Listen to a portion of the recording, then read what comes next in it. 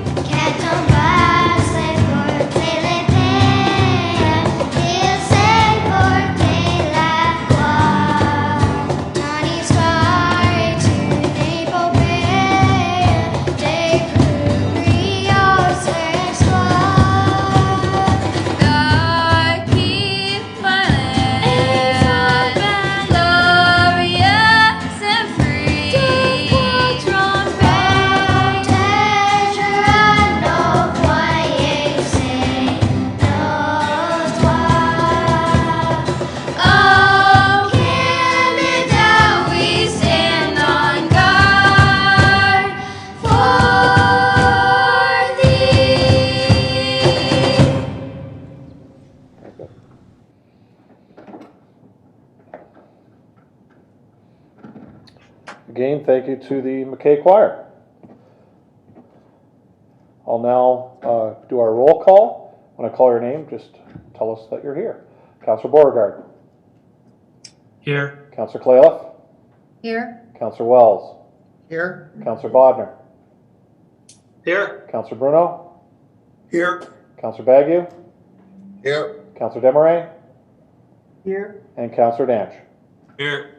Thank you. We have one proclamation this evening. I'll have Councillors Bagu and Clayliff move that I, Mayor William C. Steele, proclaim June 1st to 30th, 2021 as Seniors Month in the City of Port Colborne and encourage all citizens to recognize and celebrate the accomplishments of our seniors. Questions, Council? All in favor, please raise your hand. And that's carried unanimously. Thank you. Adoption of the agenda. I'll have Councillors Beauregard and Desmarais move the agenda. Is there any questions or changes to the agenda? Seeing none, all in favor, please raise your hand. That's carried. Are there any disclosures of interest this evening? Seeing none. We have two sets of minutes. I'll have Councillors Wells and Bodner move the regular meeting of Council May 25th, 2021 and the special meeting of Council June 7th, 2021. Any questions with those minutes? All in favor, please raise your hand. That's carried.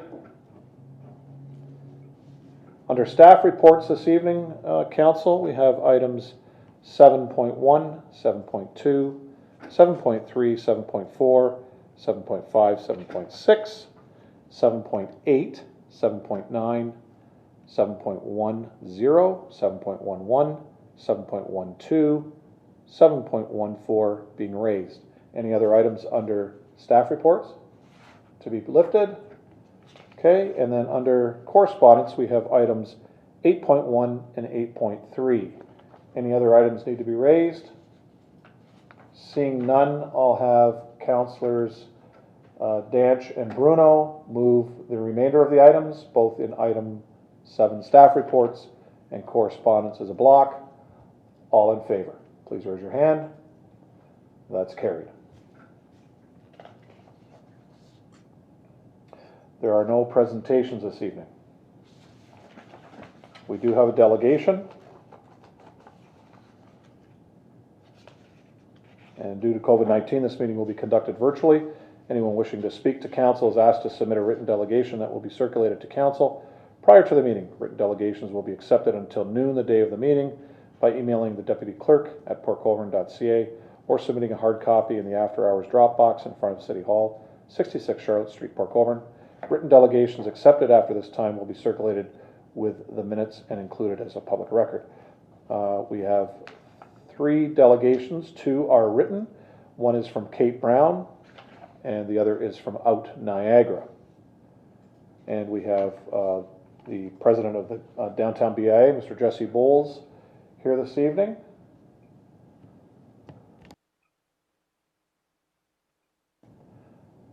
Deputy Clerk will bring in Mr. Bowles.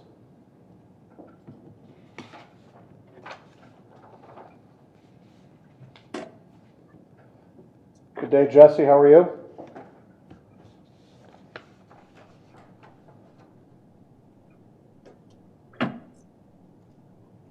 Can you hear us, Jesse? Yep. There you go. You're up. Go ahead. Okay. So council's received our submission, and for anybody that doesn't know, the reason why I'm here this evening is at our last board meeting, we voted unanimously to come to the city and request that as part of an inclusivity project, we look to install a rainbow crosswalk in the downtown core in support of the LGBTQ community. You can see from the package that I've submitted that we've got multiple letters of support in regards to this project, and I will say it was one of our members, Bonnie Bears, owner of Harmony on West, that brought this forward to us, and immediately we all jumped on board thinking it was a great idea. It's an initiative that's happened in numerous communities throughout Ontario, and it's starting to get picked up in Niagara. We would be the first one in the south end of Niagara to move forward with something like this. So it started about 2 years ago with a community advocate, Fallon Shaw, that went to Niagara Falls City Council and did a lot of legwork and a lot of campaigning to have this happen, and they do now have one in the downtown core on Queen Street in Niagara Falls.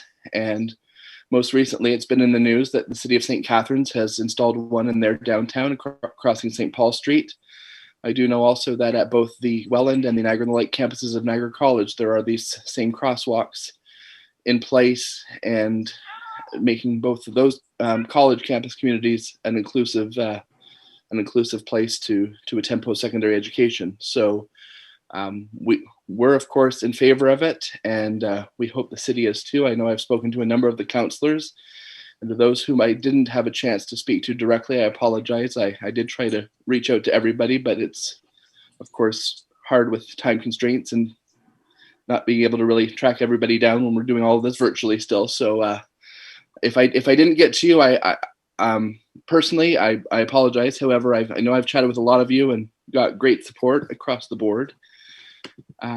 We do have, I believe, 5 letters of support attached to our submission, as well as one came in today from the group Pride Niagara, who is one of the big promoters, of course, of June being Pride Month, and they're present with each municipality when raising their Pride flag for the month of June.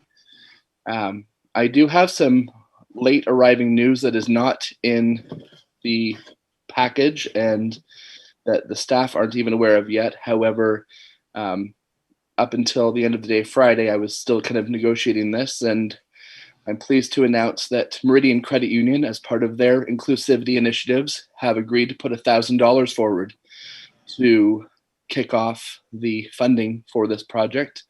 They were actively involved in all of the Pride flag raising ceremonies across Niagara, and it's being an inclusive community is a big part of their mandate. And so when I was speaking to the assistant branch manager and branch manager there, they jumped on board and wanted to get involved and asked what they could do to help. And I said, dollars always help. So if you have them, then I'm sure the city will not turn them away. So they've put $1,000 up to get this out of the gate, and are really proud to be part of this as well. I had a conversation with Mr. Kalamoto, and we've kind of discussed some details of how this works. I'm assuming you've all kind of breezed through what I've submitted. I'm happy to answer any questions, but we think this is an excellent step and the right time to put something forward to brighten up our downtown and to make us a welcoming and inclusive community. And what better time as we come out of COVID and we start the phased reopening to give people something to smile about and welcome them to our downtown. Great, thanks, Jesse. And before I go to questions from council, due to the fact that Jesse and the BIA have been working with Mr. Kawamoto, I'll ask him to speak and then we can take questions. Mr. Kawamoto. Through you, Mr. Mayor, the initiative that Mr. Bowles brings up through the BIA is a great one. As Mr. Bowles noted, it has been completed in many other different municipalities. Port Colborne could do the same as the others, or I could work with the chair of the BIA to do something a little more substantial, and could work with him and put it into the 2022 budget. Or if council wishes, we could do the crosswalk depending on costs. So Jesse and I have been working on a motion that I believe the clerk gave to the mayor for council's perusal, if they would like to, or we could do the crosswalk depending on the costing. Okay. Just to let council know, we have Public Works has gone out, reached out to others who have made these particular crosswalks, specifically in the city of St. Catharines. For the one where we are looking at, for 2 crosswalks with the rainbow striping, it would be approximately $25,000 to $30,000 to do. And again, that would be money that we would have to ask the treasurer or director Bowles to take a look into. Thank you. Great, thank you. So council, I know Jesse and Chris had worked on a resolution. If you want me to put that on the floor, or are there questions first, based on what they've spoken about? Would you rather me put this on the floor? Is that okay? Councilor Bruno? Oh, I did have a question, so I would prefer to be able to ask now. Yep, you can ask it now. Yep. Thank you, Mr. Mayor. Through you to Jesse or Chris. Jesse, when I spoke to you on the phone, you had sort of targeted a particular intersection. I thought it was a great idea, but I didn't know, I thought it was just the one crosswalk going, what would that be, north-south. So tonight I'm hearing 2. So you had a preference for 2 at that same intersection? Jesse? Thank you. If we have our preference, of course, it would be to have one right away. However, what I've said to Mr. Kawamoto is we are flexible. So there are a number of variables here. When I was speaking with some other councillors, and there was some talk about maybe doing something more substantial than just the one, there are also 2 designs in play. So traditionally, there's always been a traditional rainbow flag as the traditional design. However, in the last year, there's been a new modernized design that has been brought forward, and it's in fact what the city of St. Catharines has done that deviates from the original kind of pride flag design. It includes other striping and inclusivity to it in a chevron pattern to represent the BIPOC population. And so in trying to look at this as more of a wider inclusivity project, the director suggested maybe we look at doing this beyond just a one-off of a rainbow crosswalk, and instead of trying to do something that's maybe a little bit more substantial that would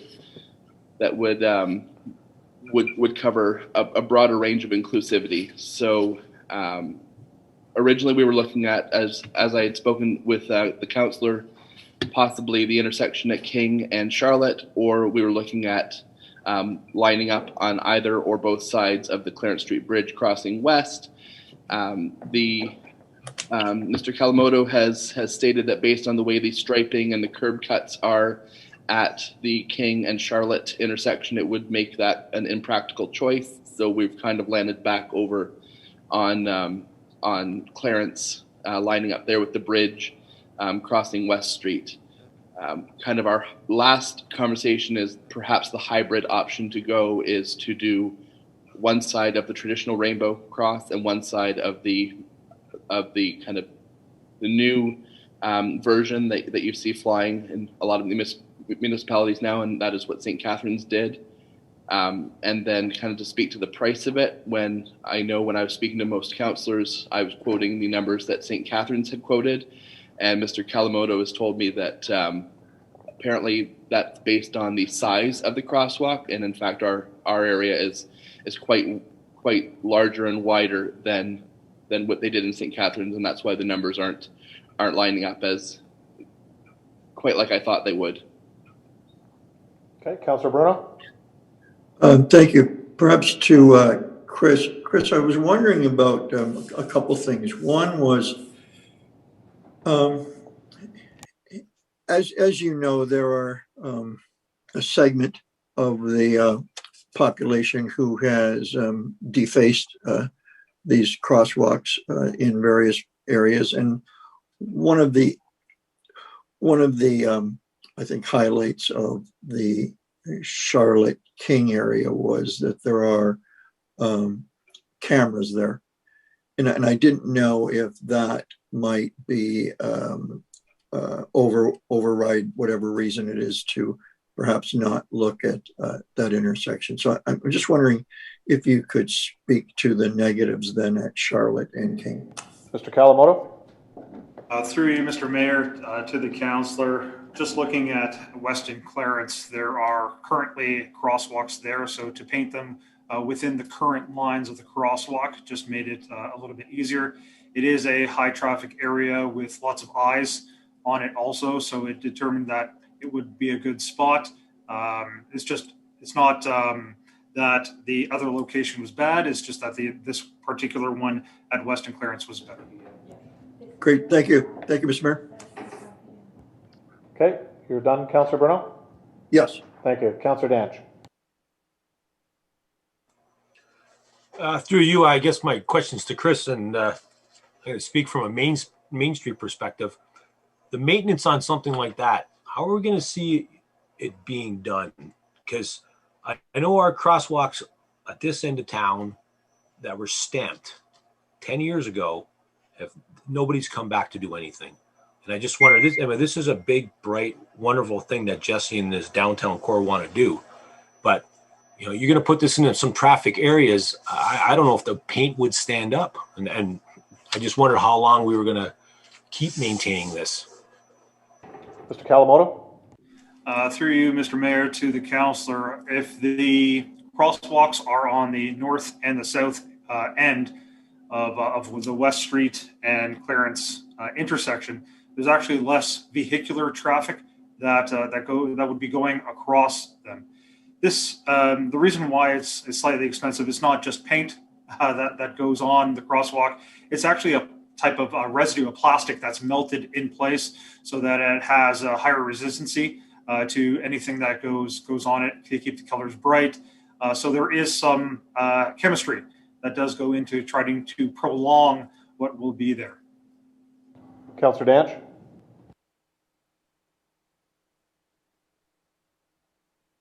You're muted.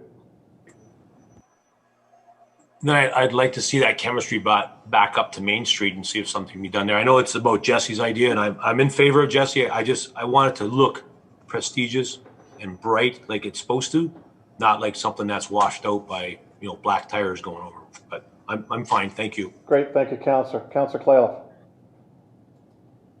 Through you, Mr. Mayor, I'm not sure if the other Mr. Bowles is on or not, but we talked about the cost, and now the cost has increased from what we originally thought. Brian, do we have enough money to do this now, or is it something that has to wait for next year's budget? Mr. Bowles? Through the mayor to council, it's a good question. Council may remember that we set aside a contingency fund for capital projects in case they ran over budget during the year, or if council had another directive that we needed to move forward with.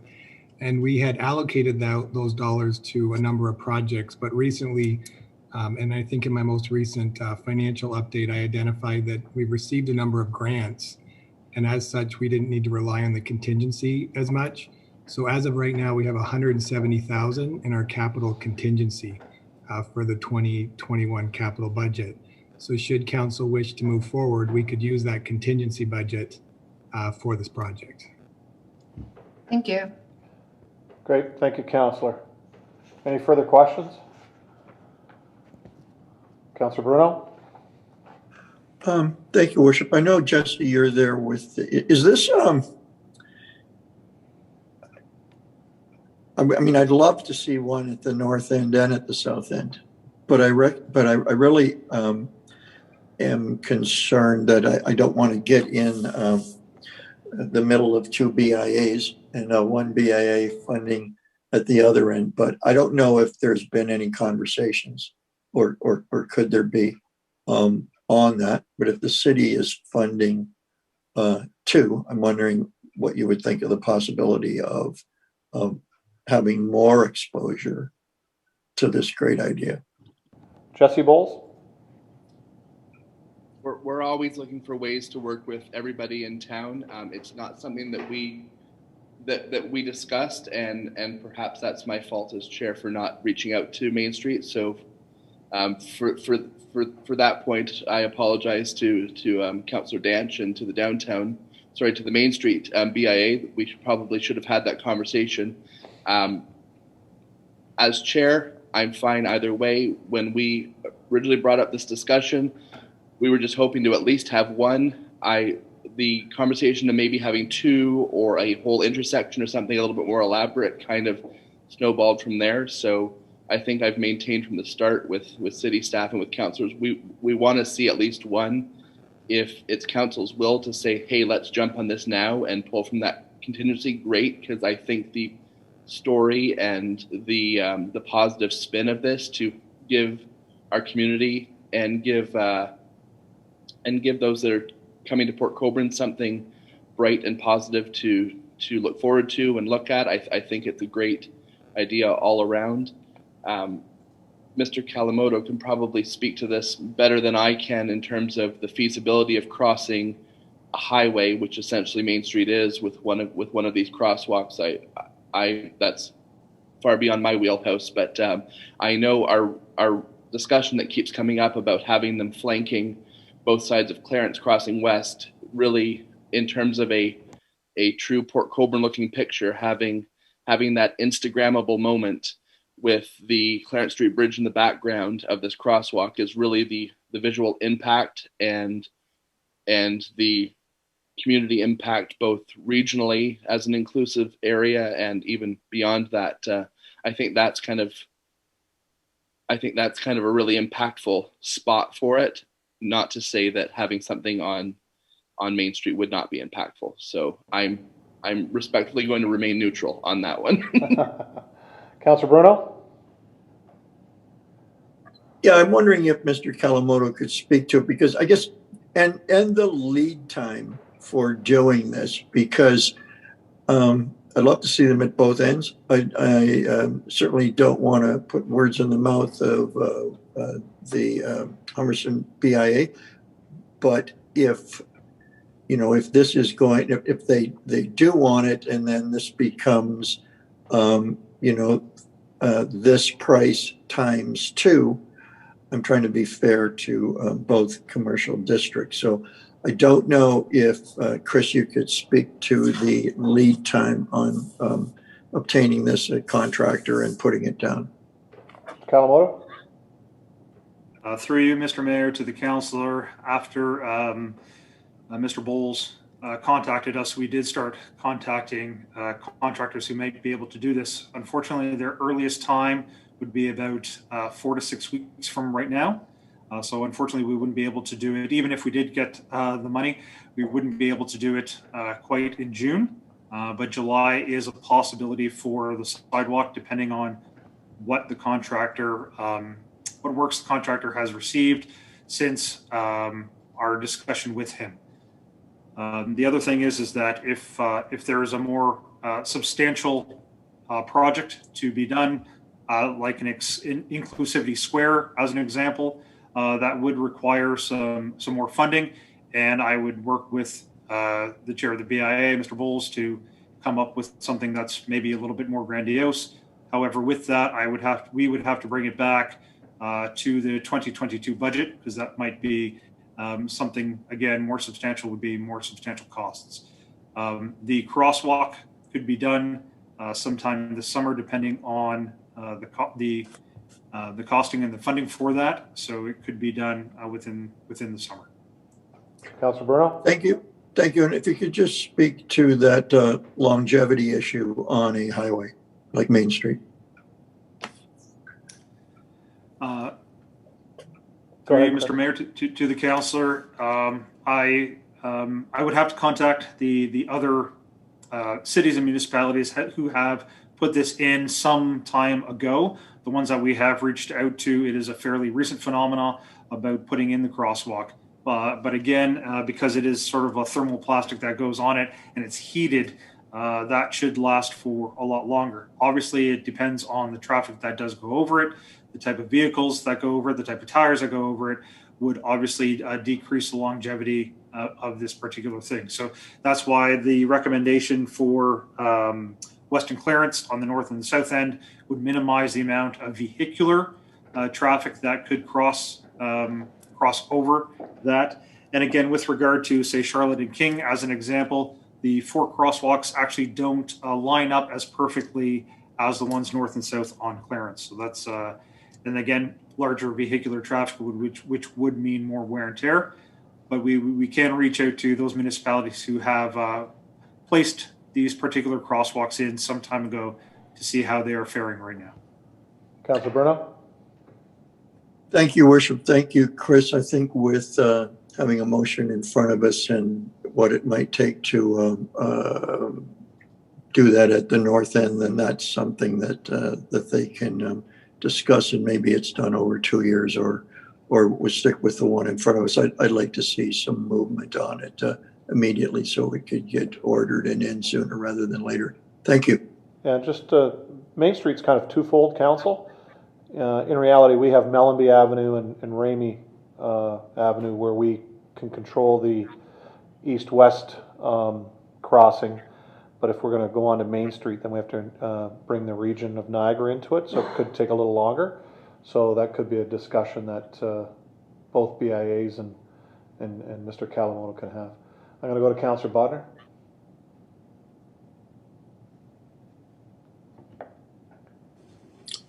Thank you, Mr. Mayor. I think Chris kind of answered my question, although I didn't hear any 1 year, 2 year, and maybe we just don't know. I think, through Mr. Mayor, Chris, you're going to check with the other municipalities. I think we're doing the right thing, and I think it could be great. I just hate to see us back in 2 years, and now it needs to be done over. So anyways, I'm all for it. I think it's a great idea, but I think we need to have some kind of, are we going to do this and it's going to be a year? Are we going to do it? It's going to be 2 years or 3 years? I'd just like to hear those numbers if you had them. Thank you. Thank you. Mr. Kawamoto, any examples of longevity with any of the crossings? Now I know some are the materials are more modern, if like in the case of St. Catharines, but are others that are maybe a few years older? Are they seeing anything that may be of concern to council? Through you, Mr. Mayor, we haven't found the cities or municipalities that have put these in a long time ago, but we can do our research to see the longevity. Again, with the technology changing, they may have put it in with a different technology, so it may not be valid for this particular discussion as technology keeps changing and increasing for the better. But we will do our due diligence to ensure that we'll be putting the materials down that would last the longest and in a place where it may be disrupted the least. Okay, Councillor Bodnar. Okay, Councillor Desmarais. Thank you, Mr. Mayor. A couple of things I would like to say here. First of all, I'm really pleased that it sounds like we're going to be doing this. And I do believe that this opens some big doors for Port Colborne. on top of, openly advertising that we're inviting diversity. We're obviously open and welcoming. Those are all great things. I think, though, limiting ourselves to what other communities done is maybe not the way to go. I like the idea of having the dual crosswalk in the south. I think that's a great place to, as Jesse said, with that whole Instagram moment and the bridge in the background, that is really a statement being made.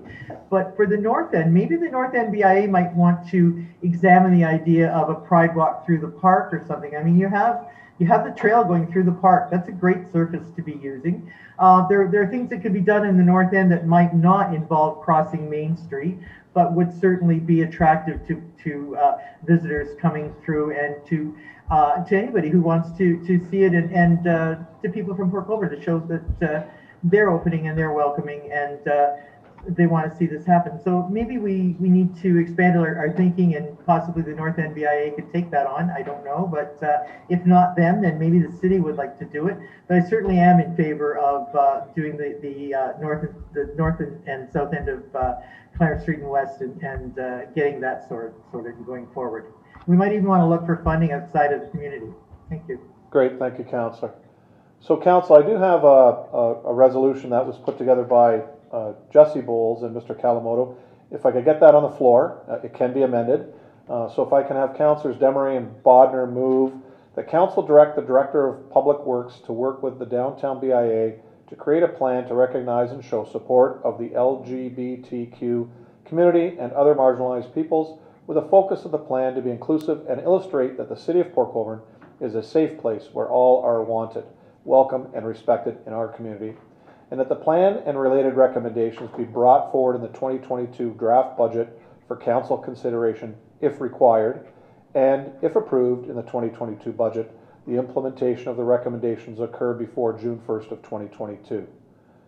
So if Councillors Demery and Bodner are fine with that, we can get that on the floor and open that for debate. Okay, so that's fine, Madam Clerk, for those two.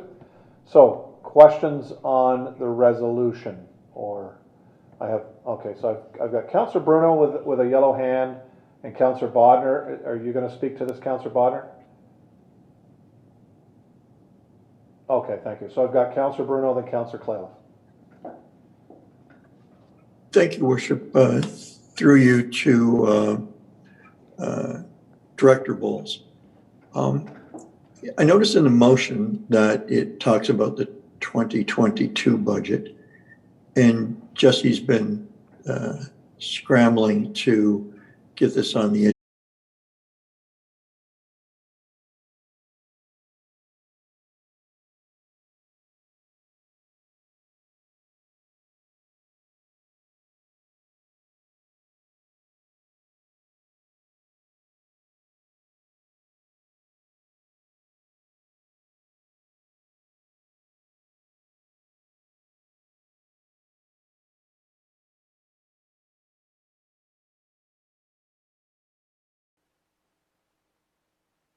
Great, thank you. And welcome back, everybody. We had a little bit of a glitch.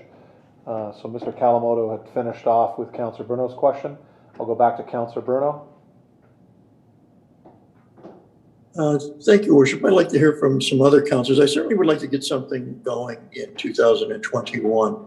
And I don't know if that means, splitting this across 2 years or not. And maybe one of the benefits is we get to see how that material holds up. But I'd like to see what some of my colleagues have to say first, but I certainly would support having at least partially in 2021. Mr. Mayor, I should just say, I don't know if this happens with Donna, and she's across the top, and Angie, but I did notice, just if it's an inconvenience, when I do the hand up on my screen, I do not see the hand like one used to, and like I see on other councillors. So I may be caught with my hand up there, just to let you know. Okay, thanks. I go to Councillor Clayliff and then Councillor Demery. Councillor Clayliff? I'm having the same problem, Gary. I can't see my hand up this time. I'm not sure why, but anyway.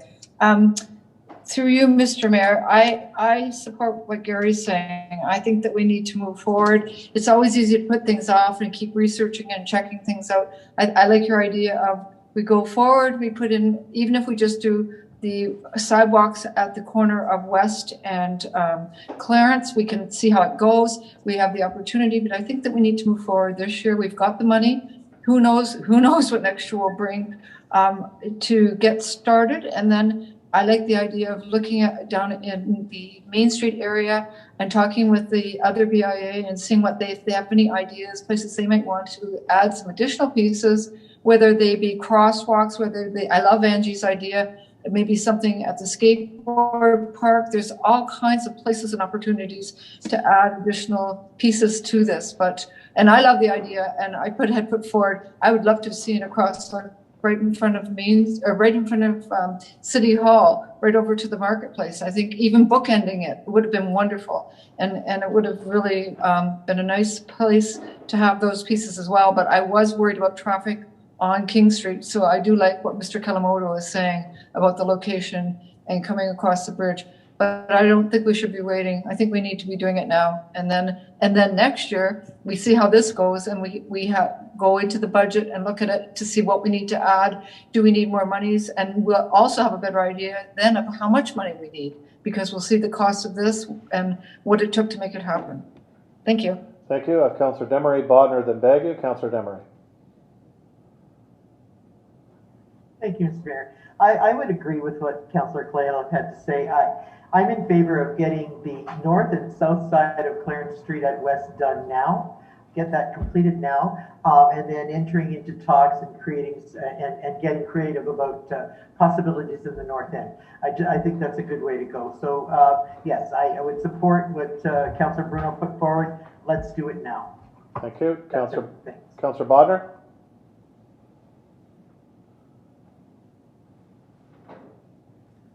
Thank you, Mr. Mayor.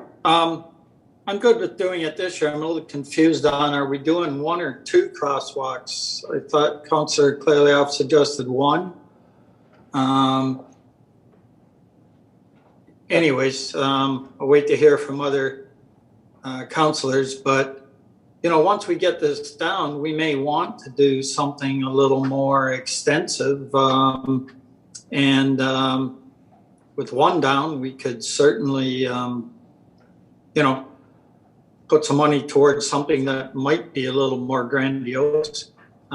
So I'm good with putting one down and seeing how that all works out, and with the thoughts of moving ahead on either another one or something a little different. Thank you. Thank you. Councillor Bagu. Thank you, Mr. Mayor. Just to put a little kink in everything, I have a slight problem because by not knowing how long it's going to last on the road, the total cost between $25,000 to $30,000. It may be double to do the Main Street one. It may not be double, depending on. It seems like we don't have all our ducks in a row for this year. I would propose what we could do is do the traditional paint this year, and within 6 to 8 weeks coming to budget, then it gives Director Kalamoto more time to research to see how long it takes and how long the paint's going to last. Actually, it should last a long time because Clarence Street Bridge is always out of order anyways. But that was a shot, by the way. So basically, I would suggest that, Mr. Mayor, but I'll leave it to council to make the last decision. Thank you. Okay. Mr. Louie? Sure. Through your worship to council, I just want to insert myself here because I'm hearing a lot of agreement on proceeding with the project, but not a lot of consistency on what the project is.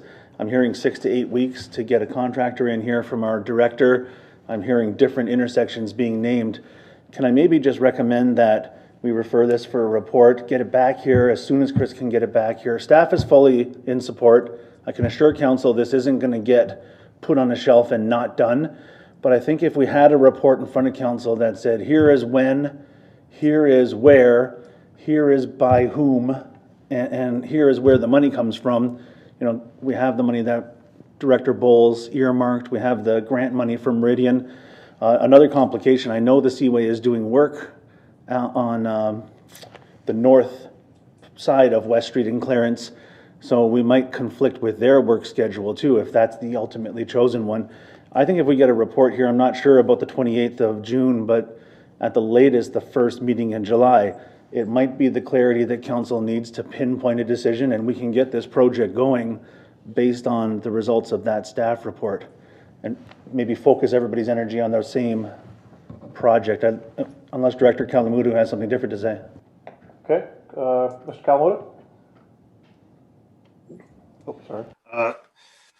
Through you, Mr. Mayor, that would give us some additional time to take a look at the other municipalities that may have the crosswalk in for a longer period of time than just St. Catharines or Niagara Falls. We could do some additional research for other municipalities in Ontario and ask them about their experience. That would provide us some time to do that.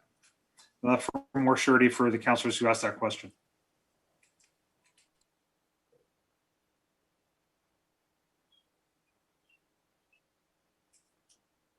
Oh, sorry, just went off by itself. Okay, I have Councillor Borgard. Councillor Clayliff, is your hand up or is it just still up from before?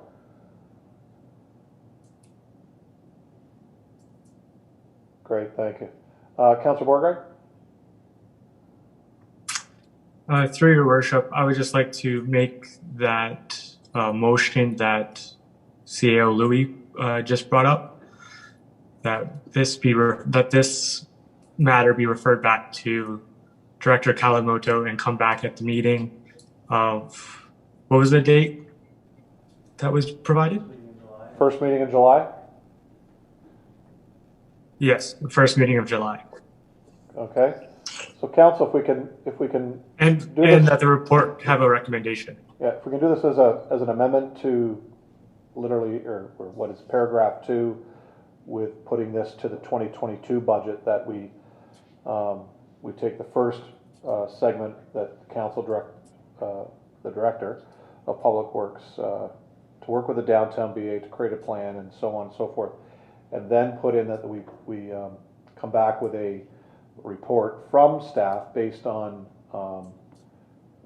further consultation with the BIA with regards to which area, and that this be completed, that the downtown BIA ask be done this year, and that we proceed to contact the Humberston BIA to talk about the north end for next year. I think that's what it seems to be going at, if that's okay, with Councillor Beauregard. I can take that as an amendment, and that way we can move the whole thing forward. They can bring this report back. We don't have to go through another huge discussion about it, because all the information should be there that everybody's asked for tonight. I'm sure Mr. Kalamoto's kept some notes on that, so we can bring that back. Is that all right, Council? Good night. I'm agreeable to it. Okay, if your mics are on, please turn them off. Councillor Bagu?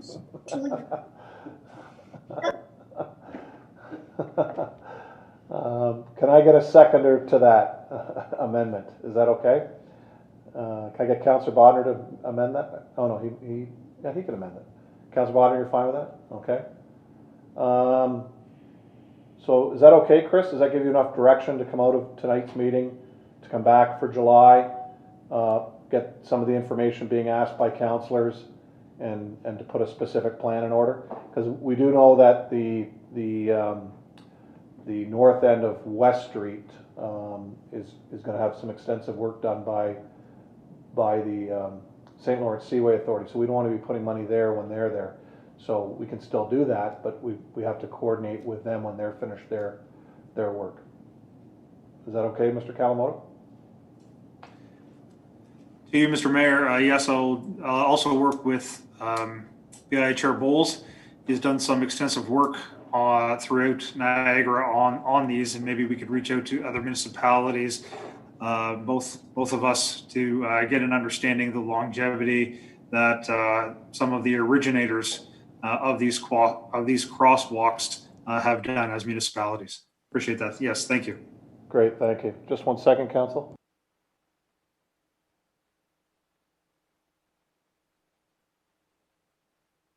Okay, just checking with the clerk. Questions? I have Councillor Claylough, Desmarais, and Bodnar. Councillor Claylough? Through you, Mr. Mayor, I guess this is to Mr. Kalamudu. My only concern is that you said that you were 6 weeks out of being able to get anyone to do this. If we don't come back now until the beginning of July, my concern is that you're not going to be able to get someone. Can we put it in the motion that Mr. Kalamudu is able to go ahead and book somebody to actually do this work? Because if you don't book it when he talks to them now in the next week or so, it's not going to happen this year.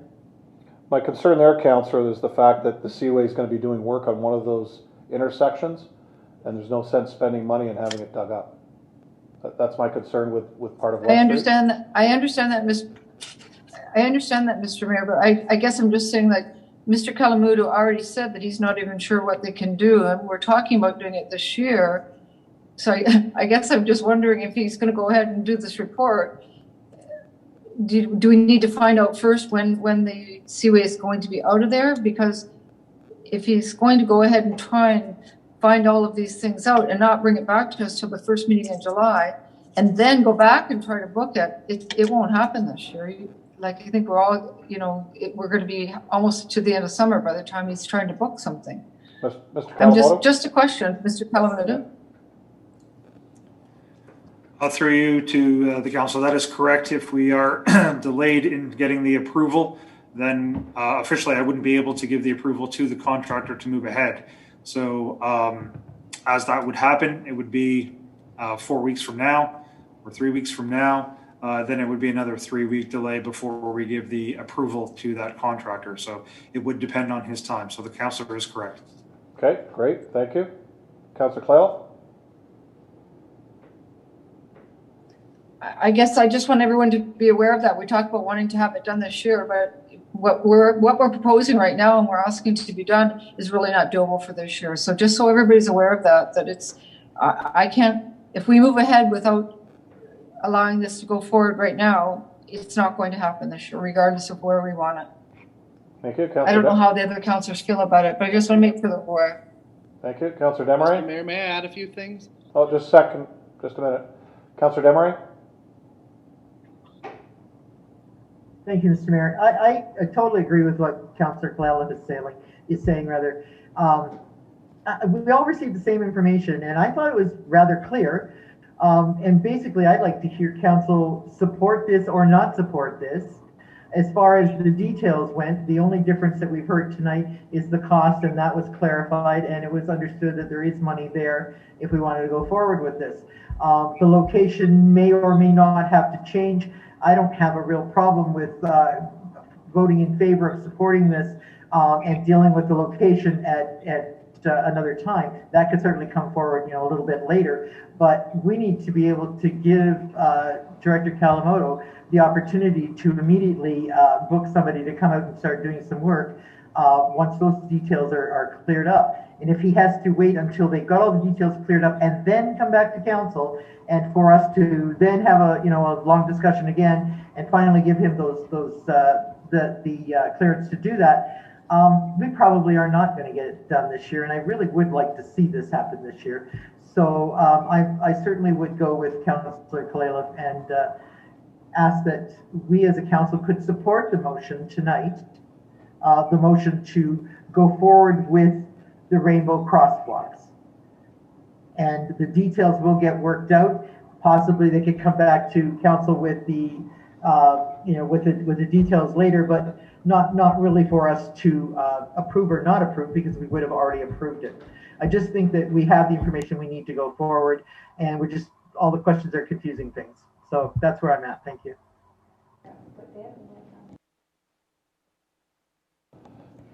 Great. Thank you, Councillor Desmarais. So there is an amendment on the floor. You can amend the amendment, which would be to take out the date and leave it open for staff to move forward, which is fine. And you can vote on that amendment to the amendment and then vote on the amendment as amended. So if somebody wants to put that forward, I can do that. Councillor Bruno. Councillor Bruno. Sorry, before doing that, and you may have missed it, or Mr. Bowles had wanted to speak to that. after I'm dealing with Councillor Clayliff, he had his hand. Yeah, I am dealing with an amendment, Councillor. Delegations have spoken, so we're trying to get through this. So not that I don't want to go back to Mr. Bowles, but I am following your council's procedure. So I think Mr. Calamoto and Mr. Bowles know exactly where we're going here, but we just got to come up with an amendment or an amended amendment to move forward on this tonight. So if somebody wants to bring that forward, that's okay. Or the original mover can pull his amendment and change it, if that's okay. Councillor Beauregard. I'm open to pull the amendment Okay. that I made. Okay, so that's fine. So do you want And to then, go ahead? yes. You want to can you put a new amendment on? The seconder is okay with that? Councillor Bodnar, you're fine with that? I get a nod from Councillor Bodnar. Go ahead, Councillor Beauregard. To be honest, I don't know how to word this amendment off the top of my head, so I'll leave it to someone else to do it, but I will support it. Okay.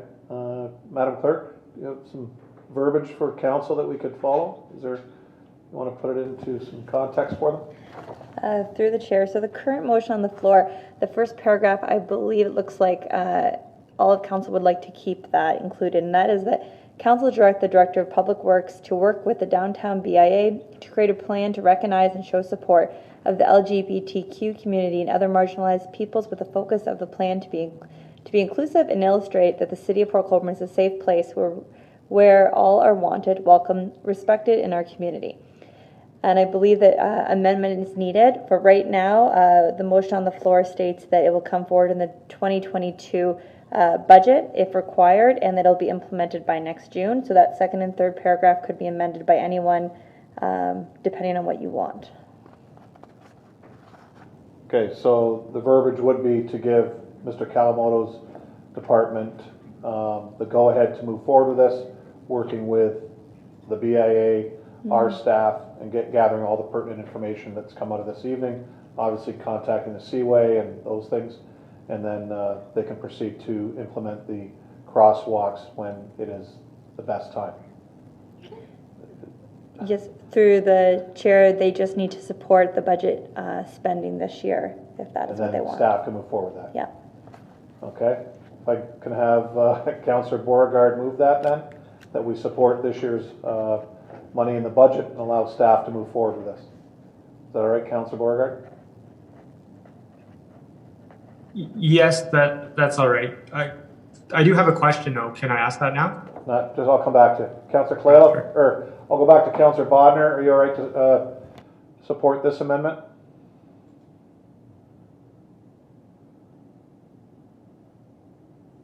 Sure. Is it one crosswalk or two crosswalks? Mr. Calamoto. That was my question. Yeah, Mr. Calamoto, do you want to move ahead with both crosswalks this year? To you, Mr. Mayor, and to the answer again, with Director Bowles being able to, excuse me, Director Bowles being able to get some money for the 2021 budget, then the current aspect of one or both crosswalks could be fit into that funding, so it could be moved ahead. As noted in the draft resolution, it was if required. But as if council is passing the money to be used in 2021, then that would not be required for one or two crosswalks. That decision for one or two is up to council. But from what I'm hearing from Director Bowles, both could fit into the 2021 funding. Councillor Beauregard, do you want to include the two crosswalks? I just wanted to state that we go through with one crosswalk at this time and maybe discuss at a later date the second crosswalk. Okay, is that all right, Councillor Bodnar? Yep. Okay. Yes. Okay, so council, the new amendment is that we put it through this year's budget for one crosswalk at this time, and the first part of the resolution stays the same. So we're actually replacing the last two paragraphs. Any questions on the amendment?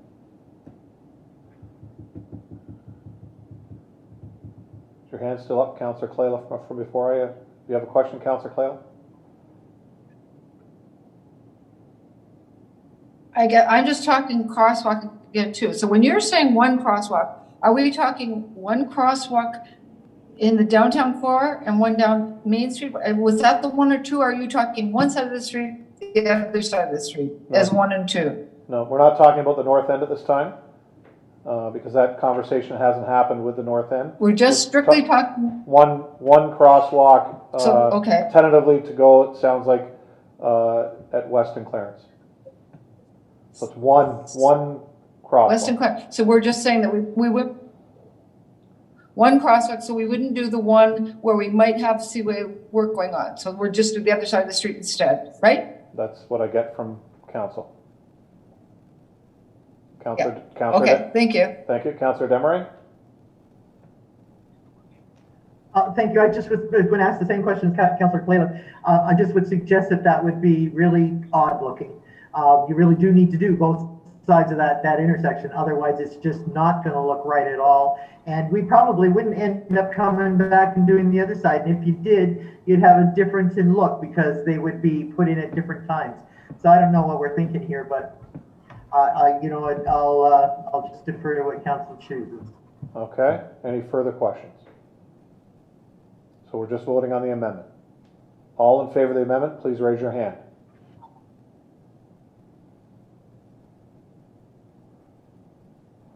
Opposed? It's carried. So now, sorry? I'm sorry. And I'm listening to you guys, and you're going back and forth. Are we going to do one crosswalk, and that's it for now, and do a tester? That's basically what council, it's not, I wouldn't say it's a tester, but it's doing one crosswalk at this time. Okay? Okay, thank you, Councillor. Now, to the motion as amended. Any further questions? Seeing none, all in favor? And that is carried. Thank you, Council. Okay, so Mr. Kawamoto and the BIA will work together on this. Mr. Kawamoto, I suggest you do contact the Seaway and make sure the entirety of their work in that area of West and Clarence. Okay, all right. Thank you, Council. Thank you, Mr. Bowles. We appreciate it. Thank you.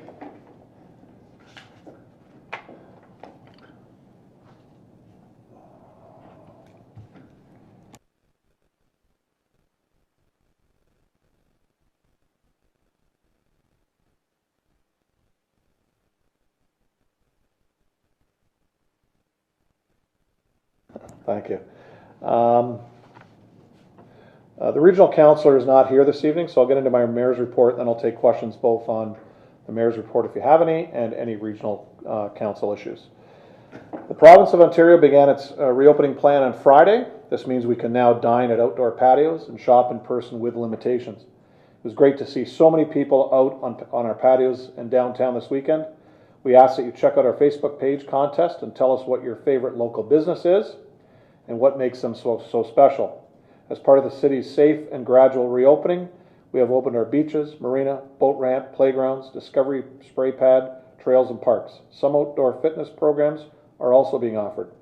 If you have not yet received your vaccine, go to the ontario.ca website to book an appointment or call 1-888-999-6488. Niagara Regional Public Health has announced vaccination clinics tailored for youth and their families beginning today. These clinics are available now for booking through the provincial booking system for those 12 to 17 years old and their families.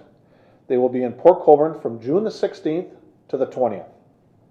If you have any questions in regards to city services or would like to report a concern, you can contact a customer service rep Monday to Friday, 8:30 a.m. to 4:30 p.m. by calling 905-835-2900 or via email customerservice@portcolborne.ca. Alternatively, you can visit our website, www.portcolborne.ca, and submit a service request or inquiry by clicking on the Request a Service tab located on the top right corner of our website page. Whether you are a citizen, business owner, or city councillor, we are here to assist you and provide customer service excellence through all service channels, internally and externally. In-person appointments will be scheduled for essential and time-sensitive services. Where possible, services will be provided through remote means. On May 28th, Regional Chair Jim Bradley and Niagara's 12 mayors offered the following joint statement concerning residential schools. On behalf of the people of Niagara, we have asked the flags be lowered at municipal facilities across the region in honor of the 215 children who were recently found in a mass grave at a former residential school in Kamloops. The flags will remain at half-mast for 1 hour for each of the lives that were taken. Starting Monday, May the 31st, flags were flown at half-mast, and that will proceed till June 8th. The discovery of this mass grave is a stark reminder of the devastating legacy that the Canadian residential school system continues to have on Indigenous people across our country. As Canadians, we must never forget that residential schools forcibly removed Indigenous children from their families, robbed them of their culture, and exposed many of them to physical, mental, and sexual abuse. This particular residential school was operational until 1969, and in the mass unmarked graves, bodies belonging to children as young as 3 were discovered. Leaders in the Kamloops to Secwepemc First Nations community have rightfully pointed out that the individuals found in the mass grave would have been elders in their community by now. The discovery of this grave site represents more than just a loss of life, it also an unreasonable loss of culture, tradition, customs, and society. As Niagara's municipal leaders, we recognize that reconciliation starts with a sincere acknowledgement of the injustices and harms experienced by Indigenous peoples in Canada. While this discovery is exceptionally tragic, we must also recognize it is an opportunity to learn the truth about the horrors of the residential school system and the lasting intergenerational trauma it has had for Indigenous peoples across Canada. While the flag lowering is symbolic, we also are committed to action. We continue to find ways to work more closely with local Indigenous leaders to address specific items of concern to those living in Niagara. We strive to foster productive relationships based on trust and respect. We are also joining many communities and organizations across the country who are calling on the federal government to declare a National Day of Mourning to recognize the tragedies of residential schools in Canada. While nothing will erase the painful impact that residential schools had on First Nations, Inuit, and Métis people, we believe we must better acknowledge and learn from one of the darkest chapters in our history.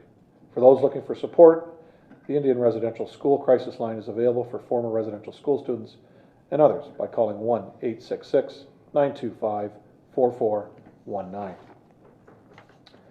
On June 1st, we raised the Pride flag at City Hall in celebration of Pride Month to show our dedication as a city to inclusiveness and equality of the LGBTQ+ community in Port Colborne and beyond. After raising the Pride flag, we immediately brought it back to half-mast to continue the acknowledgement and to honor our Indigenous brothers and sisters. Our community stands together hand in hand, not only in times of celebration, but in times of struggle and grief. We stand together in support and unity. The City of Port Colborne Senior Advisory Council also raised the Niagara Age-Friendly flag at City Hall to celebrate June being Seniors Month.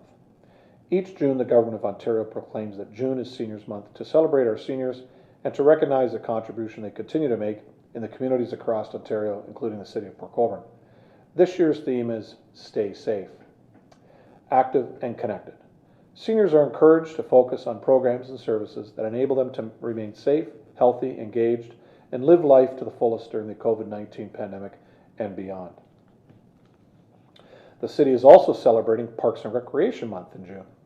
Follow us on Facebook as we profile the many parks available within our community. If you visit H.H. Knoll Lakeview Park this summer, you'll find a new selection of food trucks available in our redesigned parkette.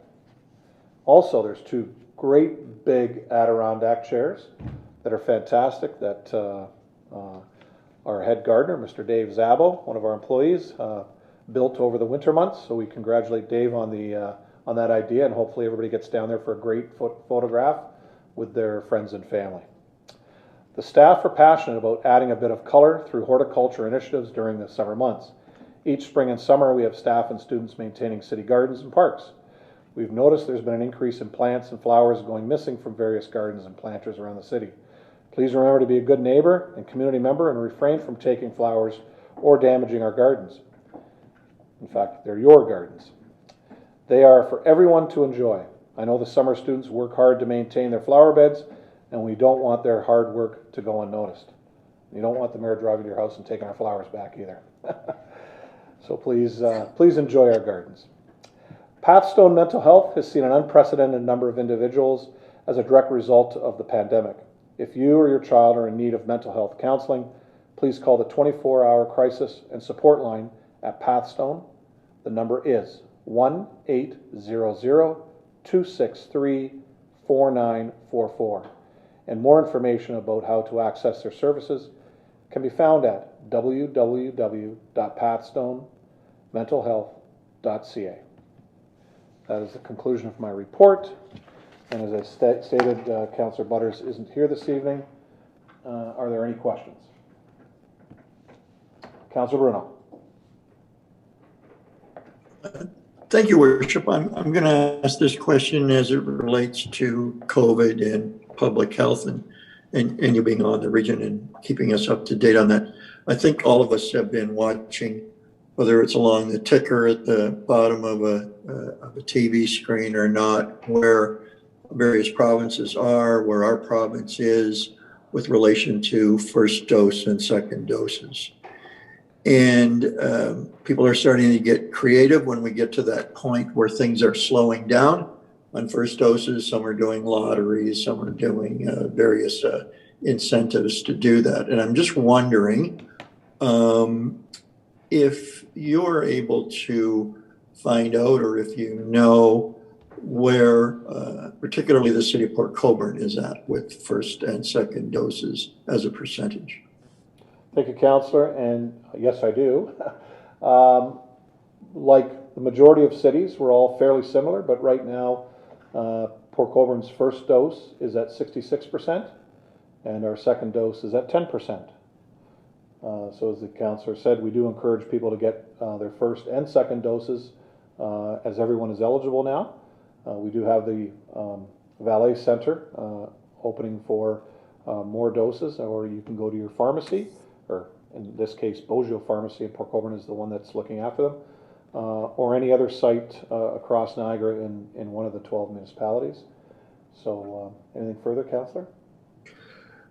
Yes, I'm wondering, just before the council meeting, Ontario was at 60.8%, and I could have the decimal point wrong after the 10, but 10% on, was 10 point something on second dose. So we're above the provincial average, and I'm just wondering if whether it's we can all put our minds to, and perhaps Alex or anybody in comm staff or can put their mind together as something that we could, not the traditional maybe thermometer out front, but kind of getting to 70% and then getting to 75%. I think it could be a fun thing. I think the city of Port Colborne's always prided itself on pushing above its weight, and it looks like we are right now, not knowing the other municipalities in Niagara. But I'm wondering if you could, or the CAO could have Alex look at that, and anyone else in special events, and perhaps we could come up with something creative, reported every every time you get an update at each council meeting, and maybe there's something creative that others have to do that, because I think we're at that point where we need to get behind this and give it that final push to get to herd immunity. And it would be kind of nice to be a leader of the pack on the single municipalities pushing this. Perfect. And both the CIO and I will work with our communications department, and we'll start getting those out. And every week the region does release regional numbers, and they do show how many new cases may be in Port Colborne. And that type of information, this type of information that we're talking about tonight, will be now available in a little bit more detail to us. So we can certainly take some of that information and give it to comms and have them put out some social media with regards to that. So thank you, Councillor Bruno. Great. Thank you, Mr. Mayor. That's it. Okay. Any further questions, Council? Great. Seeing none. Staff remarks. CAO? Madam Clerk, staff online, anyone have anything? Mr. Bowles. Thank you, Mayor. To council, just a couple updates. Obviously, we've opened up the marina in the last couple of weeks. Just to let you know that we have 500 committed boaters to docks. So that's the equivalent to the 2019 year post-pandemic. So I think that's very, says a lot about a marina. On the beach side, things I think are we're having a pretty good year with the interest in the beach. The week of the 5th to the 6th, Nickel Beach was sold out. We only opened up 100 spots for sale, and we had about 100 people with participate passes come on average each of the days on the weekend. And then this past weekend, we averaged about 70 people or 70 cars with the participate pass. And we had increased the number of participants from outside of the city that could purchase a pass to 125, and we sold out both days on the weekend. So very interesting and exciting to see the continued demand for Nickel Beach, and the operations, we continue to ramp those up. I think perhaps one stat that council may be interested in is just to know that in the last week, the interest in our beaches grew substantially. At Nickel Beach, we turned away on average each of the Saturday and Sunday days 180 cars. So that would have doubled our capacity, but as set for purposes of public health and to maintain social distancing, we've maintained our capacity limits as we've set by council. One other, I guess, update for council is just at the coming council meeting, we will be presenting proposed budget dates for the 2022 budget. We're in June, and I think many councils know every day is budget day from a municipal standpoint. So as you're going about your day-to-day and your planning, we will be asking council to make time, or staff will be happy to book time with councilors to talk about needs and wants and expectations for the 2022 budget. We're happy to receive your comments, and I'll be asking again formally in a report coming in 2 weeks. Just wanted to give council a head start if you wanted to start about that. So thank you very much, Mayor and council. Thank you, Mr. Bowles. Any other staff updates? Okay, seeing none, I'm going to start at my top left. Councillor Beauregard, any questions to staff? I have none this evening. Thank you. Councillor Clayliff. I'm good, thank you. Councillor Wells.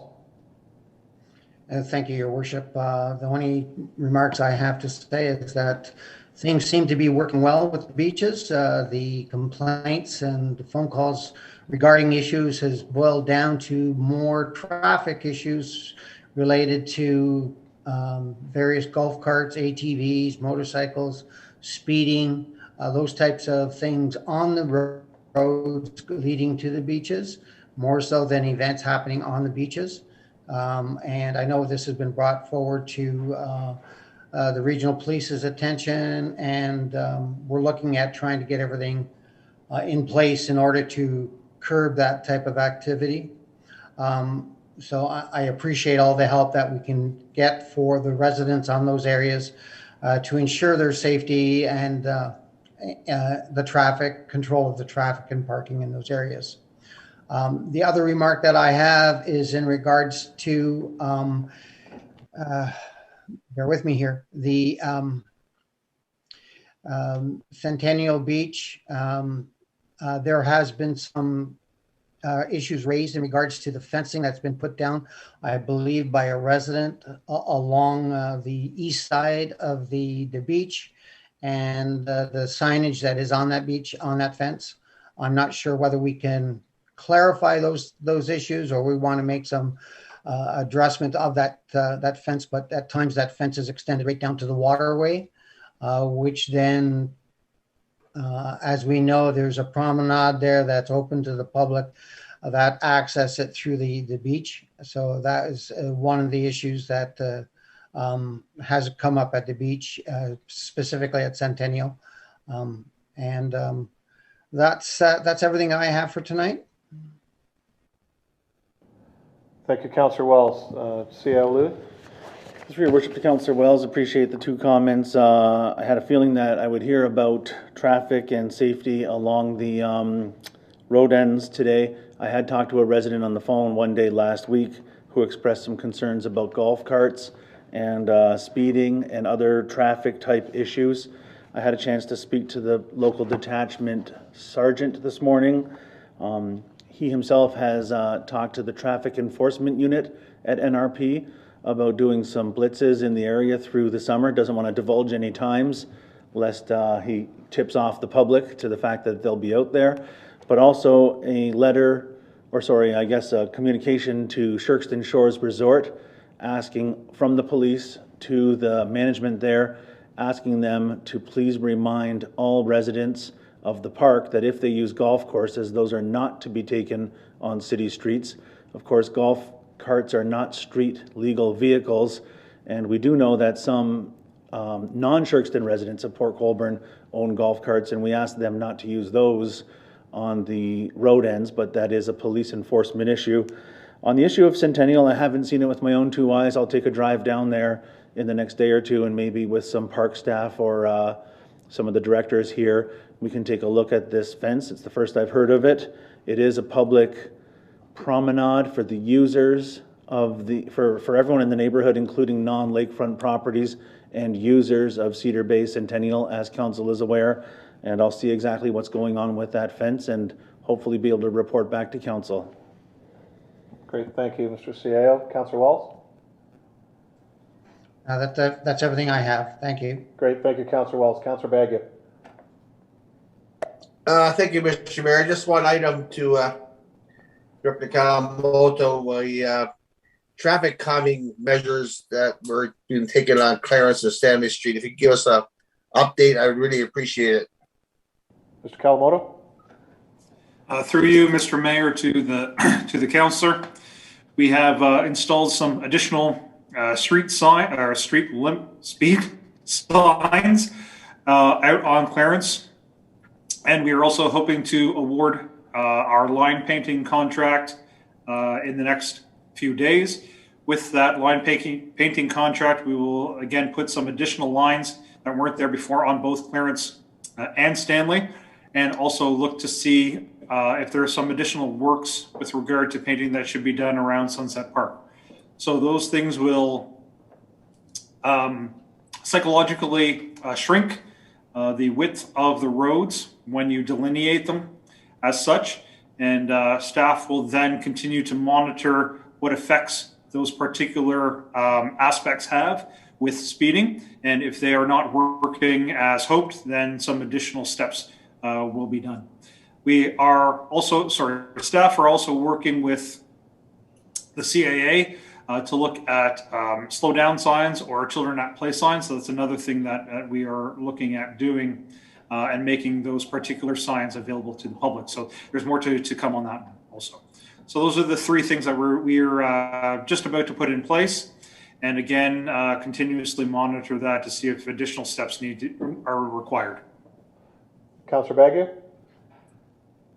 I think, Mr. Mayor, one more thing.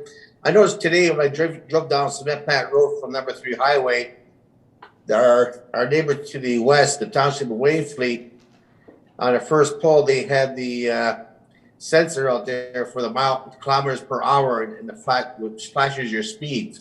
And I was wondering, I know we budgeted for, I'm thinking 2 of these units, but I'm just wondering what the status of those sensors are, Mr. Mayor. Thank you. Mr. Kawamoto? Through you to the councillor. Unfortunately, I'm not, don't know at this time, but I will check with staff and reply to the councillor. Okay, Councillor Baggett? Thank you, Mr. Mayor. That's it. Thank you. Councillor Desmarais? Thank you, Mr. Mayor. I have 3 items to cover tonight. First being golf carts. Interestingly enough, that was already mentioned. I had some reports of golf carts doing some joyriding along the trail. That would be the Friendship Trail between Ferris Street out toward Ritter Road, and I don't know how far along they were going, but I explained to the people who complained to me that the best thing for them to do is phone the police, and they said they were told by the police that police will not engage the golf carts because they will not chase anyone. So I thought that was a rather odd comment, and I would like to actually pass that over to you, Mr. Mayor, to maybe follow up on that and get a statement from the police as to exactly what they will do for golf cart complaints. Yeah, the chasing of vehicles, whether it's a car, a motorcycle, now I know a golf cart, we can probably run just as fast as most golf carts. What they try to do is they try to do some off-road policing with our ATVs or stationing the police in certain areas along the trail. I know with the conversations both myself and the CAO have had with our local detachment, they will be doing those. Again, they're not going to tell us when because we don't want them to. But you're going to see some stepped up patrols going along in those areas, as well as other areas with regards to ATVs and motorcycles. So you will see that, but we do ask you I'm going to still ask you to report that, and we do have a police board meeting coming up, and I will bring that to our chief and deputies with regards to that. So at least when the complaints come in, they can look at the areas that are very common where these are being used. It's not everywhere on the trail, but there are specific areas where they're used more than others. And the more we get information from our public with regards to who's down there, whether it's an ATV, motorcycle, or a golf cart, then the better it is for our officers to patrol those areas. Specifically times too. Sometimes during the day there's nobody there, where it always seems to be around the same time that everybody seems to be using these. So, but I will bring that up to the board. Okay. Thank you, Mr. Mayor. That's all I really wanted to is for people to hear that it is the right thing to do to phone the police and that they will step up to it in one way or another. So that's good. The other thing I wanted to bring up was the issue of the beaches. I've received an equal number of calls. A couple of people from out of town have called and they're not happy with the stand that we've taken and the direction we're going in. They want the beach to be open and accessible to all at all times. So there's not much I can tell them except for that's not the way it is, and look for changes in the future. I can't guarantee it'll stay this way, but this is the way it is right now. But interestingly enough, I have had some calls from some locals who, and one couple in particular, who are using the beach for the first time in over 10 years because they finally feel that there's room for them and it's their beach. And that's kind of a nice thing to know that people from Port Colborne are making themselves at home on the beach again. So that was a good thing. So the local people were, like I say, it's an equal number of calls. So it just wanted to make sure that people knew that was happening. That we're getting some feedback from the beach decisions. But that's all I wanted to say on that. The third issue is a little bit more difficult. It's around the water bills. The most recent water bill hit at least it looks like all over Ward 2. I certainly have been having phone calls back to back on Friday and over the weekend, and I had another couple today about the water bill. I did reach out to councillors and say, hey, what are you telling people? Because what I was telling them just was not landing well. So actually, Councillor Bruno sent me some good suggestions, and they were helpful, and it did help people better understand the situation. But one man today asked me why the city isn't making this information public in a way that helps the public understand how did we get to this point, what has caused these bills to rise to this point, what are we doing about it, when are we going to do anything to either ensure that they stay at this level or actually maybe decrease. What they really want to know, what action is the city taking? Now, I couldn't really answer that question in a way that was satisfactory to anyone. So I would ask that staff put something together and make it available at least to the councillors so that we can inform people who call and want that information. They really want to know what we're doing about it because it's just not enough that the bill is this high. How did it get here? They really want to know that, and that's about accountability, I would think.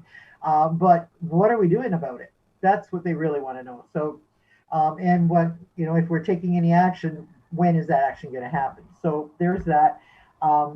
Also, as far as the senior assist program for those seniors in receipt of GIS, That is something that two of the people that I spoke with over this weekend, I spoke with one lady's son this morning, who had no knowledge of this program until they called to complain about the water bill to staff, and then they were told. So I'm wondering what we did to notify the water users that this program existed. I know that the news picked it up, but sometimes that's just not enough. And we probably have it on the website, but maybe that's not enough. A lot of our seniors, and they're the ones this is targeted at, are not necessarily able to get this information. So did we put something in the water bill? And if we didn't, could we please do that? And that's where I'm at with that. So I really would like staff to take this and maybe come back to council with some tools that we can use to effectively inform people and give them some hope that things are changing and it's for the better. Great, thank you, Councillor. I'm going to go to the CAO. Sure, through your worship to Councillor Demery, I'm not sure I can provide specific answers. I will try to answer in a general way and promise to come back with more information. So water is tough. It's a complicated part of the city's operations. We have a budget. The entire budget is the cost of delivering safe, clean, provincially tested and recognized for the quality of our department water to each person's house and taking it away in the form of wastewater. And there's a cost to that service, even if a person uses no water at all. The cost of the staff and the trucks and the utilities and insurance and so on. And we don't charge $1 more than the actual cost of providing the water. It is full cost recovery and no profit. And I don't know if the community understands that completely. On top of that cost, we buy our water from the region, and we have no control over the cost of that. That's set by the region, and we pay for our treated wastewater. And we have no control over that cost. That goes straight to the region based on the volumes that we send their way. So, yeah, we've tried a few communications approaches in the past. We've done quite a lot of work around the cost of water and how much water you get for a small amount. Tap water, it's hard to sort of wrap your head around the concept, but liters and liters of tap water cost pennies. It's it's 1/100th of the price of gas. Gas is over $1 a liter, and water is pennies for a liter through the city's services. We've done that communication. Unfortunately, we're not the most popular website on the internet or the most popular social media platform on Twitter or Facebook and so on, but we do put those messages out. We are trying to get more and more of that out.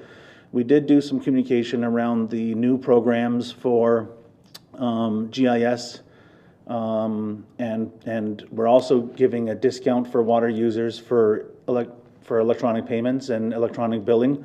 So that stuff is happening. We are trying to communicate that out. I will sit with staff and see if there's a better way to get that message out. We do have the water bills that we send to people's homes. Unfortunately, the way that postage works is, because we often sit around and we think to ourselves, we can put a message in the water bill or we can put a message in the tax bill, but sometimes that bumps up the package to another layer of postage, another level of the postage cost, and that's just not worth it at the end of the day to do that. We have in the past printed some material on the envelopes. So I'll take that back to staff and I'll see if there's a better way to get the word out. I think the last thing I wanted to say is that we are cognizant of the impact that we have. We are working on our infrastructure. We're paying for a system that serves almost 19,000 people. As we add users to that, if Port Colborne is slated to grow and that growth occurs, sometimes you're slicing the pie into a way that there's a smaller slice for each resident, and that helps to spread the fixed cost of water. That's the cost that doesn't go away based on volumetric among more users. The other thing that we have done lately, in fact in the next round of bills, is monthly billing. And this doesn't change the amount that a person would pay, but it helps to smooth the budget over the course of the year, so that a family can do their budgeting a little bit easier and a little bit better and not be hit with those quarterly large bills. So again, it's not a savings, but it is one more way that we're trying to work with our public and do a good job for the water users. Councillor Demery? Thank you, Mr. Mayor, through you to Mr. Louis. And Scott, I do thank you for all what you've just said, and pretty much all of that is what I've been relating to the people that are calling, and that's just sadly enough not good enough for them.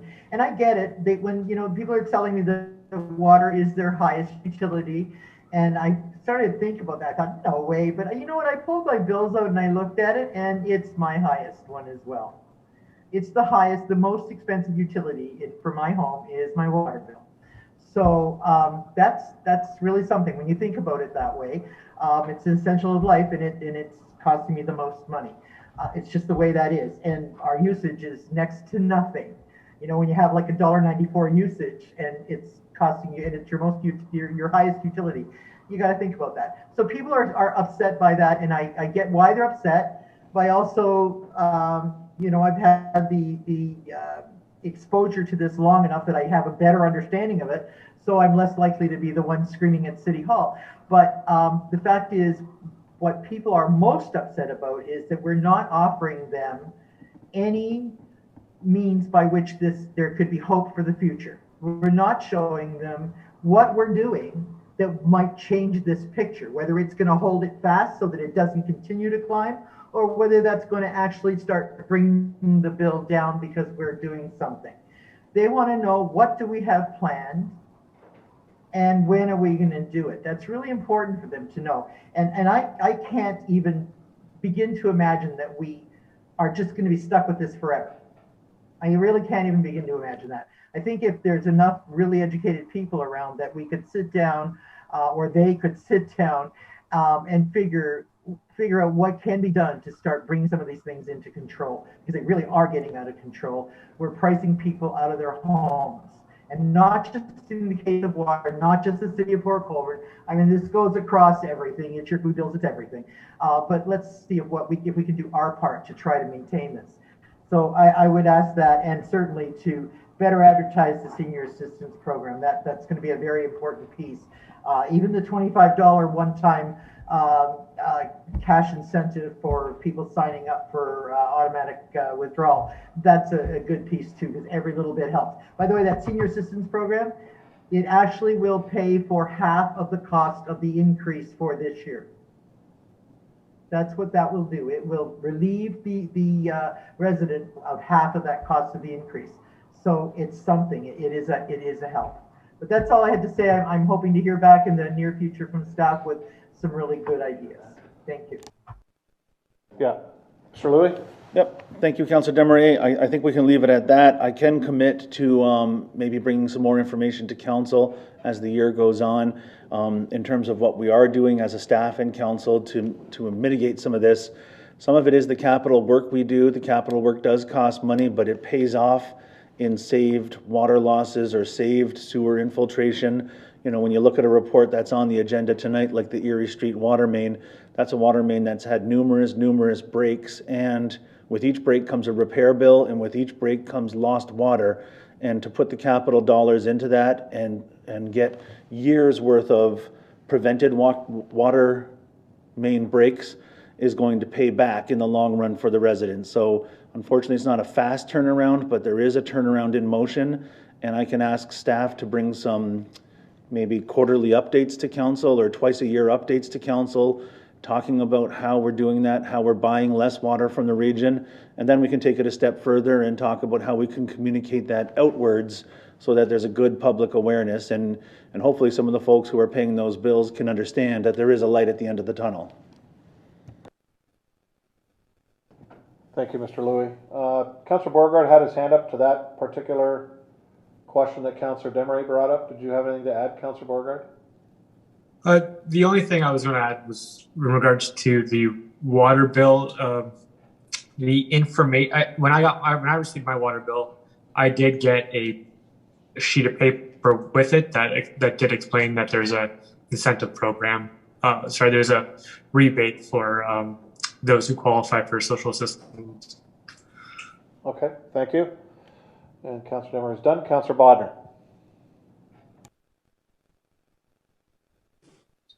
Thank you, Mr. Mayor. Something for Chris. Chris, we've redeveloped re-engineered the water station for the water haulers on the west side, I believe.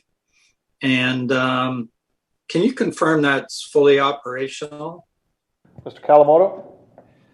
Through you, Mr. Mayor, we just received the second negative sampling, so it is good to go. However, there is a piece that is missing. As you fill the water tank from the top, there is a flexible hose that we have ordered, so it's just not quite in yet. So there is that, but I would like to note that there is that is the second water filling station that we have in the municipality, in the city, and those that are looking for some fill can use the original one, our first one. But we should be, we have reached out to the manufacturer of that piece, that flexible hose, and it should be in over the next week or two. Good. So the rest of it is ready to go. Okay. So Chris, it's interesting. And you say we have 2 water stations. Can you elaborate on how many other communities have 2 water filling stations? Mr. Kawamoto? Through you, Mr. Mayor, to the councillor, that is an excellent question. There are many municipalities in Ontario that do not have a single one, absolutely none. And I know that, especially in my experience in the GTA and York region, most municipalities only have one, and not all of them have them at all. So with regard to construction or water filling in the rural areas, anything like that, the contractors do have to drive a long way in most of this province. Sure. So I guess to that extent, the contractors have certainly an option with the 2 stations, but when one's down, it did add a number of hours to their day, and then a number of hours to the people that were waiting for water. So we can appreciate, I guess, the water haulers' concerns on this, but it's good news that this is either set to go. I guess they can bottom fill some of the units that are on the road. Is that true? I will double check with staff, but I believe so. Okay. Okay. Good. That's all. Thanks. Thank you, Councillor. Councillor Danch? You must always keep the best for last, right? Well, you're second last tonight. Oh, really? I thought I made the last. But anyway, I just got a couple quick ones for Chris, if I could, please. Go ahead. I was asking about a garbage can that was missing down on Main Street, on the west end there, a corner of Fielden and that. It was initially put up there at Aunt Jackie's. Of course, things have changed. I think it's the Tiki tanning salon there now. But if you could look into that for us, please. The BAA did buy it. I mean, they are a pretty sizable amount of money there, and we'd appreciate if it could be put back there, please. So, Mr. Kawamoto, so that was at Fielden in Maine, just west of the intersection on the south side? Through you, Mr. Mayor, yes, we can absolutely put that back. Just want to let anybody who is watching that there shouldn't be any household garbage and things like kitty litter or other household garbage to go to those refuge bins. Those are for the downtown core and the patrons there. But yes, we will be putting back. It was removed because of the installation of the sidewalk. And then it was just, unfortunately, we dropped the ball to put that back, but it shall be done. Okay, Councillor. And that would be appreciated. That would be appreciated. I mean, it's a Main Street BIA thing. The other thing is, in front of the City Hotel, like that used to be, when they moved the flower box and whatnot in front there, one of the bike racks is missing. The holes are in the sidewalk, but the bike rack is gone. I just wonder if that's going to be replaced, or is it because of the driveway access that's been put in there now, and if it's going to be gone. Just kind of wondered about that one. That's a personal. Mr. Kawamoto? Through you, Mr. Mayor, sorry, this is the first time I'm hearing about that, but we'll definitely look into the missing bike rack And just for clarification, I'm sorry, the old City Hotel, is that the location by the new flower box? Is that correct?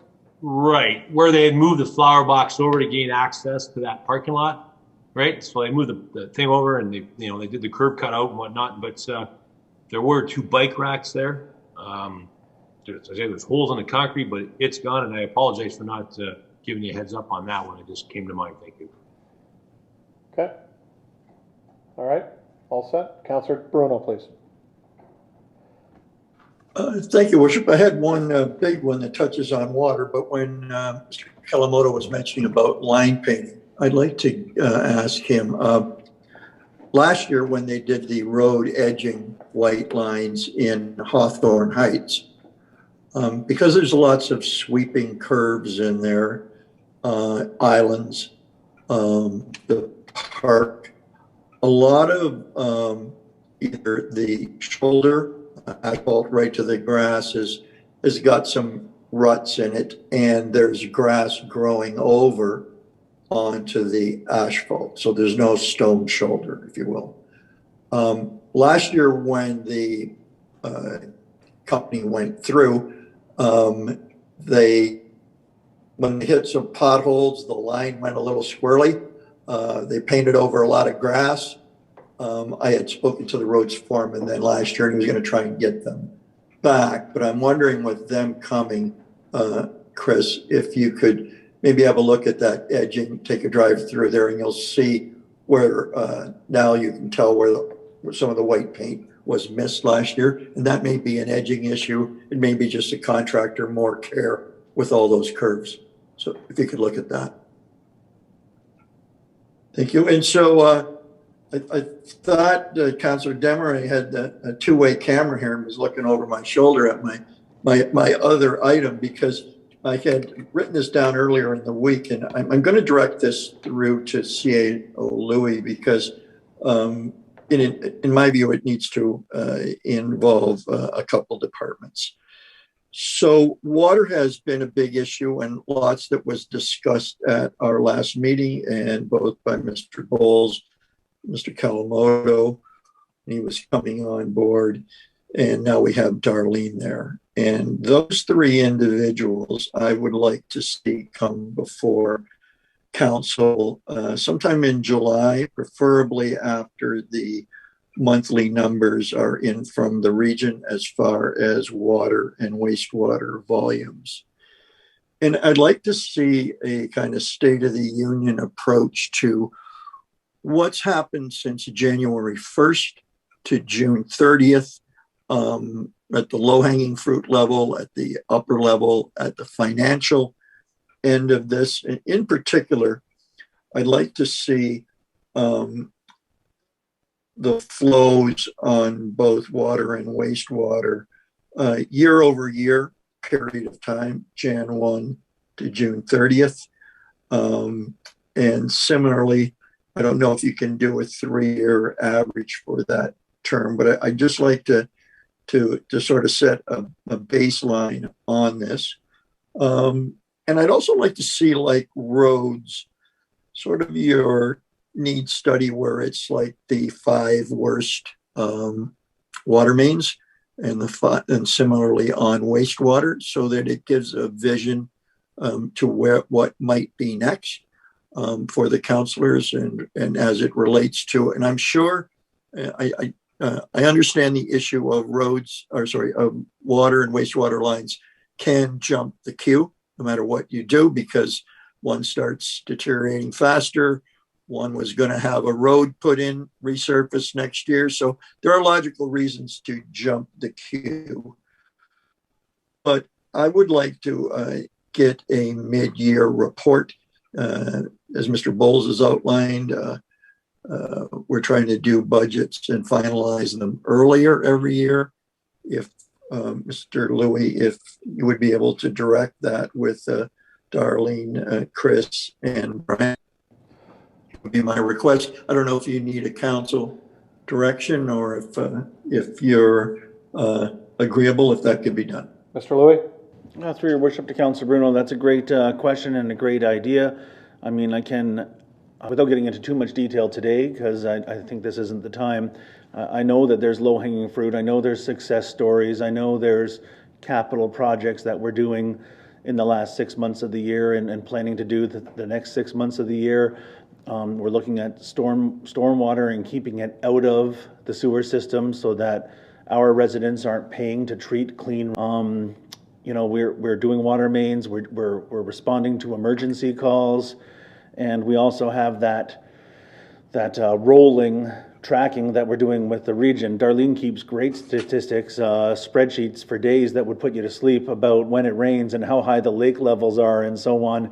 And I'm surmising from your comments and from Councillor Demaray's comments that maybe that's not a story that we're telling loudly enough and broadly enough, and we need to get that back in front of council, and we need to get that back in front of the public.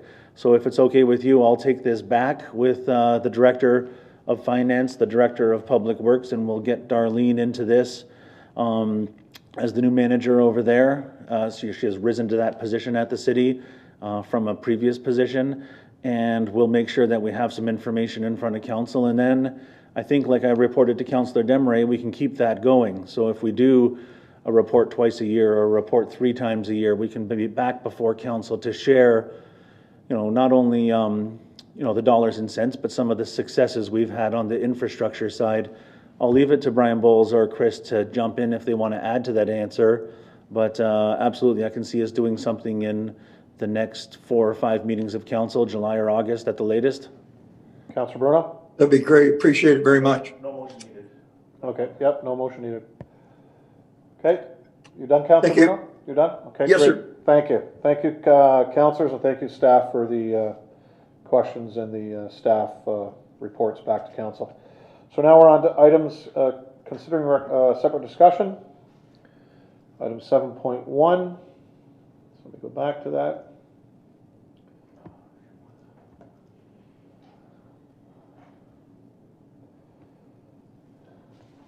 Moved by Councillors Bruno and Wells that Corporate Services Department Report 2021-166 be received. The council endorsed a commitment to become a certified living wage employer at the leader level as of June 20th, 2021. The council endorsed the commitment level by June 30th of 2023.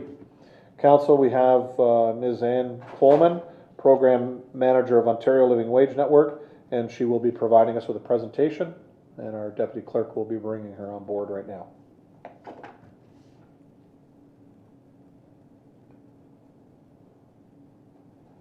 Good evening, Ms. Coleman. How are you? I'm good, thank you. Good. So we're ready for your presentation. Wonderful. Well, thank you, Mayor and Council, for having me speak today. The motion or the staff report that was written about the living wage is fantastic and very comprehensive. So this will be a little bit of a repeat for you, but I will go through things and make sure that everything's clear. And I'm happy to answer questions after my presentation. So next slide, please. So just so everyone is on the same page, the living wage is the hourly wage a worker needs to earn in order to cover not just their family or their basic family expenses, but also to have a little extra to participate in community. And the living wage is really meant to be used as a tool for reducing poverty through paid work. Next slide, please. In 2019, the living wage for Niagara region was calculated at $18.12 an hour. We typically calculate living wages on an annual basis, but we did suspend calculations in 2020 because of the pandemic. So we are committed to doing an update for 2021. And the first week of November is Living Wage Week. That's when we like to do all of our update announcements. So there will be an announcement of a new living wage rate for Niagara region Monday, November 1st. Next slide, please. When I'm talking about the living wage, I really like to say that it's something that is good for people, good for business, and good for community. And I think the community aspect of this is particularly appropriate when we're speaking about a public sector employer. When a worker receives a wage increase and they're now making or earning a living wage, that extra money is something that is going right back into the local community and supporting local businesses. Next slide, please. So in 2017, the Ontario Living Wage Network launched the Ontario Provincial Employer Certification Program. We now have over 375 certified living wage employers in the province, and just over 50 of those are within Niagara region. Next slide, please. So when employers become certified in our program, they're making the commitment to pay all of their direct and indirect employees at least the living wage. So indirect employees refers to any third party or subcontracted workers that work for you on a regular basis. And we tend to find pockets of low wage work in areas such as cleaning services, security, food service, and sometimes landscaping as well. Next slide, please. So with our program, we do have three levels of recognition. At the end of the day, all of our employers are making the commitment to reach our champion level of recognition, which is a full implementation of the program. But we have our three levels to allow for a phased in implementation of the program, and for employers that maybe need a little time to reach that champion level. So the base requirement for the program is that of our supporter level, where all direct full-time employees are earning at least the living wage. The leader level, which is the level that is proposed for the municipality to come in at, means that all of your direct full-time and part-time employees are earning at least the living wage. And there's a commitment to begin looking at those third-party service contracts. And then the champion level, it means that as those contracts are coming up for renewal, that you're ensuring that those workers are earning at least the living wage. One of the questions that comes up quite a bit, and I know is often of concern, particularly with municipalities, is that it's hard to gauge how much it will cost to increase wages with those subcontractor or third-party contracted workers. Within Ontario, we have 4, soon to be 5 municipalities that are certified in our program. All of those municipalities have come in at the supporter level. So if you were to come in at the leader level, you would be the first municipality in Ontario to do so. So they haven't reached that champion level yet, and they haven't begun to implement begun to look at those service contracts. So in British Columbia, there are about, I think, 8, maybe 10 municipalities that are certified now.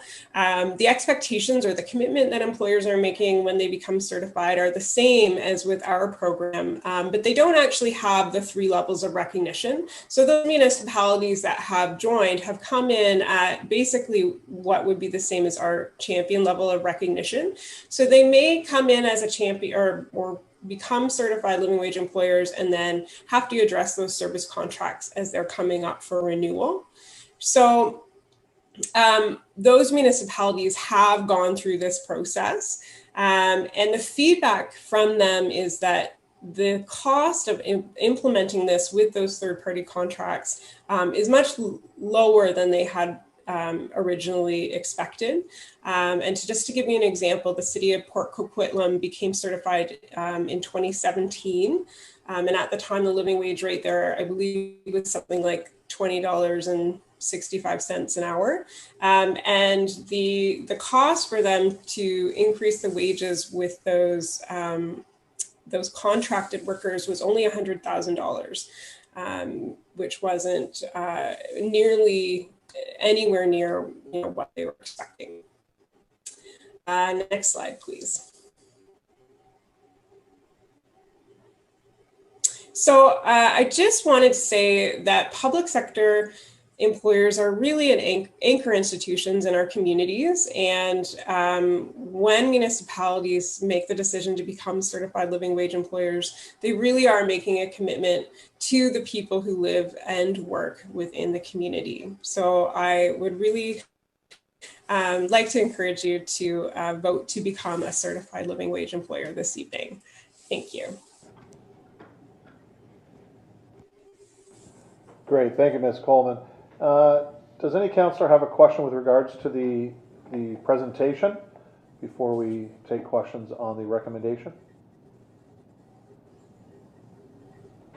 Okay, seeing none then. Are there any questions on the recommendation? I have Councillor Bagu, then Councillor Bruno. Thank you, Mr. Mayor. A couple questions.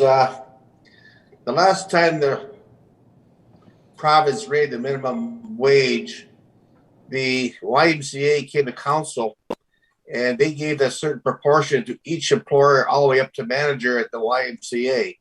Now, if we do this, is the same thing going to happen again?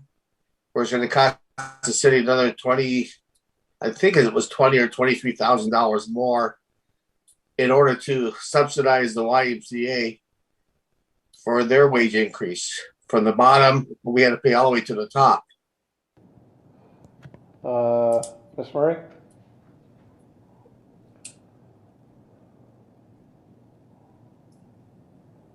So I'm not sure I 100% understand the question, but in terms of if you're asking if there's impact to us potentially having to increase other wages for our staff, no, we don't anticipate that any other wages would go up other than this group that are currently below the living wage. In terms of the why, I'm not really sure the situation that you're referring to or how we are impacted by their wages. Councillor? Basically, we subsidize the YMCA still. And when they got the increase for minimum wage, they came to the city for the city to give more money to the YMCA to pay for the pay increase for the rest of the employees. That's what I'm asking. Do we have to pay the YMCA more money now? Okay, so I think Brian's going to jump in. Yeah, through the mayor, and I'm going to need our manager of HR just to finish the rest of my comments here. But if we were to move forward and implement this, I think the difference that the Y had last time was the minimum wage impacted their student wages. And when we go to implement this program, it doesn't necessarily hit the student wage. And I'm going to turn it over. And because it doesn't necessarily hit the student wage, you don't have that push-through impact that other employers would have had last time. This is targeted to full-time and full-time permanent or permanent part-time full-time. I'll pass it over to our manager of HR to correct me if I'm wrong on that, but that's why you're not going to have that same progression issue at the YMCA. Ms. Murray? Thank you. Through you, Mr. Mayor, to the councillor. Brian is correct. This would only impact permanent full-time and permanent part-time staff. And so there wouldn't be any increases to the students. Councillor Bagu? Thank you, Mr. Mayor. Just a comment. The city of St. Catharines, their purse strings are a lot bigger than Port Colborne's purse strings, and they may be able to afford it. Basically, Port Colborne is not a rich municipality. You know, we owe $24 million, I think, from the financial report. But I would like to see this delayed until we're in a better financial situation and until we get our water and sewer infrastructure on the right track. That's going to cost millions of dollars, and I'd rather put the money into that. And that would benefit most of the taxpayers in the municipality, Mr. Mayor. Thank you. Thank you. Councillor Bruno, then Councillor Desmarais. Thank you, Worship. I remember when this came forward in the past, and I mean, ideally, it's a great thing to do. And whilst one could say there may not be an immediate impact because all are great impact because our full-time employees earn more than that, I'd like to go through what I think is, I've written down 5 very quickly, unintended consequences of this raise. So it not only will add to our wage costs, which have been outlined fairly, and the dollar amount, to some of our part-time and casual people, which impacts that. But we don't know the actual impact on suppliers that we have, contracts that we will let, things that we can't imagine now, which all of a sudden get very quietly embedded in future costs. They also get embedded in costs we don't know we're going to have, whether we use a particular group to do something on a contractual basis that we aren't doing now, whether it could be something at the beach, something at the cruise port, something somewhere else. Right. I think those cost of supplies and contracts that we're never going to see, and we're never going to know how much they went up. And we certainly, if we would in the first year, we won't know it in the second, third, or fourth year. My other concern is you can be a fair wage employee, and that's great, but many who are part-time, I shouldn't say many, there are going to be people out there whose spouse earns everything from $60,000 to $100,000. When the spouse works at a job they may already have here with the city, they're going to $18.12 an hour. And I'm not so sure. I think that's why geared to income things, minimum wage, that drive and focus right to the person in need is the way that's generally been picked up in society.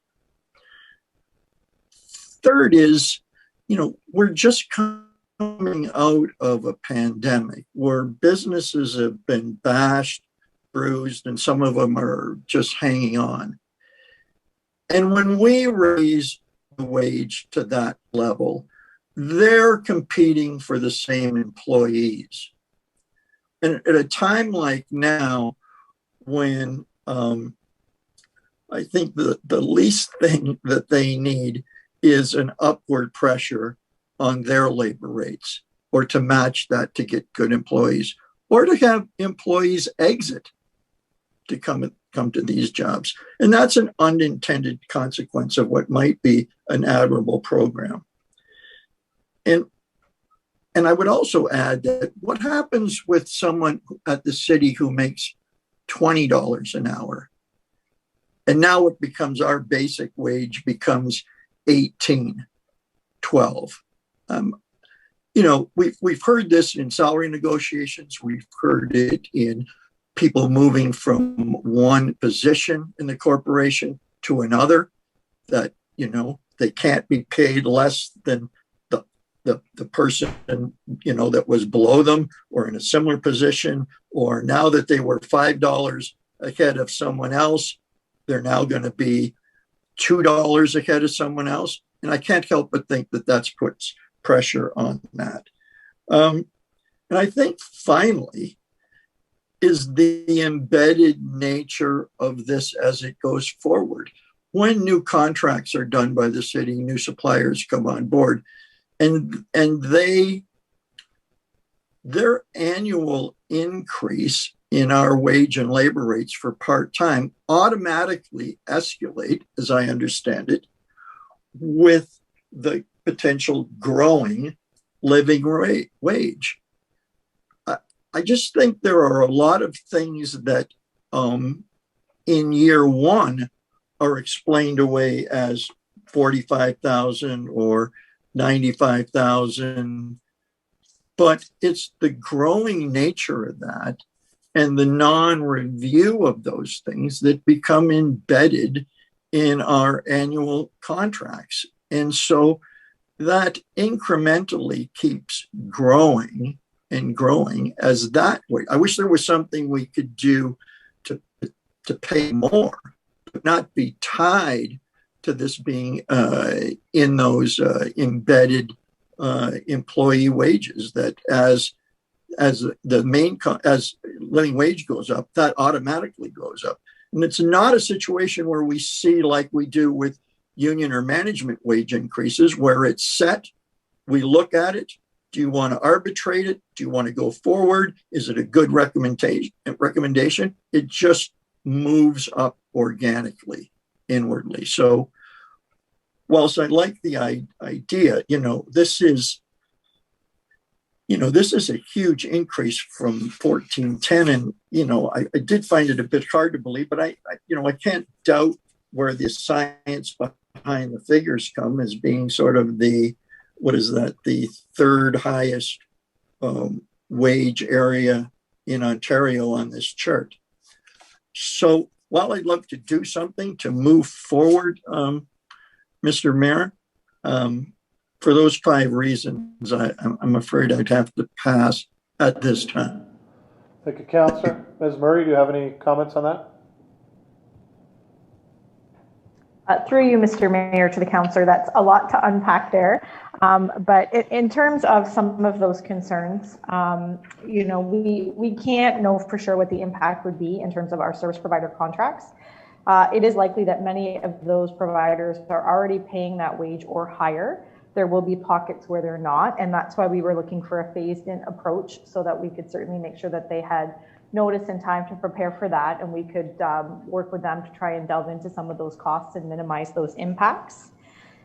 In terms of impacts of our wages of our own employees, certainly you are correct, right? We negotiate with our unions and we'll go to arbitration if we aren't able to come to a deal. These particular employees that are affected in this living wage group that we're proposing are not comparators for CUPE.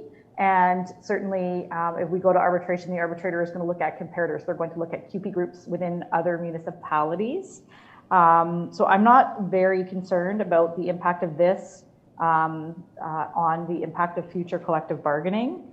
You are correct that we have just come out of a pandemic, certainly, and I don't think that this particular group of employees are a group that are actively, going to be looking to switch employers. They're not a group that seems to move around. They've been with us for a while and are very stable.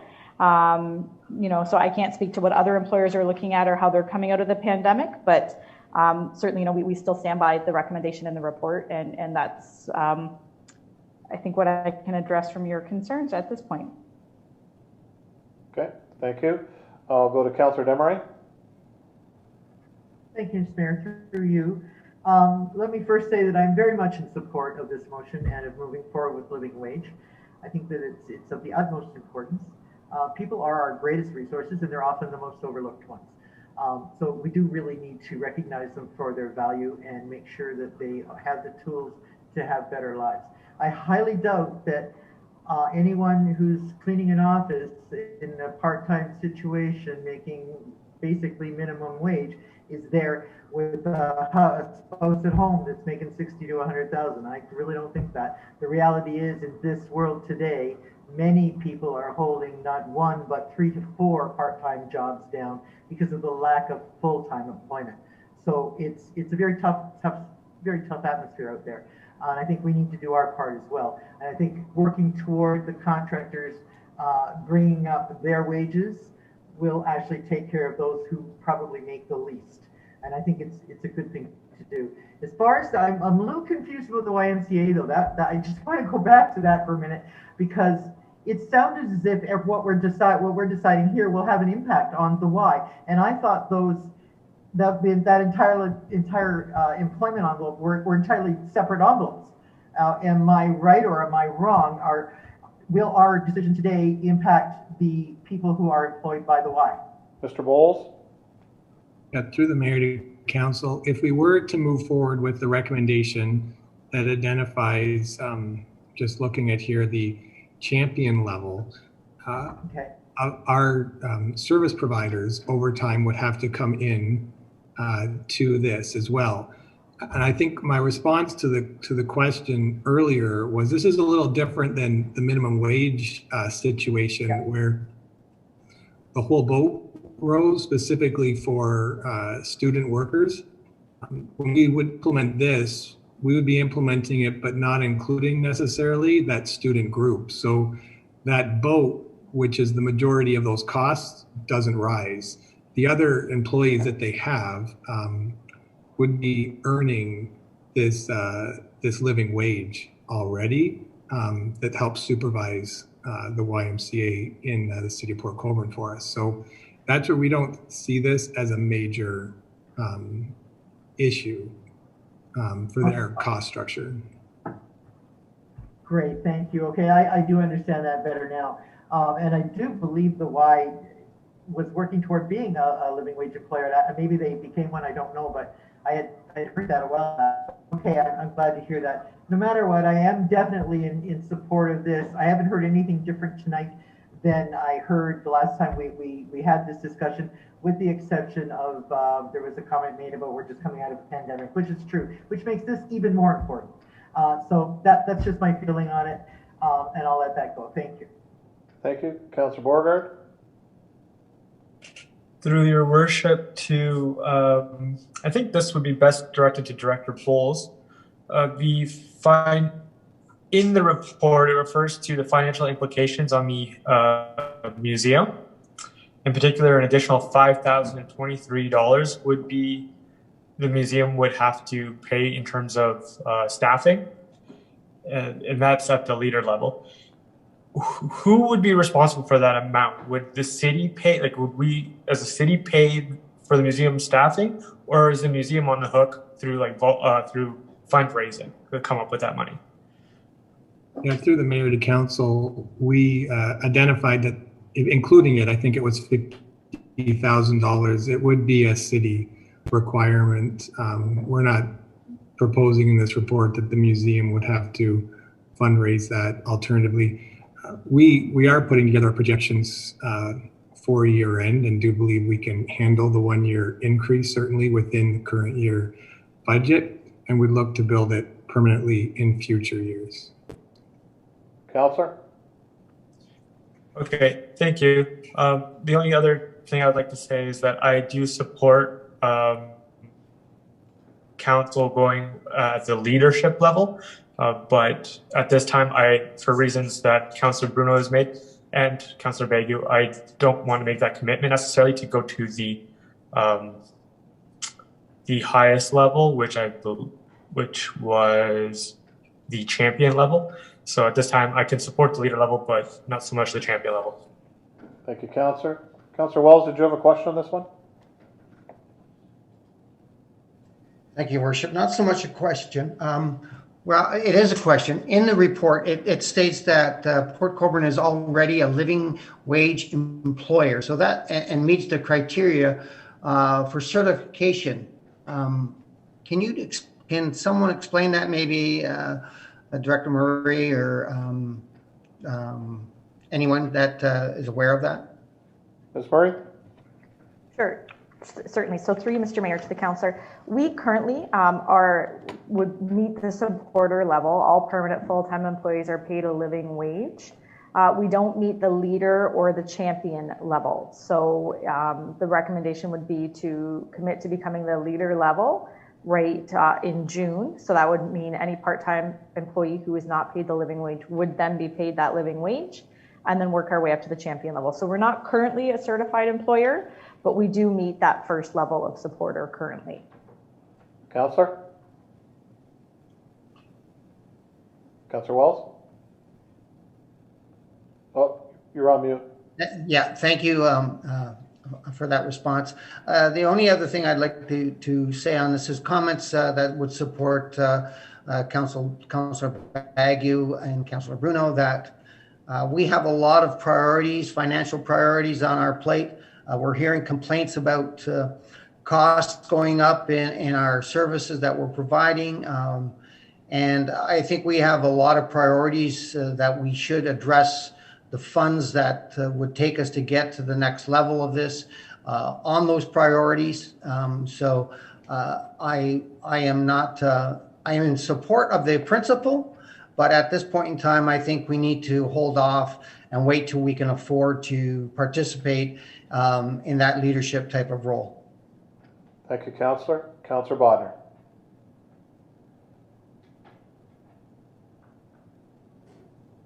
Thank you, Mr. Mayor. So we're already at the supporter level, and I think that's a good thing. I'm not feeling good about moving into the leader and basically forcing external contractors to, while they may be at, the living wage level. I'm not feeling good about forcing them to raise their employee dollars that they pay their employers, where they may be on shaky ground anyways. And so I'm happy to stay at the supporter level, but not move to the leader level. Thank you. Great. Thank you, Councillor. Any further questions? Just to clarify for Councillor Bodnar, we aren't committed at this time to any level. Staff is recommending the leader level. We are at the supporter level if we decided to move in this direction. Like we're automatically there anyways, because all of our employees make higher than the number that's presented here. Just so you know, we haven't committed to any of this yet. So, but that's staff's recommendation is the leader level. Okay. Anything to add, Ms. Murray? Thank you, Mr. Mayor. Through you, I would just say, certainly the leader level, it's not forcing our contractors to pay their employees this wage. We're committing to including the language in all of our contracts that, we're asking them to do that when their employees are working only in our facilities. So if they're working at a different facility other than the City of Port Colborne site, the employer can pay them whatever wage they choose to pay them. It would just be for any work done in our facilities. Okay, thank you. Further questions? Comments? Nothing further from staff then? Okay, I'm going to call the question. All those in favor, please raise your hand. All those opposed? The motion is defeated. Thank you, Council.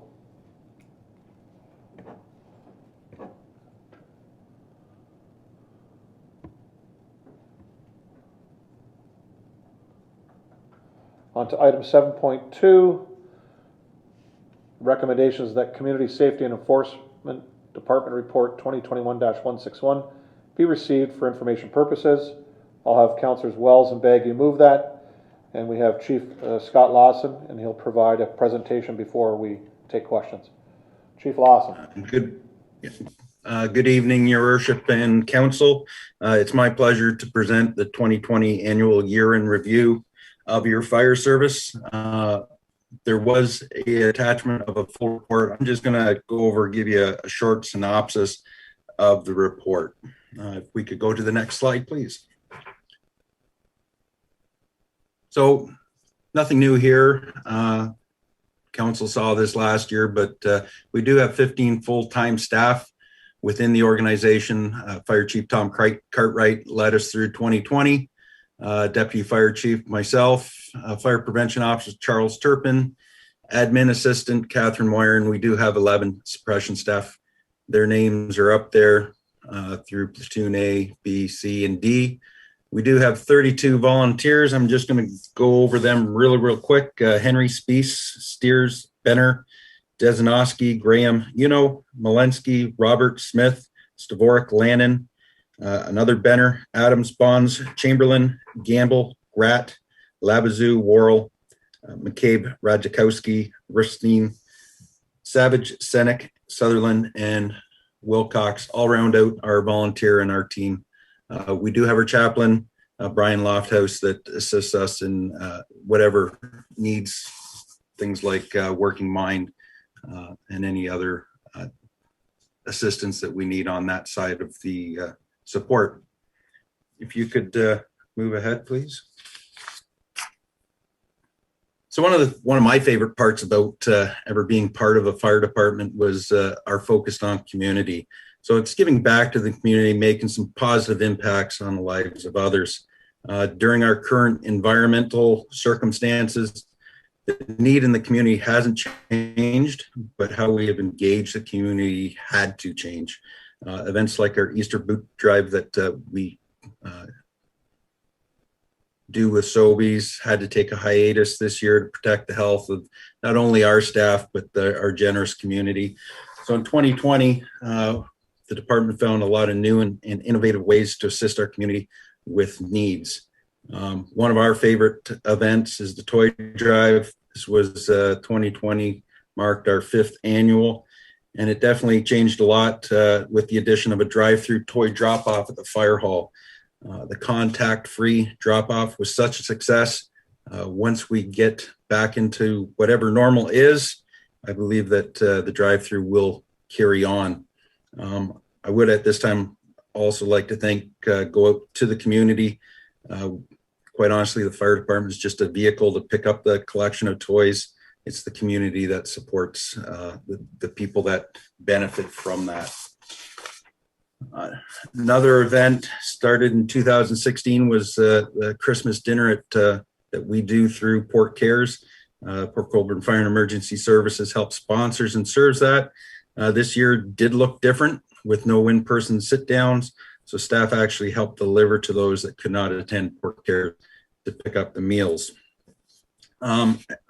Lastly, part of the mask giveaway is part of a donation from Med Supply Canada to the Niagara Health Foundation. Port Colborne received approximately 60,000 surgical masks to use as we saw fit. The fire department took the task on, and through our experience through the drive-through toy drop-off, we decided to distribute the masks to our community in the same manner.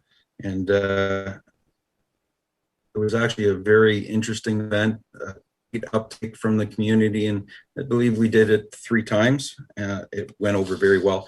And with that, I mean, they were getting free masks, but they were also doing drop-offs for Port Cares. We received about $750 in cash and 3 or 4 bins of food. So it was another great community event. If you could move on. So how most fire departments operate in Ontario is the 3 lines of defense. It's actually a balancing act between public education, code enforcement, and suppression. So while suppression is probably the most time-consuming cost part of the service, it has to be there because public education, while important and serves its purpose and gets our messages out, and quite honestly does stop fires, we're always going to have those fires, and that suppression system or piece of the 3 lines of defense is very important. The code enforcement, I always like to say, that keeps the honest man honest by making sure things as simple as smoke alarms, doors, fire safety plans are adhered to.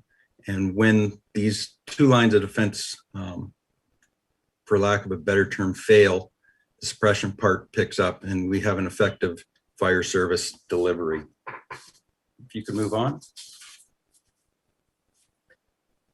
So part of the 3 lines of defense, the first one is public education. Again, this year was a little bit different. We did have a lack of school visits, station tours, extinguisher training. Safety Day, unfortunately, was canceled. I believe that was going to be our 26th, which was a bit of a shame. We did attend the farmers market with answering the residents' questions that came up. We do have a very strong social media program with Facebook, maybe not so much Twitter. It's not my favorite venue, but Facebook for sure. Smoke alarm program was a little bit different this year. We were protecting our ability to respond. We did actually still make it out to 208 homes this year. And one of the nice things that we did see was our compliance rate is closing in on the 50 mark, which about 5 years ago was somewhere between the 25 and 30%. So we are making headway with protecting our community that way. One of the good things that come from public education is working with our external partnerships, and that continued to be strong in 2020. CHCH came up for Fire Prevention Week. That was our second year in a row in Port Colborne. The great thing about CHCH, the show reaches approximately 3.9 million viewers across Canada each week. So not only are we helping protect the residents of Port Colborne, but I believe Port Colborne's being a leader in the community and helping out other communities in not just the region, but across Canada. This year, 2020, we actually invited the other municipality fire departments within the region to team up. It was a great event. And the great part is, I believe it went over so well, CHCH will be part of Fire Prevention Week in Port Colborne in 2021. Another big shout out for one of our external partners is Giant FM. That's been an active relationship for the fire department for about approximately last 5 years. This year we saw Chief Cartwright do some radio spots in October as part of Fire Prevention Week. A contest that's sent out by the Fire Marshal's Office, the 12 Days of Christmas. It creates giveaways with questionnaires for on radio staff to have callers in, answer some fire safety questions and get a prize. And we also, as part of the region, use Giant FM to get our Change the Clock, Change the Battery campaign out. And that was a spring and an October event. Next slide, please.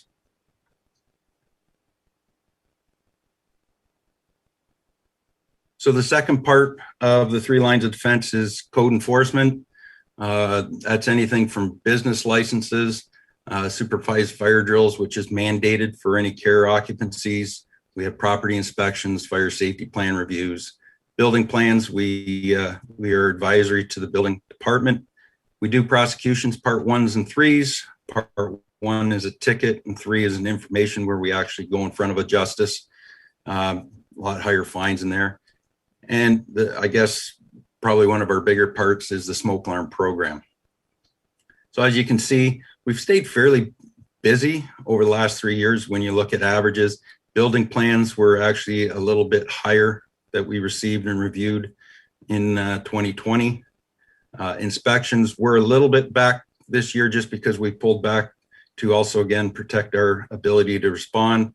Fire drills stayed the same. And our overall numbers of files touched were, I would say, right on par with a normal year. You can go to the next page, please. So the last of the 3 lines of defense is our response or suppression. And I'm going to break that down into 4 key elements: is level of service, equipment, training, and call response. We can go to the next. So response, I think everybody knows in our bylaw. It's actually council, yourselves, that set the core services. So an example of our core services is interior structure fires, fighting, grass, bush fires, burning complaints, water, ice rescue, elevator rescue, and I'm sure you guys can read the rest. And all this is set by council. And a great example of this is you guys within the Ontario Fire Code, there's room for you guys to make changes to create a burn bylaw.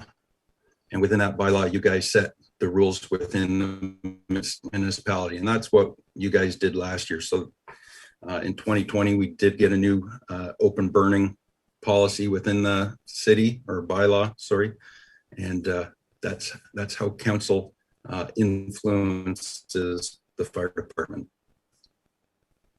Next slide, please.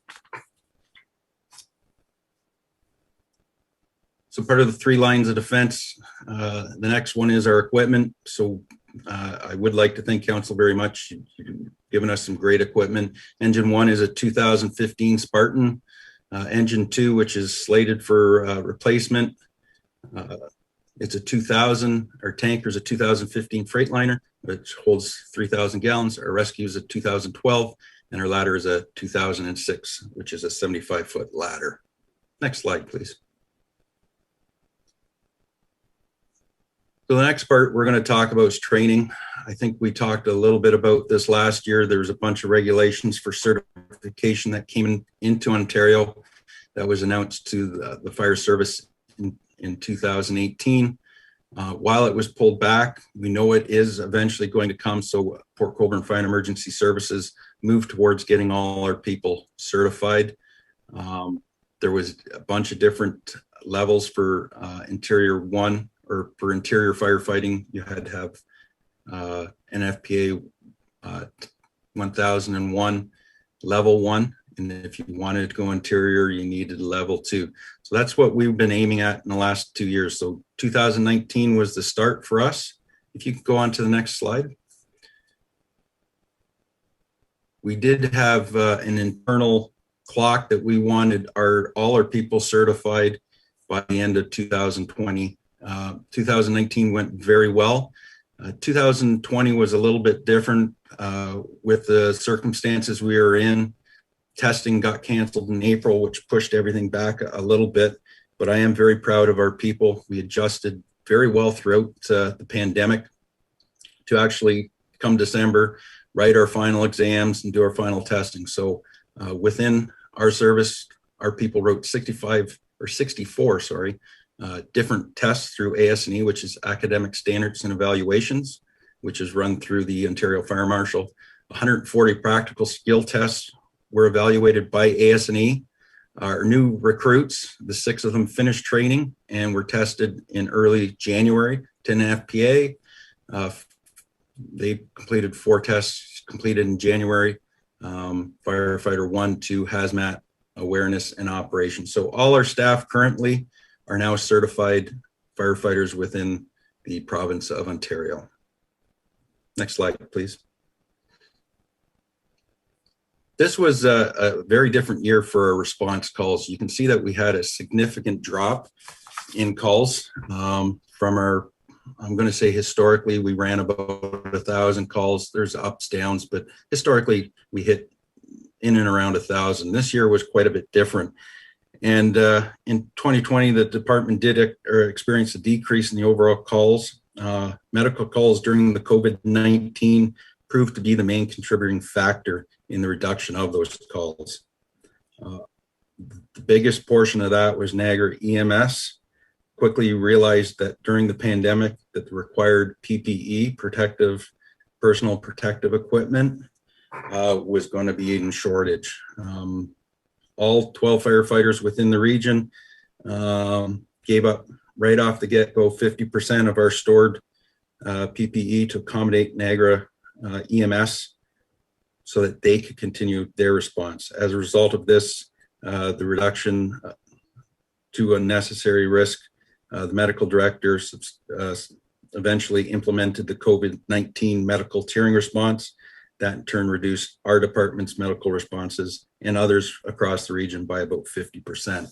I can say by December, as pipelines for PPE started to open up across Ontario, quite frankly, Canada, we have started seeing those restrictions lifted. We pretty much are running full tilt again, except for the exemptions that we do not go into long-term care facilities due to some of the issues that they've had around. So we are slowly creeping back towards our normal numbers. So in the pie chart, you can just kind of see fires were up. Normally, that's about 3 to 4% of our calls. We're up around 7. Burning complaints did take a big jump to about 16% of our calls. Medicals were way down. Usually we're about 45 to 50, and everything else kind of stayed fairly close number-wise. Next slide, please. This was an actual interesting stat when you start looking at it. One thing that I was proud of in my past roles as fire prevention officer was trying to reduce or at least keep our numbers of fires at bay. And this is a stat that actually goes right across Ontario. A lot of municipalities saw this was a staggering increase in overall fires. We saw just in and around a 60% increase in Port Colborne. Our fire loss, dollar loss, was significantly higher. We did have a big loss in November of the church out on Empire, but we saw a large increase in fires within the municipalities this past year. And quite honestly, I think it's because people are home. They're working from home. Unfortunately, some people might not be working as much as they used to be. And with them being home, they're cooking, they're doing a lot more behaviors that are causing these fires. Next slide, please. So getting on to the successes and challenges, I'm going to say right off the get-go, our COVID response was a success. Right from the get-go, there was a bunch of different things that we had to do. All levels of the organization responded quickly and adapted to control measures that were put in place in a never-changing landscape that continued to change through the early months. Both associations, the union and the volunteer side, were flexible and worked with senior management to protect our ability to respond. And that was our biggest thoughts for the last year, is to protect our ability to respond. With multiple disruptions to our training calendar, our team adjusted when needed. Another success story was just completing certification. We met the goal that was set out in the beginning or the end of 2018 to get through 19 and 20 to complete certification within the department. The November 15th windstorm, we're actually getting pretty good at these. I hope they stop soon, but the 15th really showed me what a resilient department and, quite honestly, city that you guys are in charge of. We work very well with Public Works, and I believe, quite honestly, that was a success story for 2020. And again, I'm just going to go on about the cooperation between our two associations, between the union and the volunteer association. Without them being on board and being able to talk to us and being able to juggle the ever-changing landscape that COVID brought to us, we wouldn't have been as successful managing this pandemic. Next slide, please. With every success, we got to kind of look at our challenges. I put COVID response right back up there. That was no fun. And I'm just going to leave it at that. It was no fun. One thing we did see this year, we started recruitment for 2020. While it's successful and our people are in the early stages of working towards firefighter 1, there's many issues that were identified throughout the process. And the number one being is the number of applicants. In 2000, I believe it was 2018, it could have been 19. I apologize if I have the year wrong. But our last recruit class, we had between 25 and 30 applicants for the 6 positions that we had open. This time we had 11. I can't tell you if it's a COVID-related issue that we didn't get the applicants, but we're starting to see an issue getting people that want to commit the time, energy, and blood, sweat, and tears to get to this point. The training's increasing, and that's legislated to us. So that's something that we have to really keep our eye on going forward, is just being able to get through the number of, or attracting, if we have to look at different demographics, but to get the quality and number of applicants going forward for the future of our service, how we operate. Next slide, please. So I know that's a very condensed version of the report that we handed over to council to review. But at this time, if you have any questions, I'd be more than happy to field them for you. Great, thank you, Chief. Great report. I have Councillor Wells and Bagu who moved this. So I'm going to go to Councillor Wells first for questions.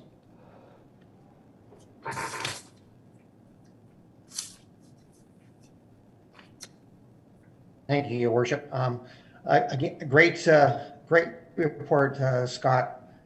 I have a question for you in regards to what you've demonstrated is the proactivity leads to prevention, or prevention leads And as a result of that, is there anything more that the fire department can do in a proactive manner to reduce the impacts of fire on our community? Well, I think we've been demonstrating that. Oh, can you hear me? Yep, you're there. Oh, sorry. Through your worship to all of council, I think the department's demonstrated that over my time within the city and within the department the last 6 years. Chief Cartwright's been a very proactive chief. But again, under the circumstances that we dove into in early March of 2020, when we sat there and tried to pick a path of what we had, what was important to us was our ability to respond to any emergency that came our way. And that was, unfortunately, by pulling back some of our proactive approach just to guard our ability to respond. And quite honestly, I'll stand behind that decision to do that in the early days. Are we getting and gearing up towards a more proactive approach? Plans are there. We're just waiting for clearance to be able to move ahead, Councillor. Councillor Wells? Excellent. Thank you. Thank you. Okay, thank you. Councillor Bagu? Thank you very much, Mr. Mayor. Very excellent presentation, Chief Lawson. And I think most people don't realize how much training your fire department has to do. It's not just sitting in the lazy boy chair drinking a soda pop. It's a lot of certification, a lot of training, continuous training. Also, your volunteers. I've seen them last year or year before at the arena. I sort of peeked at. They're sort of spying on you guys, but the concentration they were giving their instructors was very impressive, and I thank you very much for that. My one question is, this council gave you the job of compliancy for the burning bylaw. I see your calls last year was 16% of your calls was for the burning bylaw. So far in 2020, have you seen an improvement on this, or is it still going to be, I would consider a very high percentage, or are people learning how to build a fire, a proper fire? Through your worship to council. So last year we did see a significant jump. We almost doubled what we normally do in burning complaints to 102 in total.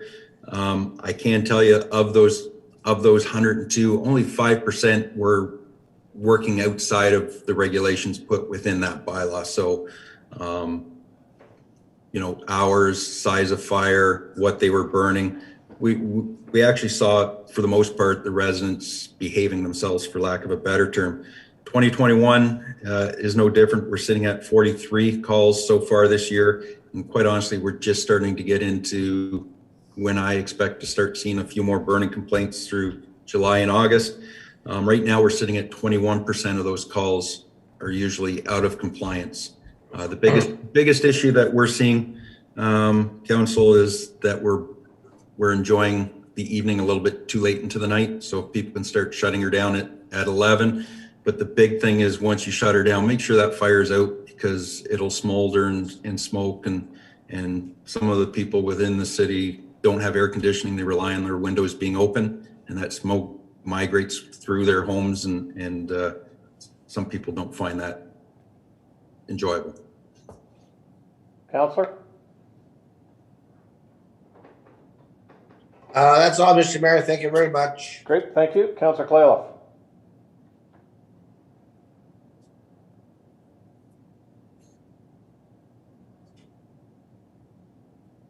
Through you, Mr. Mayor, to Chief Lawson, I just wanted to say thank you to, I know that I was one of the ones that worked very hard on trying to bring this bylaw to allow the recreational fires.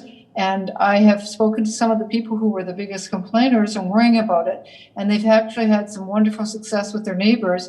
And they said it was due to you and some of the visits you paid to some of the neighbors and talked to them and did the whole educational piece. And I know I had you even go out and speak to somebody.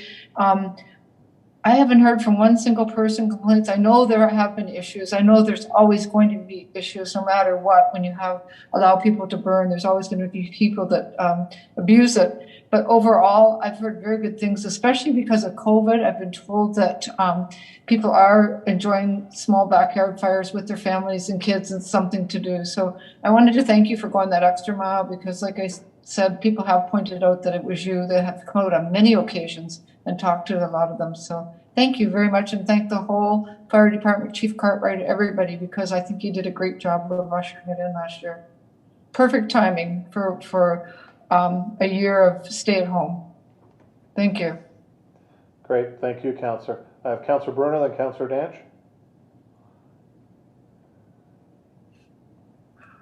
Thank you, Chief, for the excellent presentation. I took note of your last slide when you talked about recruitment and how tough that is. And in some respects, it's not surprising. You see it in service clubs, you see it in cultural clubs, and so that certainly is and can be problematic. I'm wondering if you have considered or would consider a reach out to past volunteers. You've got their records and their contact information, and I say that because, you know, a lot of people change over time. Some people left and came back to the community because of jobs. Some matured, and everything in between. And I'm just wondering if that's an option to look at. Chief? Through your worship to council, I think we're open to anything. I'd really love to know if this was a COVID issue, why the applications were down. Maybe it's just a blip. Hopefully that's what it's looking at.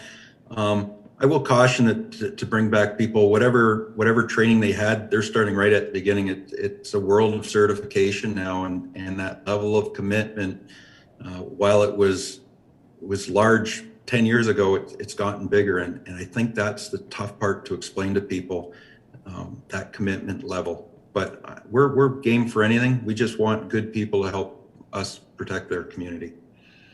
Thank you. Great, thank you, Councillor. Councillor Danch.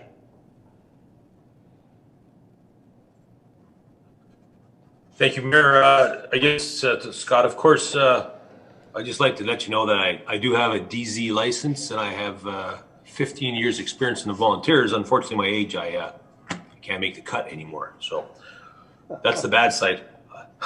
On the outside burning, I know I was the guy that kind of instituted that, and I just want to reach out to the community and, you know, we got to be respectful of our neighbors. I've gotten a couple of emails and, you know, the open windows and all that kind of stuff, and I love a backyard fire and keeping it down and stuff like that. So I just want those community people out there, just, you know, be conscious of what you're doing and watch the clock, and let's not make the boys come out of the hall for an unnecessary reason. That's all I have to. Great, thank you, Councillor. Seeing no further questions, this is to receive this for information purposes. It's been duly moved and seconded. No further questions. All in favor, please raise your hand. That's carried. Thank you, Council.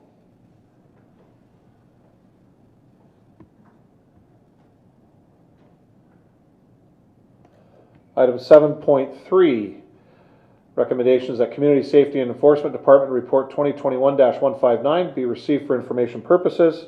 I have Councillor Wells and Bagu moving that. I'm going to go to Councillor Wells first for questions on that report.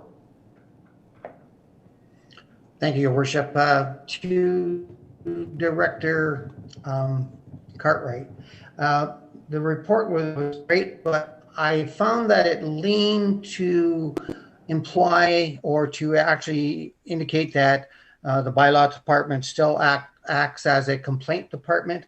And as a result of that, I was wondering if you could identify any way that we can move it more to a proactive area or a more proactive nature rather than a complaint nature. You've had great success with the fire department in doing that. So I was wondering what your thoughts might be in regards to the movement for bylaw. Director Cartwright. Your Worship, thank you very much, Councillor Wells and all of Council.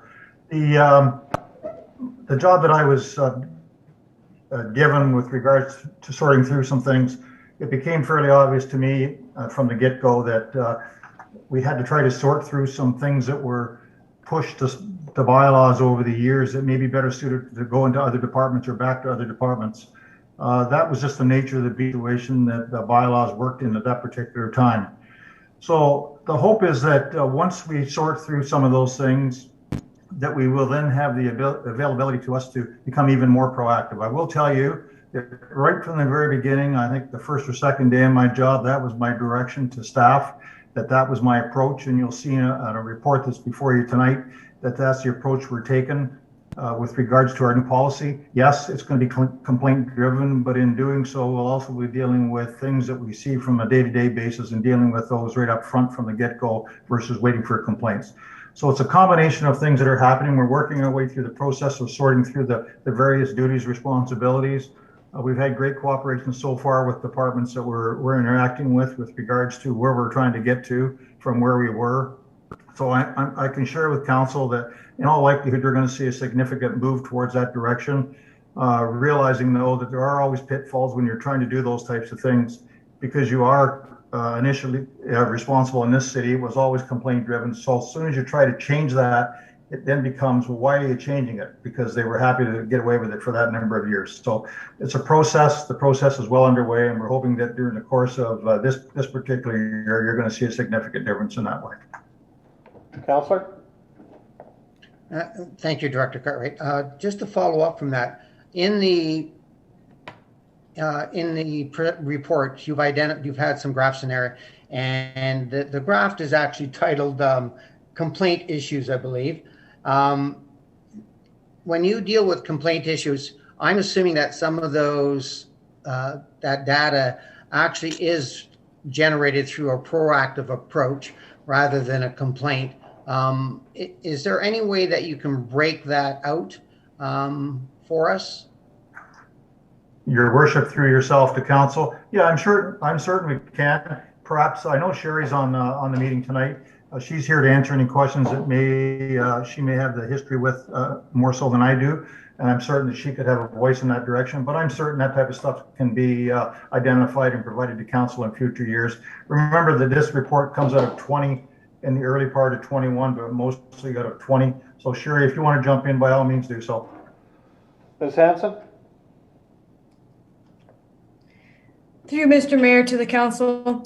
Yes, this is only up till 2020. We haven't put in 2021 into this report. Yes, there is some proactive issues in here. Mainly it is grass and parking. And the charts were labeled as they were previously, but we can look at and provide council with the number of proactive complaints, and that can be given via email by the director to council at a later date. Councillor? That would be great. One last request, and this is whether or not councillors, if they do want them, could get a breakdown of the activities from bylaw in their ward with regards to the various types of issues that are being dealt with, so that we could see if there's any trends or if there's areas where we could help in regards to educating our constituents or dealing with our constituents in these issues. Because the last thing I specifically as I would like to have is to be surprised by a constituent calling up, complaining about being acted upon by bylaw and what they deem to be unfair. So if we had a knowledge of what had been happening in our ward, it would, I believe it would help us represent our constituents. So if we could get that somehow, that would be great. Okay, Ms. Hanson? Through you, Mr. Mayor, to all of council, that can also be put together with the other information, and I can have the director forward that to council within the next week or so. Councillor? Excellent. Thank you, Sherry. Excellent. Great. Thank you, Councillor. I have Councillor Bagu. Thank you, Mr. Mayor. It seems like we'll have to Councilor Wells every issue here now. One question, it seems in the past, some of the stats, basically the number of complaints, you used to have also a thing there on how many were closed for the year 2020 or 19 or whatever. I was just wondering, like I don't have the number on my sheets here, but are the hundreds of infractions or complaints, I guess, how many have been closed for the year 2019 and 2020? I don't even know if there's any going over 2019 because the database we have, the city has for bylaw, is so complicated. There's infractions in there over 10 years old, and I just get lost in there all the time, and I get very frustrated. So I figure it's easier to ask Sherry. Mrs. Hanson? Through you, Mr. Mayor, to Councilor Baggio and all of council. We work on each complaint until it is closed out. So the answer to the question for the number of open files still left in 2020 is 15. And the number of files left open in 2019 is 8. And they're for various reasons, whether it's legal issues, ongoing compliance issues, gone over to the building department but hasn't been finalized, those types of issues. So we only have a handful that are left over, and we carry them forward until they're completed, and then we close them out once it's finally built into compliance. Councillor? To you, Mr. Mayor. Thank you, Mrs. Hanson.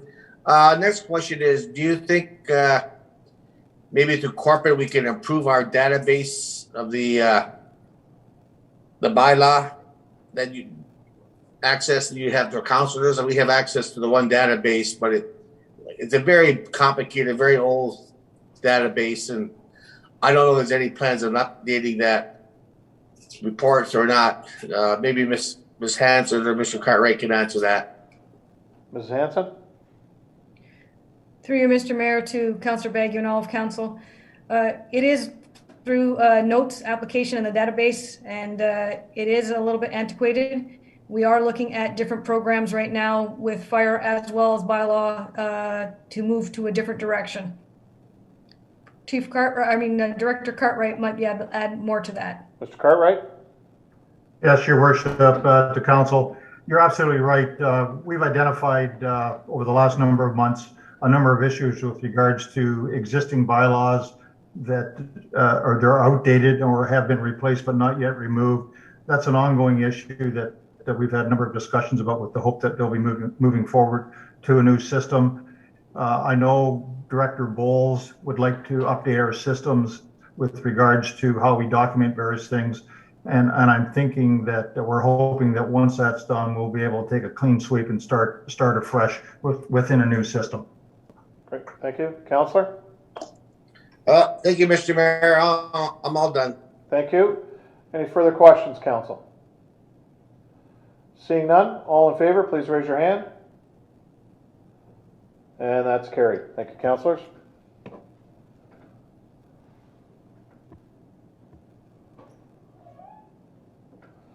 Next item is 7.4.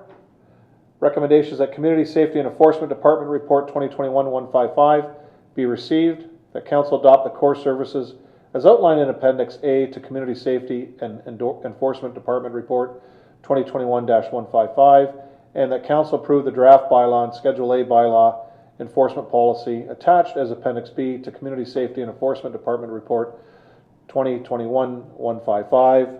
I'll have councillors Bodner and Kalaleff move that. And I do have a number of questions by council. I'll start off with Councillor Bodner.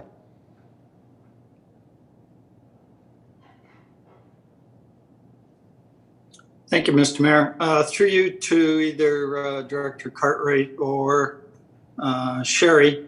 I did have down about the modified proactive model, but I think Councillor Wells kind of had that report from you, so I think that was answered.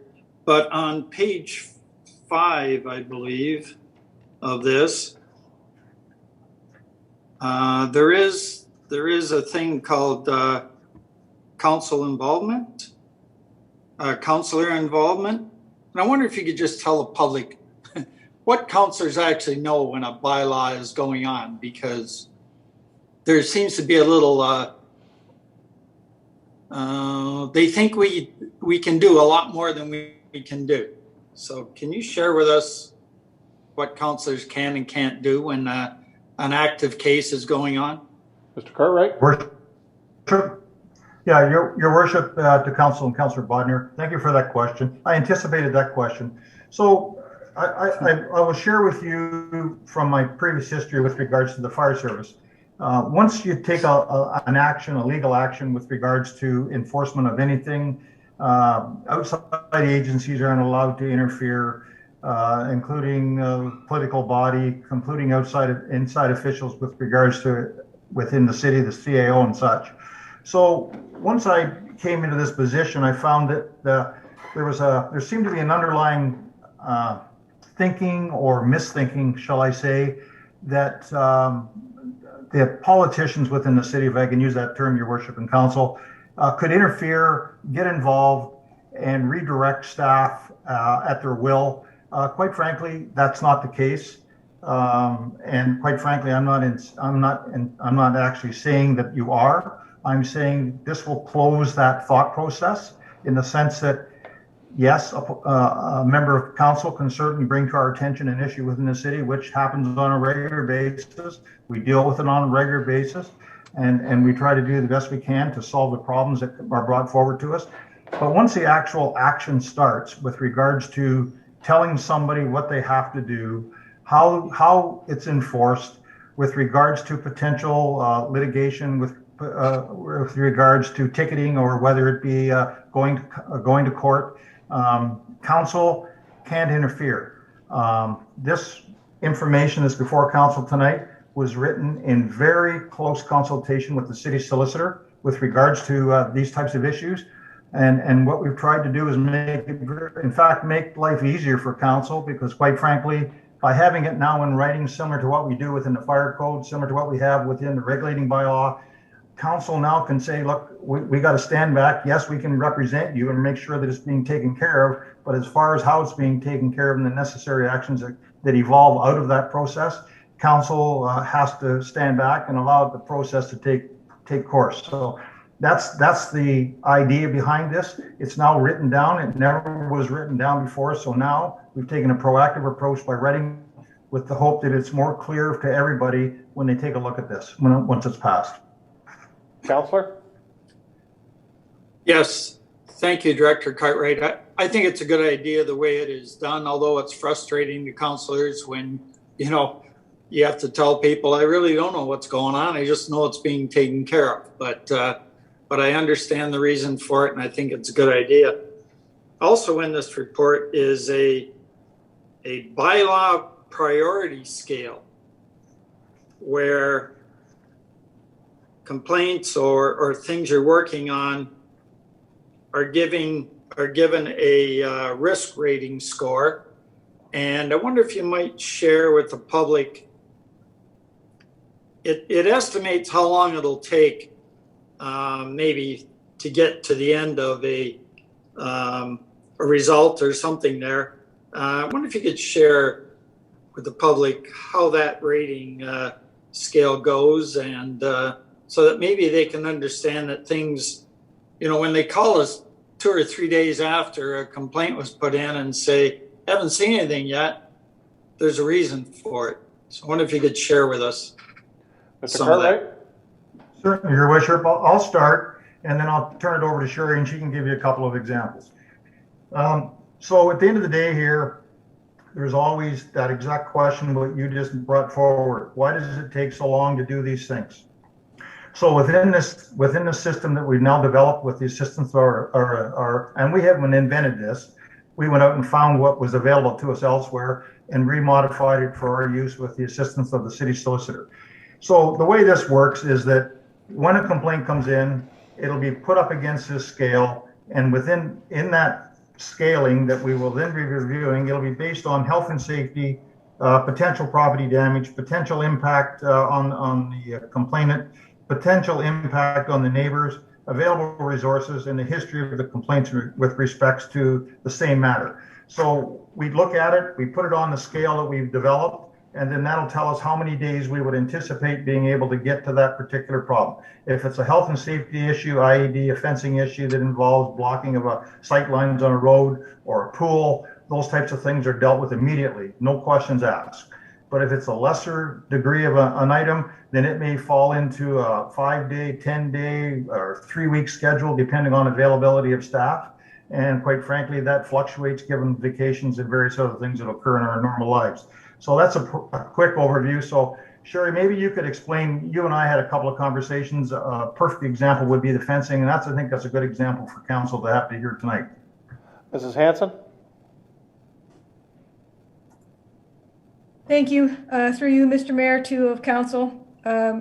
So for an example, you have a fence situation where there is a fence that is at a corner, and the height of that fence causes a visibility issue for traffic. We would then look at the scaling and showing that fences are in here, and we look at the priority risk, and knowing that it is a high to a very high priority risk, and that the frequency of accidents at that location or could potentially cause an accident would put that into a category, say, for example, of number of 49. Once you have your number of 49, then you take that scale and you look at the first page of the priority scale, and you see that that time to resolve is 1, and that is immediately. So that is a situation when we would take that complaint more seriously then. Example number 2, where you have a complaint about a fence that's in a backyard, and you have a neighborly dispute over the height of the fence and measuring the fence at it's a 2-meter height, and the one complainant is saying that it is 2.1 meters high, as well as you're measuring it out. So when you look at that priority scale, you're looking at the risk of that and the probability of issues, and you're now down to a slight issue, and you're at number 6. Well, now you're going into 4 to 6 weeks, and that is not as a high on the priority scale. So even though they're both fence issues, each issue is being looked at separately as each individual situation. Counselor? Yeah, that's great. There's a plan. Everything's treated equally as far as priority. I think it's a good way to do it. And thank you very much. That's all I got. Great. Thank you, Counselor. Counselor Klaloff? Through you, Mr. Mayor, to Sherry, that's a perfect analogy. When you're talking a fencing bylaw, so you're telling, I'm going to say to somebody, it's 4 to 6 weeks, it's non-urgent. So do they have to stop? Because I know right now the question will be, well, if their neighbor's fighting, the one neighbor is going to say, well, they have to stop until the 4 to 6 weeks is up until you solve the issue. Or do they get to just go ahead and then they would have to tear it down if you found that it wasn't right? Like, I know that this is going to come into it. I've already had people say to me, I can't wait. They're going to go ahead, they're going to finish this, they're going to do this and that. And I always try to get them to, talk to you or be with you or find out what's going on with it so they can kind of smooth it over till you can get to it. What would you say in that instance, like with the fence? Mrs. Hanson?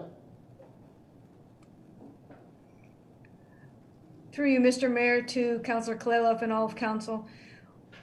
Even though the individual may or may not continue to build a fence or it's already been built, the bylaw is in place to have them comply. So whether they comply by removing the section of the fence or removing the fence totally, that would be bylaw dealing with that issue to resolve that.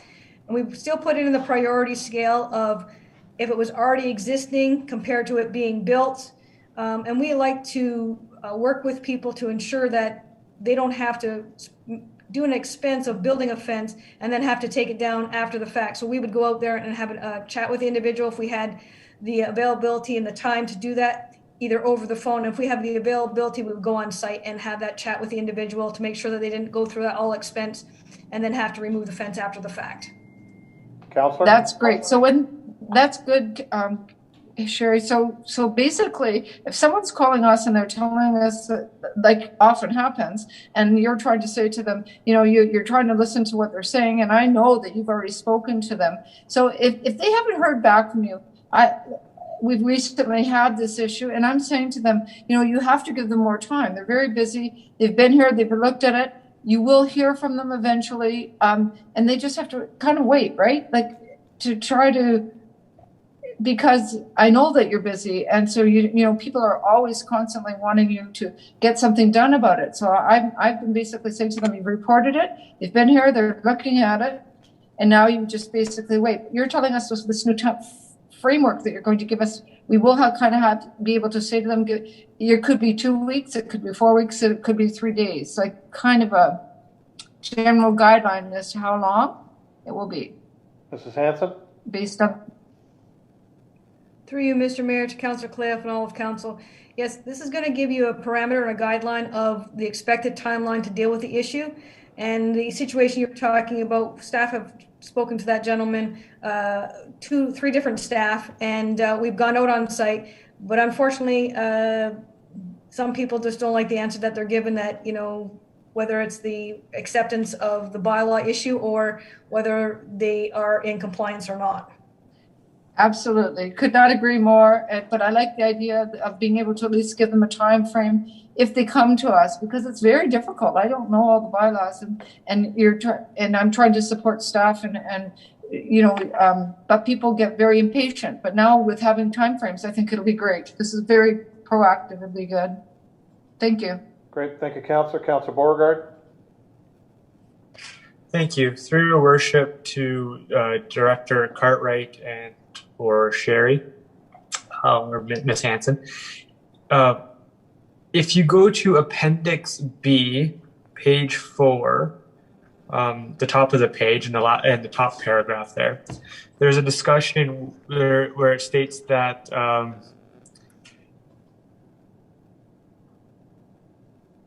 may be able to directly contact the city solicitor in regards to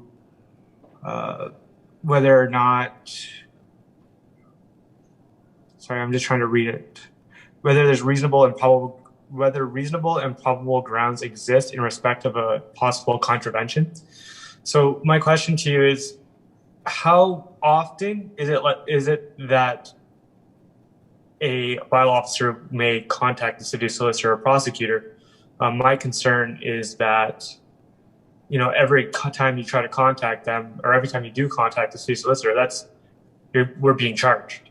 So I'm just curious as to that. Mr. Cartwright? I'll try to answer that if I can, and then if Sherry needs to jump in, she can. So through your worship, the Councillor Beauregard and all of council, I'll be honest with you, we do talk to the solicitor, not on a regular basis, but on issues that we believe that are high profile with regards to how they affect the entire city, or the potential ramifications with regards to public safety on an as-needed basis, especially when you're dealing with issues that are somewhat long-standing and you're trying to get them cleaned up. We do speak to the city solicitor for anything that we believe could come back from a liability perspective onto the city to ensure that we are making the right decisions for all of the right reasons. I would say that I can't give you an exact amount of time. I can't even give you the amount of money, and because something that we've just worked on that you have in front of you tonight did take some time. But the reality of the situation, we think it's money well spent because it's going to clean up other issues for us that'll allow us to move forward in a much smoother, kinder way, shall I say. Another little thing that comes into play now with the implementation of what we hope will be passed tonight with regards to the AMPS program, it's another tool in our toolbox, as well as this being a new tool in our toolbox that will allow us to use those tools to better facilitate actions to get things done more quickly, whether it be through issuing a ticket. We're not inclined, and I'll go back to my previous position as the fire chief. The issue around charging people, taking them to court, we find is very, very time consuming, costs the city a lot of money over the years, simply because the region of Niagara, when we get a fine, that's why we're going to the AMPS program. I'm kind of talking about two things at once, but I'm trying to clarify with regards to our motive is to put things in place that allow us to use the tools other than going to court and using our solicitor to represent us at court. So when we go to court, the regional solicitor will represent us. The region takes 50% of the fines, plus we have to pay for the regional solicitor's use, a minimal fee of around $500. And then the city gets a portion of the fine of the 50% of left that's split between the 12 municipalities. So in our particular case, it's 1 or 2%. I'm just not sure the exact number. We're trying to get away from that. And by using this tool that you're now talking about now, and the other one that is going to come up later tonight, will give us tools that will, we hope, will take us away from having to use the solicitor as much as we have in the past. And Sherry, if you want to add, please do. Ms. Hanson? Through you, Mr. Mayor, to all of council.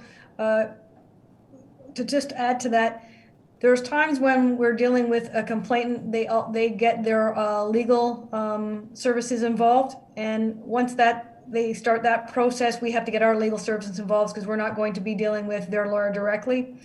As well as when we're dealing with this issue, we are also, sorry, we're also dealing with, sorry, I lost my train of thought there. We're also dealing with situations where we have to make sure all our ducks in a row before we move forward. And when we're trying to do other issues of getting them into compliance and getting cooperation. So it's only the small percentage of ones where people are not complying that we can't work with them. We're getting into that nth degree where we're dealing with legal matters. Okay, the CAO wants to step in here. Yeah, I think through your worship to Councillor Beauregard, the section that you're reading there is surrounding determining whether a contravention is warranted of pursuing a charge, I guess the likelihood of a successful prosecution. So I might be going out on a limb here, and I would defer to the staff that have already spoken to your question, but I think that request would go through management for approval. So somewhere else, it's not going to be the officer himself or herself who is in direct contact with the city solicitor. It'll go through a management process that makes sure it's approved, because I think you're right. We could rack up a lot of legal fees if we don't filter those requests at all. And, you know, lawyers' fees are not cheap in this day and age. So that would be approved by management, I think. So just to provide some reassurance. Okay, Councillor? Okay, sorry, through your worship to Director CAO. So that is confirmed that it would go through management before it goes, or is that still a question mark? No, it's your worship. It's Tom. If I could, the CAO is absolutely right. Anytime we talk to a solicitor, it's always done in conjunction with the director. And if we recognize that it's going to be a serious situation, my past history has always been to communicate with the CAO, so everybody knew what was going on and signed off on the need to contract the solicitor to represent us. Especially if we knew it was going to be a controversial thing that was going to be very time consuming. So absolutely, we just don't, the staff don't take it upon themselves. It would go through the manager, the director, and then to the CAO for approval. Councillor? Okay, I'm happy with that. It's just the wording of that section does not necessarily indicate that. The way I read it is just that the municipal officer can go and do that. So I'm not sure if we can revamp that wording, but other than that, I'm happy with it being some sort of approval from a director or management level. Okay, thank you. Councillor Baggio? Thank you very much, Mr. Mayor. A couple of questions. When a complainant puts a complaint in and the bylaw investigates, when the investigation is complete, is the complainant notified that the investigation is complete, or is it just up to them to keep calling bylaw and say, are you done yet? It might not be a offense. That's why, say, property standards or something like that. Mr. Cartwright? Yeah, Your Worship, thank you for the question, Councillor. So that is a point of discussion that we've certainly had over the last number of months. That's a process that we're leaning towards trying to implement on a more regular basis. I will say that we do try to do it. Sherry certainly tried to do it in the past, but as she alluded earlier, sometimes when you respond back to the complainant, they're not necessarily happy and won't, quite frankly, accept the fact that what you've told them is being truthful and or accurate. We're going through a situation like that right now as we speak, actually. But so the reality of the situation is you're not wrong. We're going to try to do more and more of that, especially in situations that I think can be remedied relatively quickly. But some of these things take a long time, and that's not always the satisfaction of the complainant. But the reality of the situation, I think all of these things that we're sitting here talking about tonight will put us in a far better position to be able to do it. So the short answer to your question is we're going to make every effort to do so. Councillor? Thank you very much, Mr. Mayor. Just further that, like, I'll give an example. I have one complaint I put in. It's coming up, a property standards complaint. I did it for somebody else because they don't want their name associated with bylaw because they just figure you guys, they have no problem doing it with me. I have no problem doing it for them anyways. But it's coming up on its 1 year anniversary. It's not like there's a big truck in the yard. It's just general maintenance. And now I have not contacted bylaw since I put the complaint in. There was a little bit of progress over the winter, a little bit this spring, but I'm so tempted to call bylaw and say, listen, like, are you guys almost done yet? Or like, why is it taking, the mental illness has nothing to do with it because I know the person. But it's just that's where I get people talking to me like, why is it taking almost a year to get somebody to trim some trees or stuff like this? And basically, I don't have an answer for. And I refuse to call bylaw because I figure I don't want to interfere with you guys. So I got to be very careful. And sometimes I call anyways. You don't return the call anyways. So, which is okay. But Cartwright? Your worship, if I could. So, Councillor, please send me and Sherry that address. We'll look into it tomorrow. But again, I believe what we're proposing to council tonight will make that job much more effective, more efficient for us to be able to follow through on things. We are changing a lot of things internal to how we operate with regards to the city as a whole, with the hope that it'll free up our people, when I say our people, our bylaw enforcement people, to go out and be more effective and efficient out in the field with regards to a number of issues. But I'm going to be honest with you, and I'm going to try not to be too blunt, but the reality of the situation, it seems to me that every time we close a door, another one's waiting for us. It's a never-ending cycle. We're doing the best we can given the situation that we're given with the resources that we have. We're trying to find ways to be more effective in the community without coming to council and saying, I need X, X, and X. We're trying to fill some gaps that we have identified, and we're hopeful that that's going to take shape over the next little while. So we're on the same page. I totally believe that you provide me with that information and just send Sherry and I a quick email as a reminder. I'm not going to lie to you. It could have gotten dropped. I would hope it hasn't, but certainly we will follow it up as soon as we get it. Thank you. Councillor? Thank you, Mr. Mayor. I do appreciate bylaw, all you guys do. I know it's not an easy job, especially the ones on the street. They're taking a real beating sometimes. Well, not physical, but it's got to be hard on the mind, what people say and stuff when people get upset. So I'm looking forward to the new and improved bylaw. So thank you, Mr. Mayor. Great. Thank you, Councillor. Councillor Wells? Thank you, Your Worship.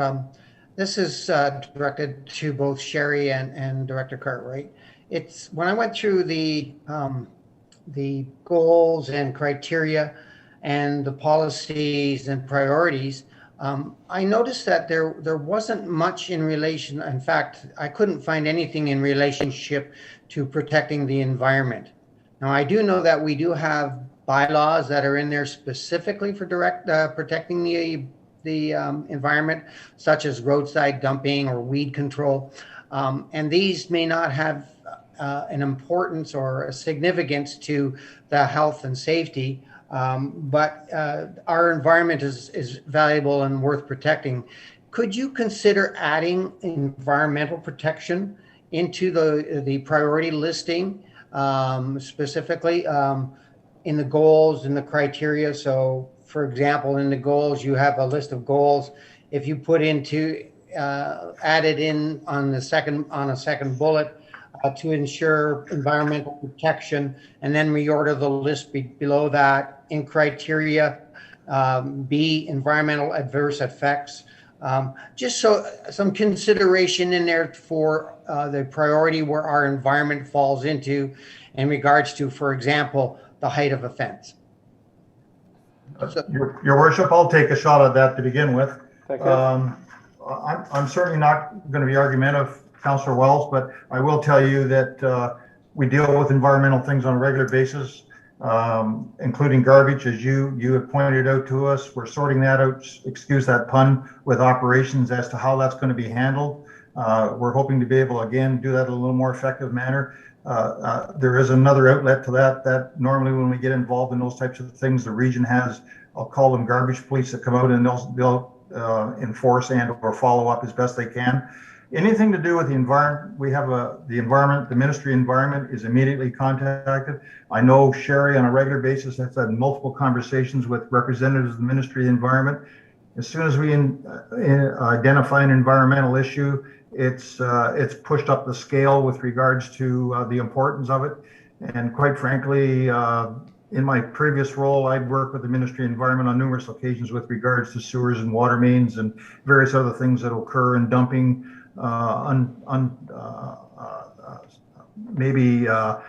things that are found on sides of roads or in properties, on properties, containers and such. So I know we, in fact, in my previous role, I actually worked with Sherry in the Ministry of Environment for a property out on the 140 with regards to environmental issues. So it's higher on our scope. I'm not saying for a minute that it can't be added there, but I will say that anything to do with potential property damage or those types of things or affect the neighborhood with regards to health and safety, I would think it would fall under health and safety. But if you wanted to seek some clarity with regards to that, I'm not against it. I just think it's been addressed and we do address it on a regular basis. I don't know if Sherry wants to add anything to that or not. Go ahead. Mrs. Hanson? Thank you, Mr. Mayor, through to Councillor Wells and all of council. Yes, that is exactly what is similar to Director Cartwright. We do it under health and safety. So similar to grass cutting, ticks, animals burrowing in there, that type of stuff is done under health and safety, as well as roadside dumping is with garbage enforcement. We use the MOE. So all those things are put into the health and safety component of it. And we do take that very seriously, and we call on other agencies to assist us to ensure that it doesn't spread or progress to any further effects. Illegal dumping into drains, all of those types of things. It's a health and safety issue for us, and we take on other agencies to assist us in that manner. Councillor? All right, I was just looking at it from a perspective of our provincial policy statements from our official plan. All of those include the environment as well as health and safety. It would just be a consistency and just something that if anybody was reading those policies, they would know that it is considered and it is in there. So it was just a suggestion. Thank you. Thank you, Councillor. I have Councillor Bruno. Mr. Mayor was asked and answered. Thank you. Great, thank you. Any further questions? Okay, thank you, staff. So seeing no further questions, all those in favor, please raise your hand. That's carried. Thank you, Council.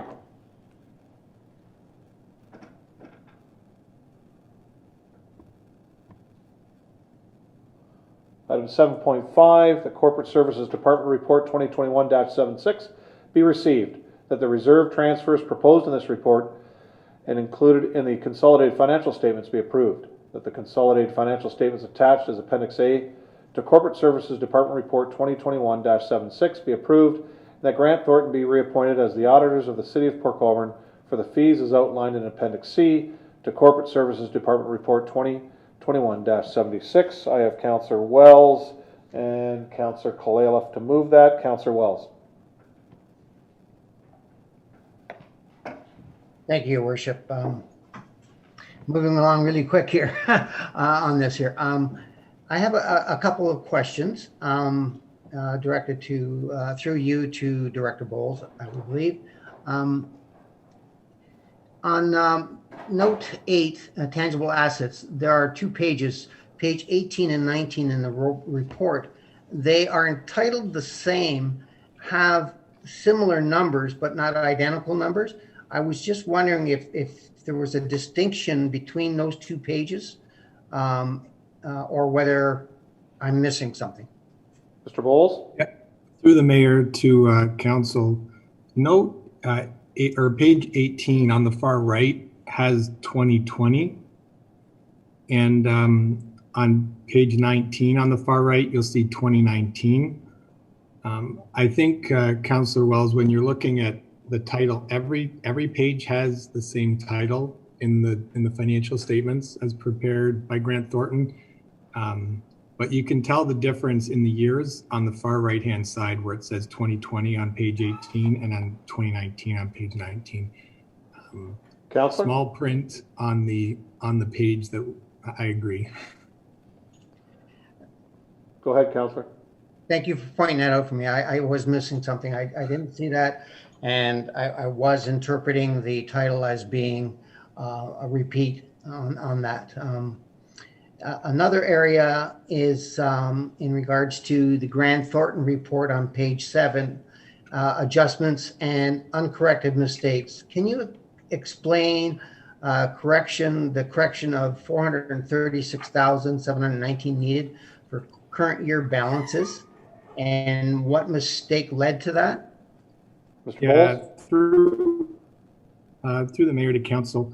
So there's actually there's two large ones in there, and just to explain how that happens, at the end of last year's audit, Grant Thornton gave us the entries, and our manager of financial services at the time recorded the entry, but recorded it incorrectly. And when it's all on the balance sheet. So when we went and we looked at the income statements or the statement of operations, created the year-end report for council, there was no impact. It was a balance sheet technically adjustment between retained earnings, and they identified that when we were trying to put together the statement. So it was actually the entry to record their last year's entries. It was put in backwards, basically. And that's what that entry was. Councillor? Thank you. I'll let other councillors speak. I know it's getting late. Thank you. Any further questions? I'm not seeing any. Councillor Wells, do you have another question? Sure. In regards to the consolidated draft statements, number 10, note 10, self-sustaining entities. I noticed that the marina took a huge hit and drop from 2019 performances. Is that COVID related, or is there something else in there that, such as the storms and expenses that were incurred there, that caused that huge drop? Mr. Bowles? Yeah, through the mayor to council. Council will remember, or I know I've thrown a lot of new financial reports at you. When we were doing the budget process, we identified that the debt for the marina was coming due, and it was about $400,000 at the time. And what happened was we agreed, or council approved the internal financing of that, which we were funding from other reserves instead of going back out to market to borrow the money from the public market for the next 5 years. So that's part of it. And then the other part was in the year-end surplus deficit report, we identified the marina did have a deficit in 2020 because of COVID. So that's the combination of the two. We budgeted in the budget over the next 5 years to repay that internal loan. So over the next 5 years, that reserve balance will grow back up. Councillor? Thank you. That answers my questions. Thank you, Mayor. Great, thank you. Seeing no further questions, all those in favor, please raise your hand. And that is carried. Thank you, Council.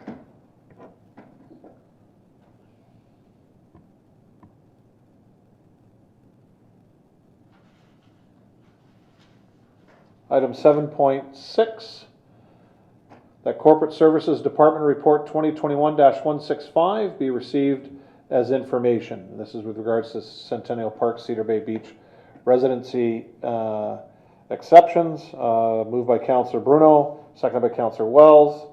Councillor Bruno. Thank you, Worship.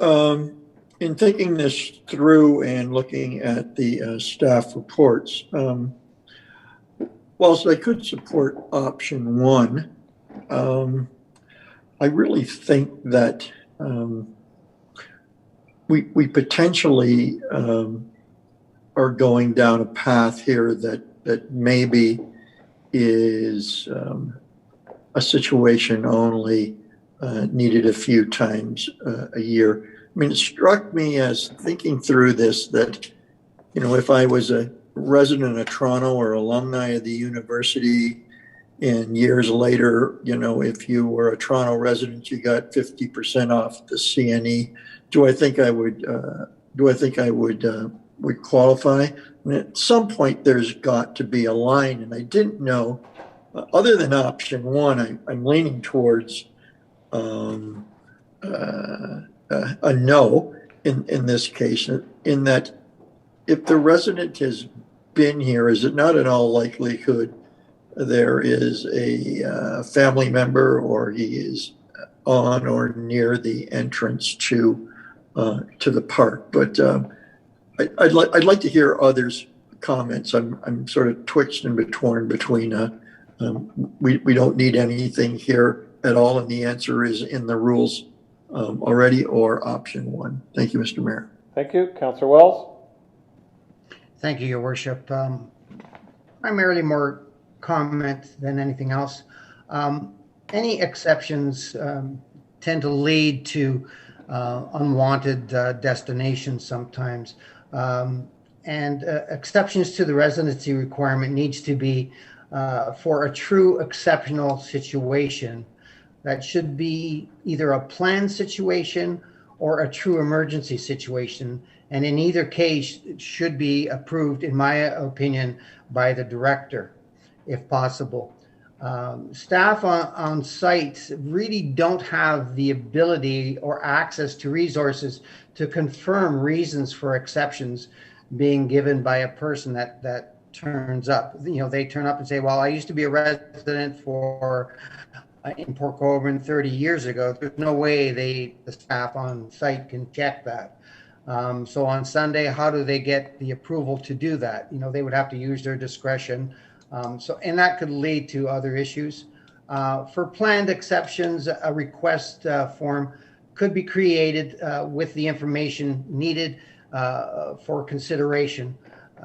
This form should be available online and with the associated instructions. The form can be completed quickly online, submitted in advance, and with the planned date, with sufficient time for the director to review it and consider it for an exception. In the situation where there is an emergency and someone needs access to the area immediately, that should be a true emergency where emergency services have been notified, they're being called in. It would involve either an injury or something of that nature. From that perspective, staff on site would know, they would have the ability to assess that situation right away, and then they could use their discretion and from that even prepare a report for their daily activities that could be followed up on. So yeah, on top of this, I think it's important that we understand and control these exceptions. So I think that in my mind, I'm not in favor of this at this point in time, unless we put in some more modifications rather than just a straight exception.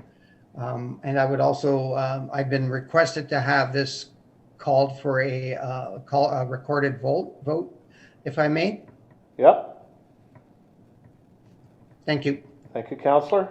Councillor Bodnar.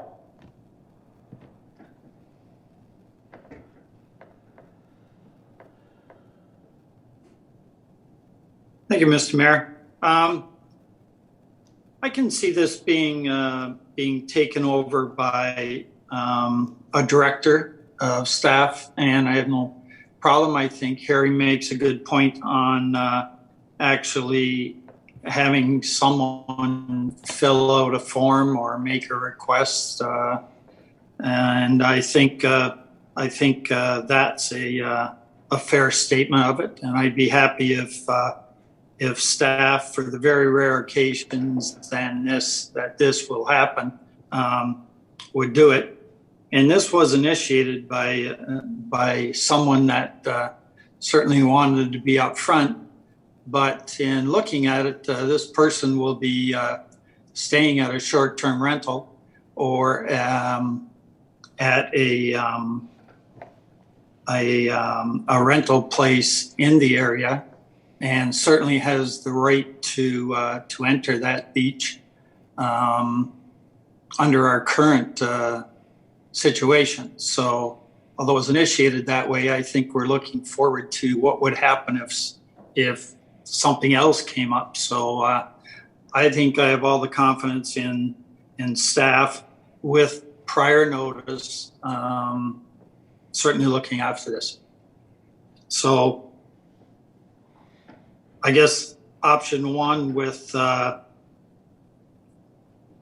I would suggest we might want to take out staff on site and leave it at a director level with proper notice ahead of time.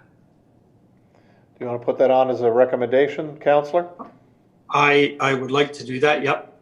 Councillor Wells, would you second that? Yes, I will. Okay.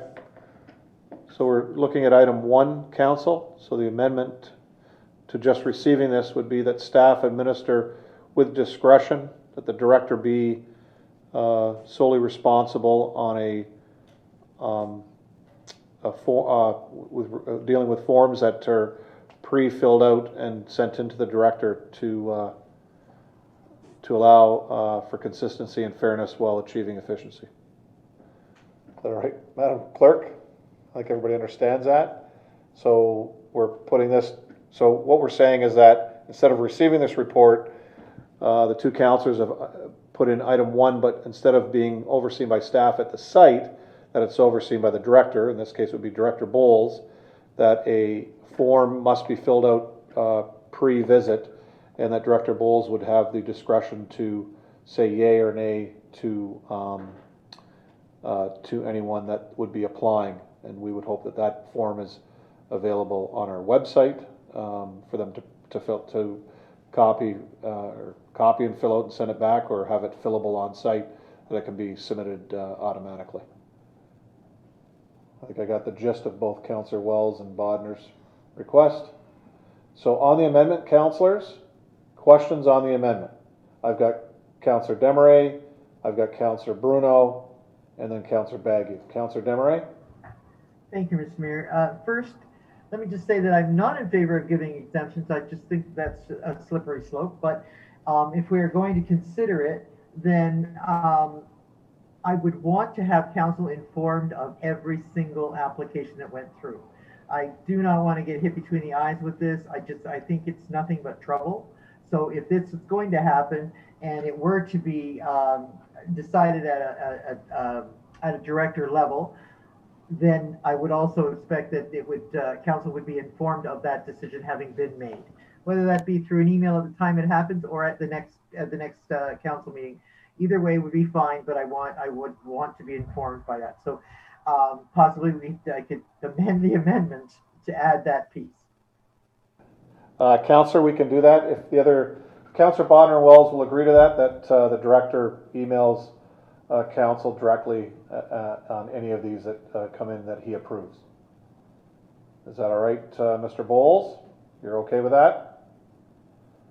Yeah, through the mayor to council, if I can just say a couple things, because there's another, I think, item to consider. So the first item is just a reminder that, which will lead to my second item, decision that needs to be made, that if you're staying in the city of Port Colborne, the approved protocol is you're treated like a Niagara resident, so you can go to the beach without the application, which should simplify it hopefully for most, if not all, individuals going to Cedar Bay. The second item that staff would like direction on is, and I think it goes to what I was speaking to, we treat you like a Niagara resident. So it's $25 or $35 to go to the beach. So the second item for council to consider is under the application process, would they be free of charge? So would we treat them as a Port Colborne resident, or would we treat them as a Niagara resident? So would they still pay or not? And staff would need direction on that. Councillor Bodner and Councillor Wells. I'll go to Councillor Bodner first, since he moved it. I think if it means that much to a person, the $25 or whatever, if they really want to go, I have no problem with charging them. You know, so I'll just throw that out as an example. Okay, Councillor Wells, you're okay with that? Yes, I am. Just one other aspect on that is, for example, if there was a group, a class from Hamilton, of preschool kids or kids and their teacher, and they wanted to come to the beach to investigate the fowl or toad, for example, that would be an exception, and that would go through on a different sort of format. And just so I'm not sure how you would charge that, whether you would charge that by the class or you would charge that by the individual, but I do think it needs to be charged, and I would support charging them as a Niagara resident. Okay, we'll take that is a friendly amendment to what the councillors are asking for. You're fine with that, Mr. Bowles? Okay, thank you. I had Councillor Bruno, then Councillor Baggy. Thank you, Worship. My concern here is that we are taking one person incident who's now got to email, find out who he sends it to or she sends it to, send it in ahead of time by a certain date. Then it's going to be reviewed by a six-figure salary director. Then it's going to also be copied somehow before that or after to council. I got to tell you, I just think this is overkill for what amounts to a problem that I didn't know happened last year when we were letting everybody in. And so far this year, it's one person. Like, I think that, you know, school classes now, like this is going to potentially take on a life of its own.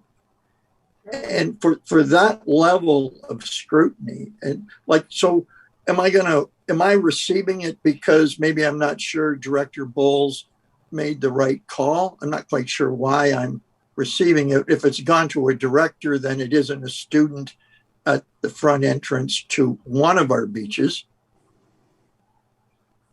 Like, I think at the end of the day, you qualify or you don't.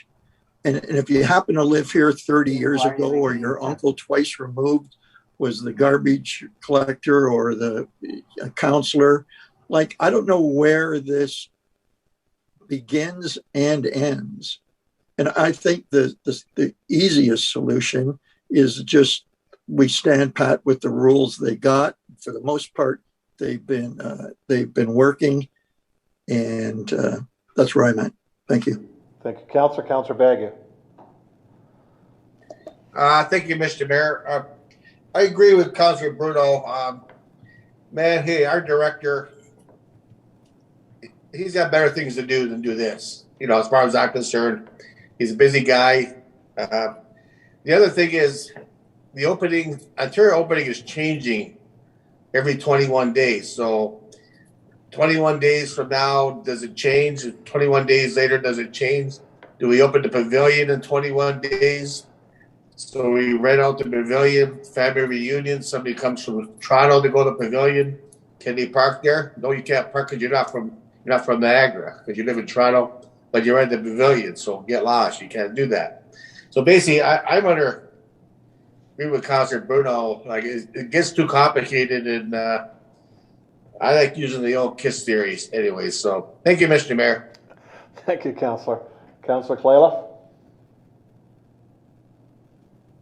I agree with the two gentlemen ahead of me. I think it's getting pretty complicated. And it's not even a problem anymore. Councillor Bodner said that his cousin, I think it is, has rented something and he doesn't even need it. So we're doing something for nobody at this point. Thank you. Okay, thank you, Councillor. Any further comments on the amendment? Okay, Councillor Wells, you asked for a recorded vote. Do you want a recorded vote on the amendment? Yes, please. Okay, Madam Clerk, recorded vote on the amendment.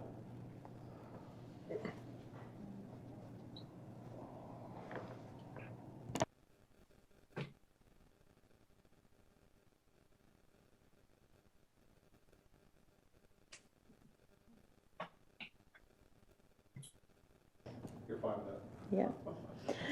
Okay, when I call your name, please let me know if you're in favor or not in favor of the amendment. Councillor Baggio. No. Councillor Beauregard. No. Councillor Bodner. Yes. Councillor Bruno. No. Councillor Desmarais. This is only to the amendment, correct? Correct. Then yes. Councillor Danch. No. Councillor Kalaliff. No. Councillor Wells. Yes. And Mayor Steele. Yes. So that is 4 in favor and 5 against, and the amendment fails. Okay, thank you. So we're back to the main motion of receiving this for information. Further questions on this? People that still have their yellow hands up, do you want further questions or are you okay?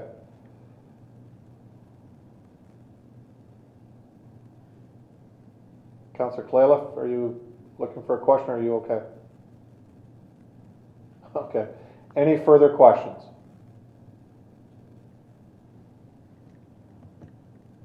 Okay, recorded vote, Madam Clerk. So now I'll take a recorded vote on the original motion as presented. Yep, as to receive for information. Correct. So again, when I call your name, please state your vote. Councillor Baggio. No. Okay, Councillor Beauregard. Yes. Councillor Bodner. Yes. Councillor Bruno. Yes. Councillor Desmarais. Yes. Councillor Danch.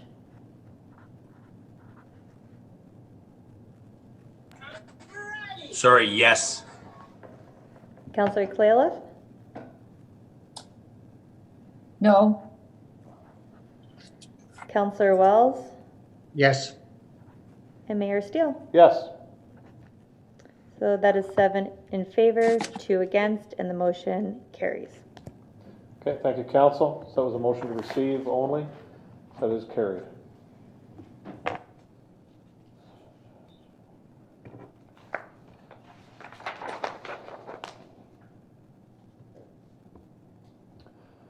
Item 7.8, that Planning and Development Department Report 2021-168 be received. That the zoning bylaw amendment attached as Appendix A to Planning and Development Report 2021-168 be approved, and that the Planning and Development staff be directed to circulate the notice of passing in accordance with the Planning Act. I have mover Councillor Wells, seconder Councillor Bruno. Councillor Wells. Thank you, Your Worship. This is more a comment rather than a question to anyone. As of late, and some of these developments, what we're seeing is a lot of what I would refer to as shoehorning into tight spots. And in this case here, reducing the front yard by 30%, in the backyard by 50%. I think what we're doing is really setting precedents, because this is really in a downtown business area. where access may become a very contentious issue. I am not in favor of this, and I would like to ask consideration for the amount of variant or reduction in these two areas. Okay, thank you, Councillor. Any further questions? Councillor Bruno?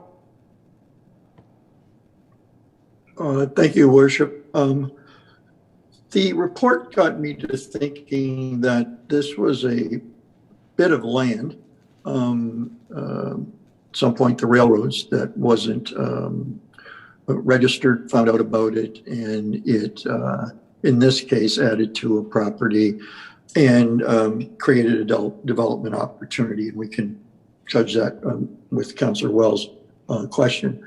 My point of raising this tonight was really, are there other properties like this? And so, you know, butting up against that short line railroad also in that stretch is George, Charles, and Union Street. And I was really looking for some investigation if there are not more properties, because oftentimes when this happens, like-minded circumstances, maybe it's worth investigating if there are others that abut that railroad. And I was wanting to have that investigated. And perhaps that's Mr. Schultz or the planning department or Mr. Long as a special project. Mr. Long's not here, Mr. Cotton is, but with regards to what's on the floor that really doesn't pertain to this report, I'd ask you to bring it up under new business. If that's okay, sure. Councillor? Thank you.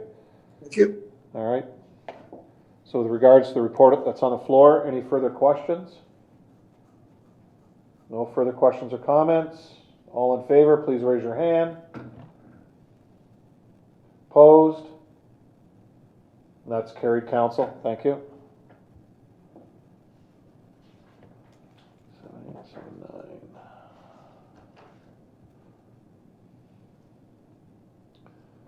This is a follow-up proposed draft bylaw for non-parking administrative penalty system. The Community Safety and Enforcement Department Report 2021-170 be received, and that the draft non-parking administrative monetary penalty system bylaw attached as Appendix A to Community Safety and Enforcement Report 2021-170 be approved. I have Councillor Wells and Bodner moving this. Councillor Wells.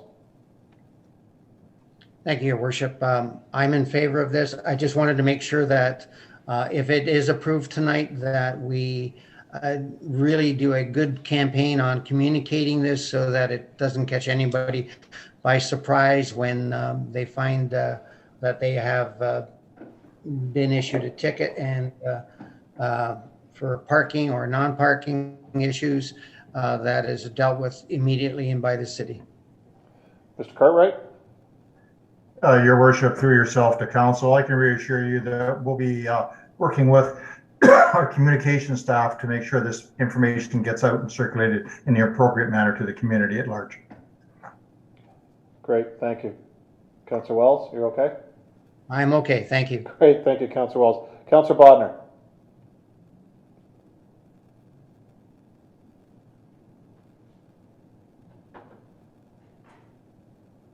Thank you, Mr. Mayor. I think Councillor Wells said it good. I'd just like to say this is part of that AMPS thing that Director Cartwright was talking about, and it should certainly help us keep more of the money for the work that we do on it. Now, I did have a note here, and maybe I misread something, but is there not reference in here that we have to make changes? Oh yes, on page, no, sorry. Was there not reference in here we had to make changes to a couple more of our bylaws on noise and something else, or did I get mixed up with another report? Your Worship, I'll speak to it very quickly because Sharon and I have talked about this. We worked on this together. She did most of the work, quite honestly. It's a program that's been in place for the city for a number of years in other areas, but we're expanding it to other areas of the city that are more useful to us.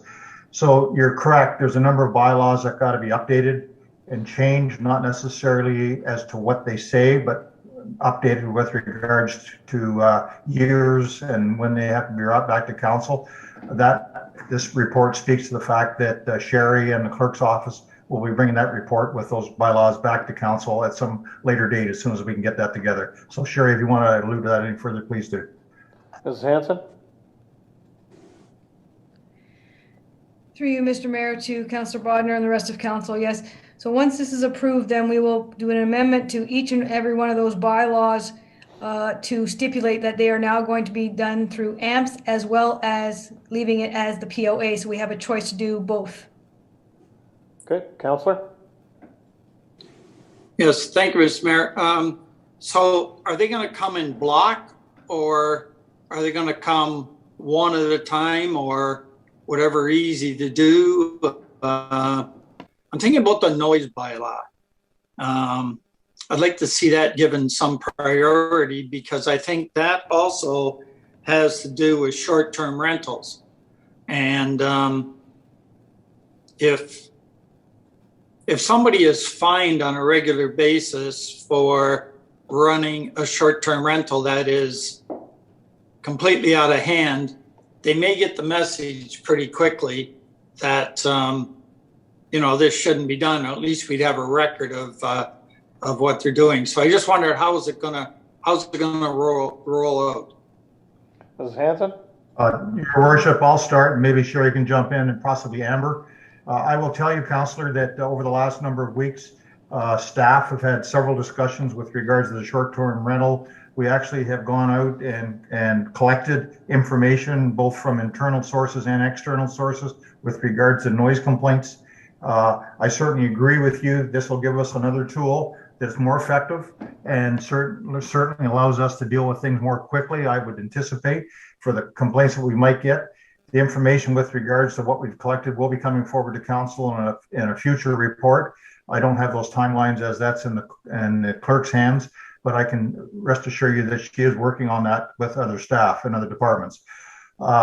So Sherry, if you would like, obviously we could prioritize what you felt necessary, but quite frankly, the need doesn't appear to be there. I'm just trying to be honest with you, and our research doesn't show that the noise issue is really a noise issue in all likelihood.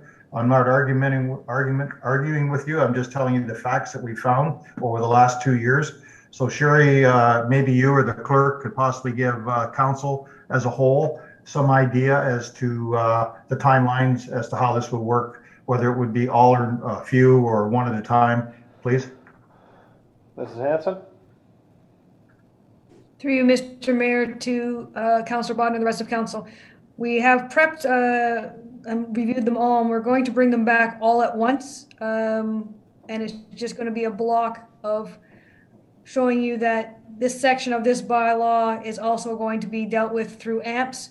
And we are almost finished with completing all of that, as well as once we've got the AMPS bylaw approved tonight, then we're going to put everything through and hopefully to have it at, I'm not guaranteeing the next meeting, but the following meeting after that, we should have everything in place. Okay. Councillor? So just a comment. Just a comment to Director Cartwright. I can tell you it was a major problem in our community last summer. There wasn't calls made to Bylaw, and it was from fear of the neighbors as to what could happen if these people decided one of the neighbors complained. And it is a real thing, and I believe it's only going to get worse with these short-term rentals. The people that have short-term rentals and really enforce it, God bless them, that's great. We should have a whole bunch more of those. But there's one or two out there that are disrupting whole neighborhoods, and we need some kind of a hammer to get their attention. Thank you. Mr. CAO? Through your worship to Councillor Bodnar, a little bit off topic. I don't dispute that at all. I imagine that activity did take place. I'm in receipt of an email from the Niagara Regional Police 2016, 1 noise complaint on a fire lane. 2017, 0. 2018, 1. 2019, 0. 2020, 0. 2021, 0. We have complaints about golf carts on road ends. They were out there today enforcing golf carts on road ends. Granted, it's a Monday, but they have to scatter the days they go there. We're going to get the enforcement that's required based on the complaints received. Folks in Port Colborne have to call the police when something happens. Noise complaint, criminal activity, theft, trespassing. Please call the police and report crimes, or we're not going to get the officers dispatched in Port Colborne to respond to the crimes. So I think that's an opportunity there. There's 5 years and 2 noise complaints on fire lanes. So it will help everyone if we can, and this message is to the public, not to Councillor Bodner, it will help everyone if there are problems to report the problems. Okay, Councillor? Yep, that's good. Great, thank you. I have Councillor Baggio next. Thank you very much, Mr. Mayor. A couple of questions for whoever. When we turn over to AMPS, the existing open investigations, are they grandfathered to not to go into AMPS, or do they automatically turn over into a monetary penalty from day one? Mr. Cartwright? I'll refer that or defer that to Sherry, but I believe if it's an open file that's currently under our control, that we wouldn't use AMPS. It would be from whatever time council moves forward. We wouldn't have the authority to grandfather under this particular bylaw. Mrs. But Hanson? Sherry can answer that, or perhaps the clerk. Okay, Mrs. Hanson? So each and every, through you, Mr. Mayor, to Councillor Baggio and the rest of council. Each and every offense and every day of the offense that it occurs, we can move forward from that point forward. However, if the offense occurred in May of 2021, then we could not move forward with AMPS because it wasn't passed at that time. But if the offense still occurred in July of 2021 and we decided to move forward at that point, we could go under AMPS. So it's kind of a twofold question, and we're going to try and clean up all of the files that we have and move forward with AMPS in the same process. Councillor? Thank you, Mr. Mayor. My second question, I'm reading the penalties, and if you have a sign that's not proper, it's a $500 administration penalty. But if you obstruct an officer, it's $280 penalty. I would think that obstructing an officer is a lot more serious than somebody have a sign saying we're open or something like that, or, peanuts for sale here. So I just don't see the justification in a $500 sign penalty where obstructing an officer is much lower. Mr. Cartwright? If I could, Your Worship, I think what that comes from is the fact that you're still going to get a fine for the original violation. Plus, if you were to obstruct us in the process of investigating it, you would get an additional fine for that amount. And you need to remember, I think the report speaks to this, these fines were all originally set by the justice system, and they're the ones that set the parameters with regards to the amounts. Obviously, I believe, and I stand to be corrected, that if council chose to make that a far significant, larger amount, they could do so. But again, I believe that that in itself, you would get 2 tickets in this particular case, not just the 1. Councillor? Okay, that's a good answer to my question. My last question, Mr. Mayor, is who is the screening officer? Mr. Cartwright? Your Worship, that is at the decision of the CAO.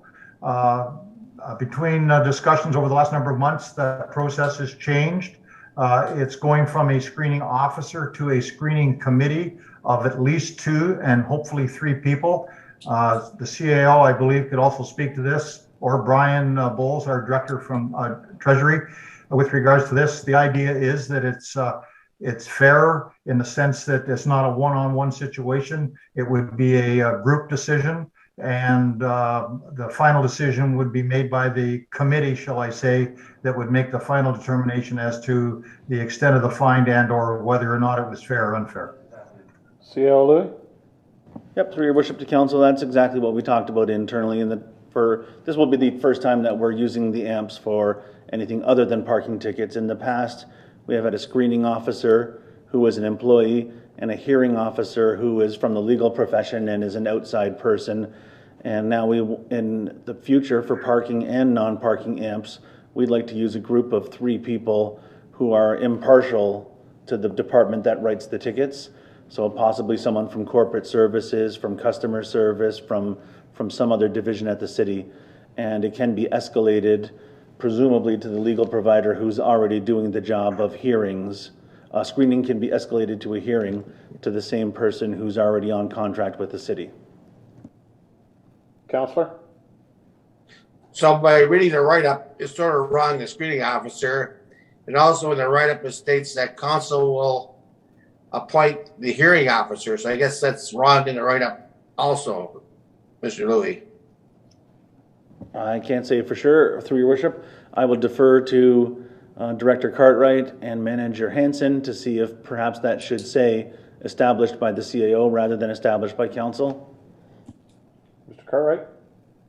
If it's written that way, I'll be honest with you, I didn't review it that carefully. It was done by Sherry, but I believe it definitely is the CAO's job to appoint the necessary people. We can make that correction. Okay, council understand that? They'll make that correction. All right. You okay, Councilor Baggio? Any more questions? No, I'm doing great, Mr. Mayor. Thank you. That's it. Thank you. Councilor Beauregard.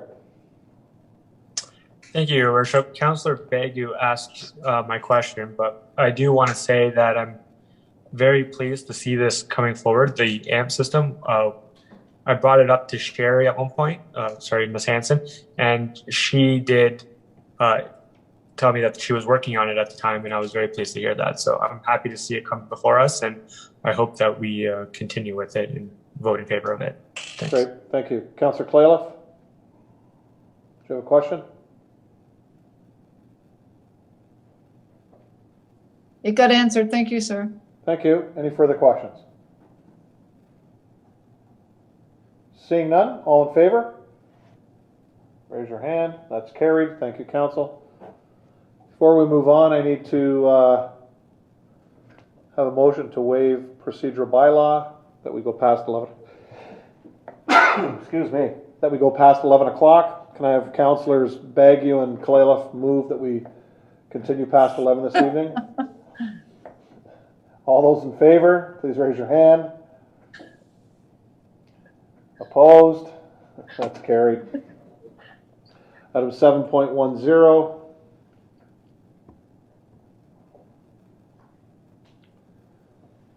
Erie Street Water Main, that council award the project for the design of replacing water main on Erie Street to Associated Engineering Limited, the consultant, for the amount of $118,210 plus applicable taxes, that a provisional item of $100,034 for contract administration and inspection be awarded on a later date at the discretion of the Director of Public Works, and be approved for use if necessary to supplement city staff resources. That staff prepare the contract bylaw and the city clerk and mayor be authorized to execute the contract agreement, and that the funding of the project be financed under account 20C-PW-L43. I have Councillor Bruno and Councillor Wells moving that. Councillor Bruno. Thank you, Worship. Really just wanted to say thank you, particularly to Steve Shapowski, who's championed this, Chris and his department. Your Worship, you were quite heavily involved in those early complaints from the people, particularly between Minto and Kalali on Erie. Certainly, I'm pleased that staff and council chose what is tried and true, and that is to do worse first, and we don't play it by wards or where the last street got done or anything like that. So just wanted to thank staff, particularly in getting this to the stage that the tender could be let this fall and this could be a project for 221. So just an all-around thank you, Mr. Mayor, and I'm sure those 50 homeowners will be very pleased if there aren't leaking. That whole line was put in circa the same time, so I think the other ones are going to be not far behind the ones between Union and Kalali on Erie. Thank you, Worship. Great. Thank you, Councillor. Councillor Wells? Thank you, Your Worship. A question through to Director Kalamoto. The question being, are the other services, the wastewater and the storm sewer systems, the condition of those, are they in relatively the same condition as the water system? Mr. Kalamoto? Through you, Mr. Mayor, to the councillor, no, we actually did our CCTV and our due diligence to ensure that the other pipe infrastructure was in a better shape. And so we determined that only the water main is to be replaced at this time. The sanitary and storm sewer were in quite good shape. Councillor? Thank you. That's my question. Okay, any further questions? Councillor Danch? Thanks for that, Mayor. I'm just looking at the cost of that. $118,000 to run that water line from Kalali to Neff Street. Is that correct? Mr. Kalamoto? Through you, Mr. Mayor, to the councillor, it is the cost for the entire stretch of the street, of Erie Street, both north and south sections. And it's the design for that. So that's the design cost or that's the installation cost? Mr. Kalamoto? Through you, Mr. Mayor, that is the design cost. So is there any idea on the installation cost? Mr. Kalamoto? Through you, Mr. Mayor, as part of this project, the consultant will be estimating the construction costs for this project in two stages, both the north and the south. So they will, and we will be coming back with that at further council meeting. Councillor Danch? Okay, because when I read this, I went, there's no way you're going to run a pipe from that end of the street to this end of the street for that kind of money. So that's just the design side of things. But I'm sure the people on Erie Street will be happy because they've been getting flooded out at 12 months of the year down there. And of course, those colder days make it really dangerous. So, okay, that's fine for now. Thank you. Thank you, Councillor. Any further questions, Council? All those in favor, please raise your hand. Opposed? None. That's carried unanimously. Thank you, Council.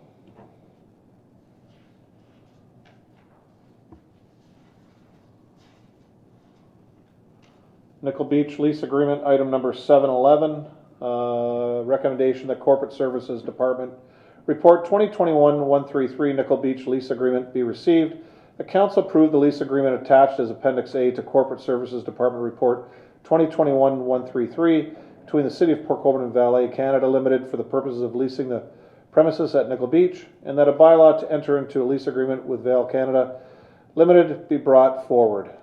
I have Councillors Bruno and Desmarais moving this. Councillor Bruno. Thank you, Worship. A big shout out and thank you to Vail for doing this 20-year lease. More importantly, the community fund that's going to pay for the testing, the fencing, and some of those improvements. So that's pretty huge and the best deal we've ever had on leasing that beach. I have a couple questions that pertains to the body of the lease document, actually. And I'm just wondering who that would be. Is that Mr. Bowles? Mr. Bowles will answer these questions, yes. Sure. With respect to 2.2, realty taxes, can that be transcribed as property taxes? Yes or no? Mr. Bowles? Yes. Yeah, through the mayor, yes. So in there in 2.2, Mr. Bowles, it says, in addition to basic rent, the tenant shall pay directly to the appropriate authority when due during the term. A, realty taxes, B, utilities, et cetera, So whilst we may not be paying the taxes to ourselves, what about the region and education? So is there actually a cost to the city when it says that in the lease? Mr. Bowles? Yeah, through the mayor to council, the reality is how this gets, I guess, handled is like through the impact assessment, there won't be an actual provision or carve off. So in writing this, we don't anticipate there to be any additional cost. This is simply standard language. Should we come across it, we would be on the hook for those dollars. But presently, and the way that the land is set up in the assessment system, the city doesn't anticipate paying any dollars on this. Mr. Bruno, Councilor Bruno? Thank you. I'm assuming they haven't through all these years under the previous lease, which may have had the same clause in it. Would you happen to know? Through the mayor, that to council, that is correct, and that is correct. We haven't paid for 100 years.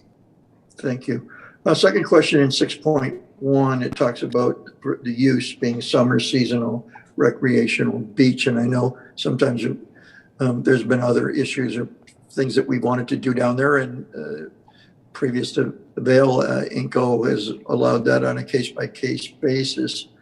But I was just wondering, there is no definition of summer season, and I'm not so sure whether we aren't sometimes in there before the 24th of May, certainly after September 22nd. Do you see an issue with it not being defined? Through the mayor to council, we don't. It was a general terminology that we utilized to express that they want the city to utilize the lease for those that live within the city and surrounding areas that may like to come to the beach. It's for recreational family purposes.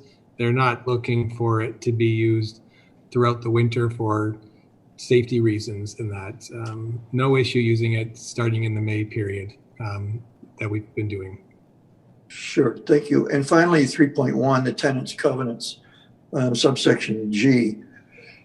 To provide employees of the landlord free admission to the lands and the facilities located hereon. I don't have a problem with that, but does that mean their vehicle, is that an issue to us at all? Yeah, through the mayor. Sorry, I'm jumping in too quick. Let's go. Go ahead, Mr. Bowles. No, what we plan to do is treat them as a Port Colborne resident, as they're working in the city of Port Colborne right on the beach. We will treat them from that respect. We don't view it as an issue that it's going to create an overcapacity situation. They've had the same access to the beach ever since we started leasing, and the number of people that use the beach is very minimal. Very good. I think it's a great idea. They are their employees and they're doing this. I had no problem with that. That's it. Thank you, Mr. Mayor. Thank you, Councilor. Any further questions? Seeing none, all in favor, raise your hand. And that's carried. Thank you, Council.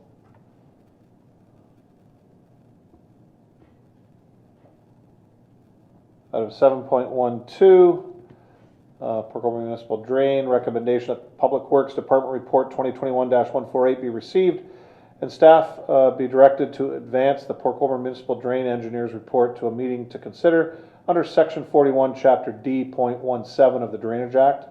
I have Councillor Wells and Bodner moving this. Councillor Wells. Thank you, Your Worship. I have two questions through you to, I think she was here.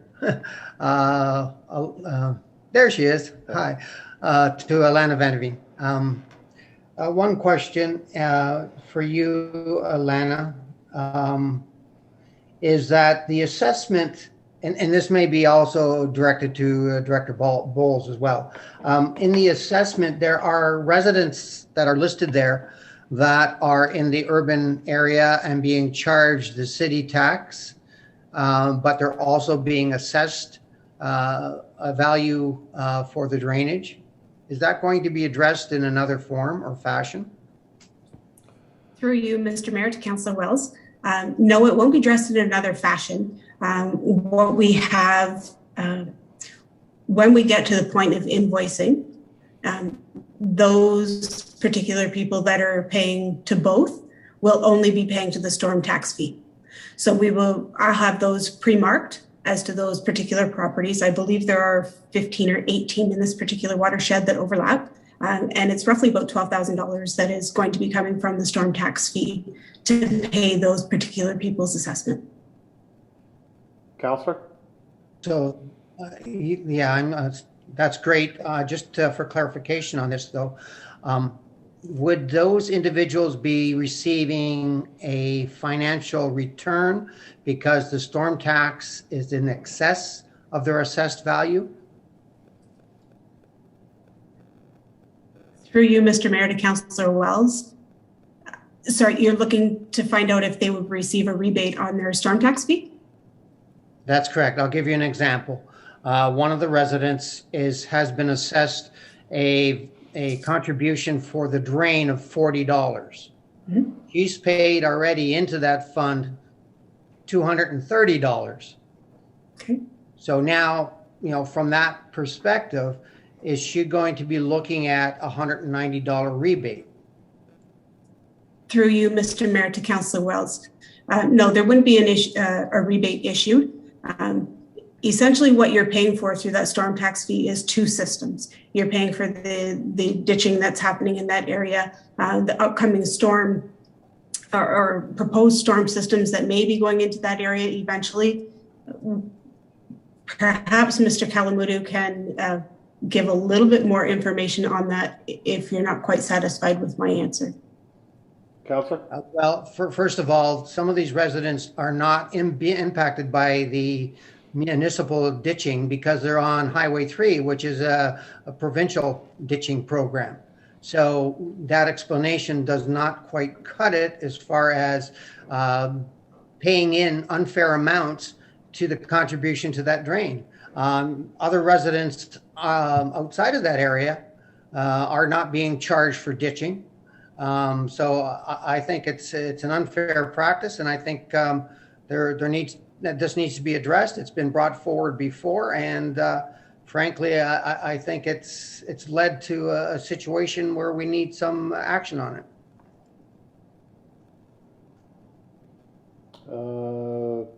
Mr. Bowles, do you want to tackle that, or Mr. Kalamoto? Through the mayor to council and director of public works can step in and we can continue to take direction on it. Through the budget process that we went through, there was a discussion about ensuring everybody within the boundary was charged the fee for the storm sewer system, and that is occurring. And everybody within that boundary would not have to pay for this drainage work if there was a charge, and that is occurring. So from staff's perspective, the direction of council has been followed. I understand that when we went through the budget process, there were commentary that there were still some residents that were on boundary areas that there was some concern about. So I think if the councillor is referring to these as some of those properties to which there remains concern, the staff can continue to take that back and have the conversations with respect to the boundaries and provide council with additional options to potentially change those. Alternatively, we can maintain the current model that exists, that if you're within the boundary, you pay the storm sewer fee and you don't get charged for your drainage work. But I do think to council, it is a question of who's in the boundary and who's not. And if council wants us to change the boundary, council can direct staff to change the boundary. Unless I've misspoken, I'll pass that over to the Director of Public Works, who may have some additional comments on that. Mr. Kalamoto? Through you, Mr. Mayor, anybody that is within the catchment area of the urban stormwater catchment pays the stormwater fee, which is what council identified. And so if there are any works, whether it be ditches or whether it be through the municipal drain, if they are within that boundary, those are the fees that they pay, and then that fee will pay for the works being conducted. Okay, councillor? again, I'm expressing a concern with that because the fees that which they have been assessed with regards to the drain are significantly lower than the fees that they're being charged for services that they're not getting. And the services that they're not getting, even though they're in the urban area storm sewer system, they're not receiving any benefit from that because their storm sewer or stormwater is not going into that system. And there is no foreseeable future where that system will be extended to those properties for them to receive that benefit. So for example, in this case here, as I said, they've already paid the city $230 when their portion to that drainage is only $40. So again, this is really, you're hitting some of these people, you're double dipping it, and basically it's not going to be swallowed. So, Councillor, on the advice of our clerk, this is going to have to be brought forward, and I assume it would be by you, as a reconsideration, because this was passed by council at the last during the last budget deliberation. So, if I could ask that either this evening or the next meeting that you bring it up as a notice of motion that you're going to bring back a reconsideration. I can do that. Yep. I also have a concern with regards to the report, and I'll express that concern to Director Kawamoto and Ms. Van der Veen. In regards to the report, I wanted to make sure that council is aware that there is a significant complication here with regards to the contribution of the water that the quarries is pumping into the drain through their permit to take water. They have a permit to pump 18,900 cubic meters per day of water out of the quarries into that drain. That's 160% more water than the city uses by the day. That's a significant amount of water which would overburden, or which the drain has to handle and address.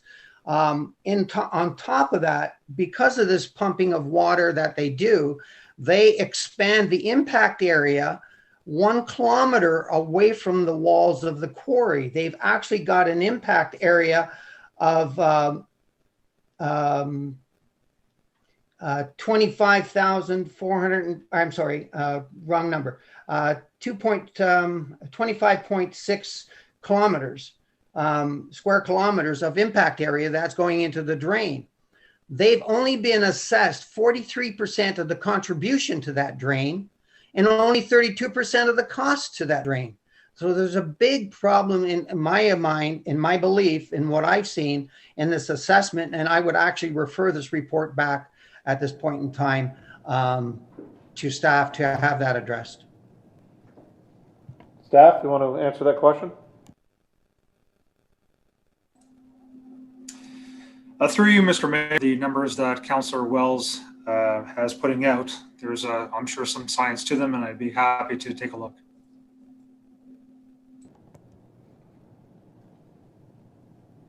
These numbers are all represented in the permit to take water licenses issued to Port I hear Harry's concern, and it's a real concern, and certainly needs to be dealt with. I've never seen a way to do that before the meeting to consider that you're talking about. Is there an option to deal with Harry's concerns, like that won't put an extra cost on the people that are going to pay for the drain? Ms. Van der Veen? Through you, Mr. Mayor, to Mr. Bodnar. So at the meeting to consider, the engineer will give a brief presentation of his report, as we've seen in the past. And at that time, there will be a time where he can answer any questions that are required or asked of him. I know that the engineer has looked at all of this. He is aware of the permits to take water, but that is more for the engineer to answer than myself. Right. So will the engineer be prepared? You say he's looked at this. Harry's brought up some real numbers here. Will you give him those numbers, or will he get all those numbers so we can be assured that he'll have answers to those questions Ms. Vandereen? At that meeting? Through you, Mr. Mayor, to Mr. Bodner. Yes, I'll make sure that he watches this presentation or this YouTube and understands what's going to be asked of him. Okay. All right. Set, Councillor? I've got another question, but I'll wait for Harry to finish. Okay. I was just going to say that I will prepare these questions and send them in so that there's no guessing on what the questions are and where the numbers and everything came from. I will provide the sources of the information and provide that to you, Alana. Okay. Good. Great, Councillor. I appreciate that. That's the best way to go. You okay with that, Councillor Bodner? Yes, I just have another question before we end this. So, Len, I'm sorry that you're last on the list and the meeting's gone so long, but luck of the draw sometimes. So this is a drain that is also caught up in the two engineering companies that one went bankrupt and one threw in the towel and didn't finish. And so I would assume we'll take care of that at the Court of Revision, where whoever's on that panel gets another chance to bring this up and ask for some relief for the ratepayers. Through you, to Mr. Bodner, if those questions are asked and those concerns are brought forward, then yes, it would be treated the same as the previous drain, the Michener drain. Okay, so my other question is, what? Very rarely does this happen, but what if no one disputes their charges or anything? I just want to be sure that there's still a Court of Revision that whoever's on that will have a chance to bring these forward. So, Alana? Through you, Mr. Mayor, there will be a Court of Revision held if there's appeals or not. Right. We had that on one other, so it can be brought up at that time. Yes. Good. Okay. Thank you. Great. Thank you, Councillor. Any further questions? Seeing none, all in favor, please raise your hand. Opposed? That's carried.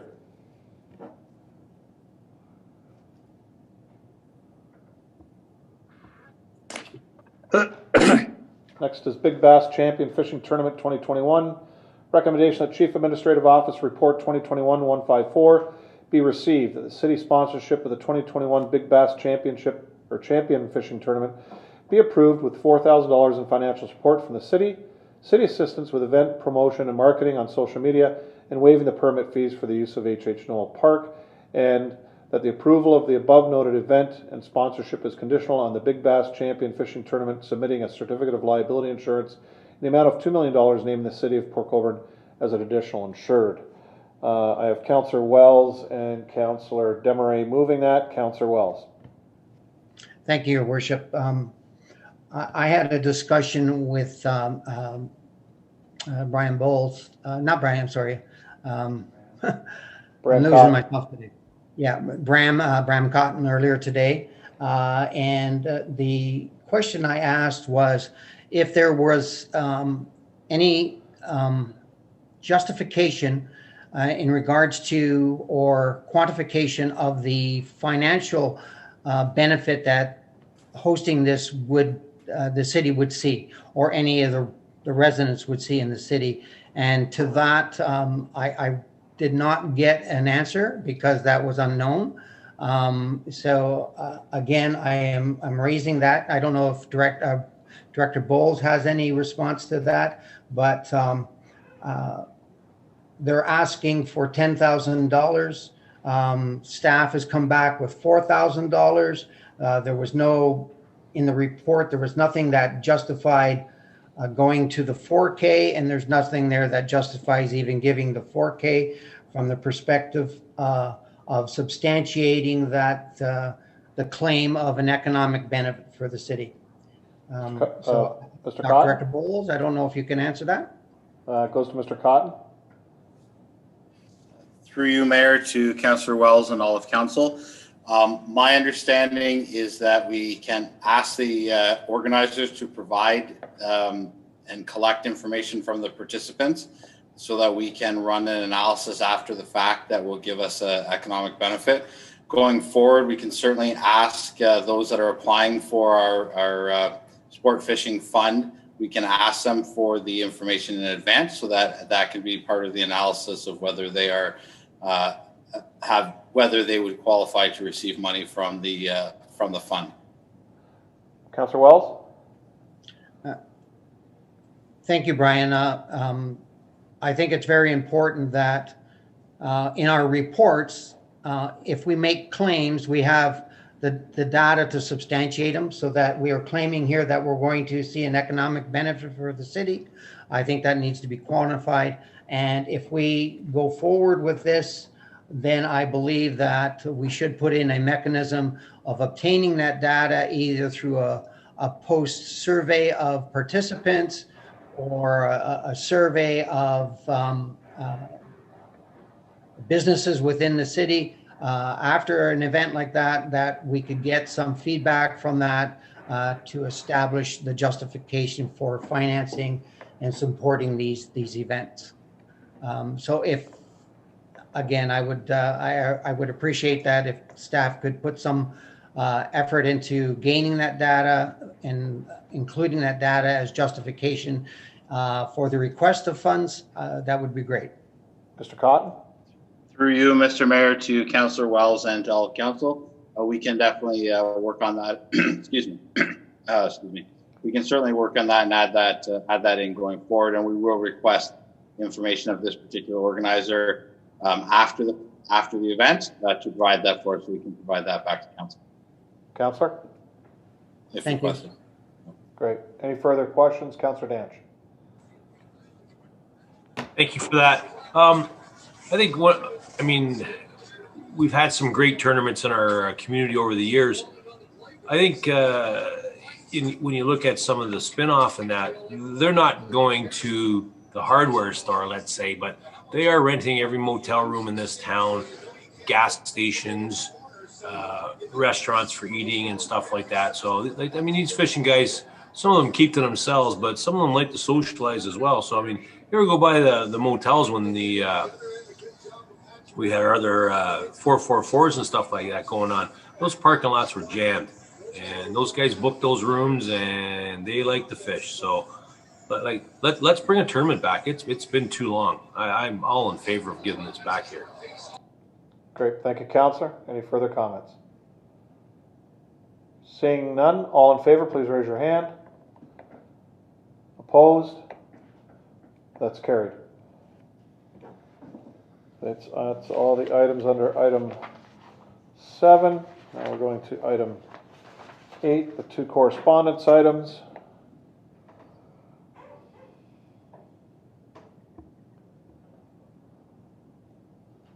.1 is correspondence from the town of Fort Erie regarding capital gains tax on primary residence. To get that on the floor, I'll have Councillor Wells, Councillor Bodner. Councillor Wells. Thank you, Worship. To this, I would like to lend the City of Port Colborne's support. So if we could provide the town of Fort Erie with a letter of support, that would be great. Perfect. Councillor Bodner, you're fine with that?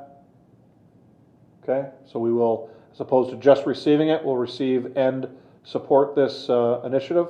Any further questions from council on this? Seeing none, all in favor, please raise your hand. That's carried. Thank you.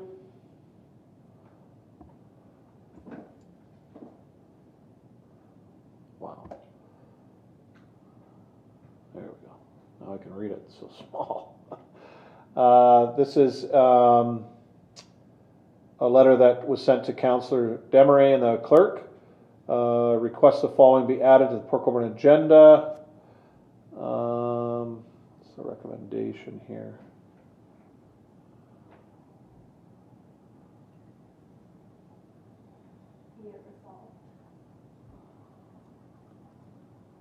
Oh, here it is, sorry. Thank you, Madam Clerk. Be it resolved that the City of Port Colborne endorse petition E-3351 calling upon the House of Commons to launch a federal study in the Standing Committee on Health on the merits of declaring a national emergency on mental health. So that's Councillor Desmarais, and I'll add Councillor Clayliff to move that. Councillor Desmarais. Thank you, Mr. Mayor. Basically, what this is just creating a petition that will allow the mental health issue being contributing factors and actually service delivery.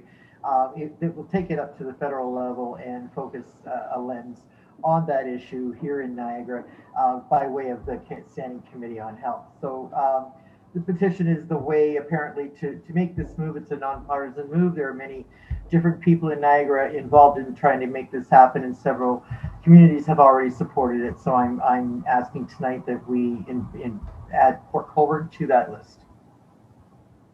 Okay, thank you. And any further questions on that? Okay. All in favor, please raise your hand. That's carried unanimously. Thank you, Councillor. Thank you.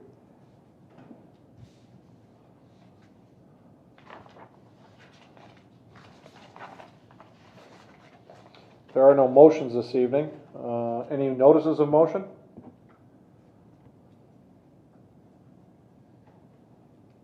Seeing none. I know Councillor Bruno had a question earlier with regards to land. If he can actually send an email to Mr. Cotton and Mr. Long for an answer to that, and then that could be brought forward as a staff report at our next meeting. Is that okay, Councillor Bruno? Yes, I was going to add I wanted to add in some more opportunities perhaps to find infill lots and that over city properties. So I'll put that all together. Thank you. Good. Mr. Mayor. Thank you, Councillor. So no further notices of motion. We have one set of minutes, the Main Street BIA minutes, November 21, 2019, and January 20, 2020. I'll move Councillors Danch and Bruno. Any question to those minutes? All in favor, please raise your hand. That's carried. Bylaws. We have bylaws 19.1 through to 19.8. Councillors Bagu and Beauregard to move that. Any questions on any bylaws? Seeing none, all in favor, please raise your hand. Those are carried unanimously.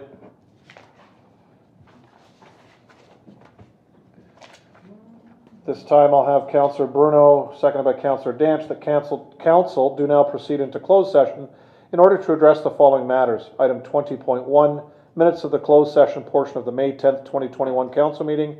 Item 20.2, Chief Administrator of Office Report 2021-157 pursuant to Municipal Act 2001, subsection 239(2)E, litigation or potential litigation, including matters before administrative tribunals affecting the municipality or local board, and 2392F, advice that is subject to solicitor-client privilege, including communications necessary for that purpose. And that's it.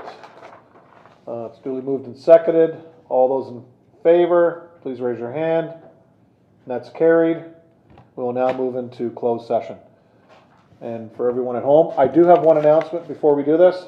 Hot off the press, came in after my mayor's report. Section of Highway 58 will be closed to southbound traffic until the end of August. And this is a public notice that's sent out by the City of Port Colborne. Just want to let everybody know that's still watching. Starting Thursday, June 17th, the bridge over the Canadian Pacific Railway on Highway 58 by Town Line Tunnel Road in Welland is to undergo rehabilitation and is expected to be completed by the end of August. During this time, the bridge will be limited to northbound traffic only. Southbound traffic coming from Prince Charles Drive will be rerouted down Town Line Road to Highway 140. There's detour signs that will be posted. There's temporary traffic lights that will be installed at the intersection of Netherby and Highway 140 to help improve traffic flow for the detour route. and we appreciate everyone's patience and cooperation with this. So it'll be northbound traffic only will be able to go into Welland. Southbound will come to Port Colborne on Highway 140. Councillor Bruno. Any chance, Mr. Mayor, that the people who make these decisions might recognize that Port Colborne is a tourism mecca, that we have a lakefront, that we have a marina, and the fact that there are 12 months in the year, 8 of which are good construction months, couldn't somebody think that perhaps they could close that highway after Labor Day? So I'm just wondering if there's anybody your office could try to see if they could push that out and get this job done then or in the spring, and to recognize that this is a pretty important season for Port Colborne. And I'm just, I'm appalled, and I just think the thought process there leaves something to desire. Yeah, I'll certainly find out through engineering who's in charge of this. I'm not sure if it's Department of Highways or if it's the rail line. I assume it's the province. I don't think it's the region. Could be CP. We'll find that out tomorrow, and CAO and I will work on that. Councillor Bruno. Thank you very much, Mr. Mayor. Thank you. Other than that, this portion of the meeting is adjourned, and we're going to in camera. Thank you.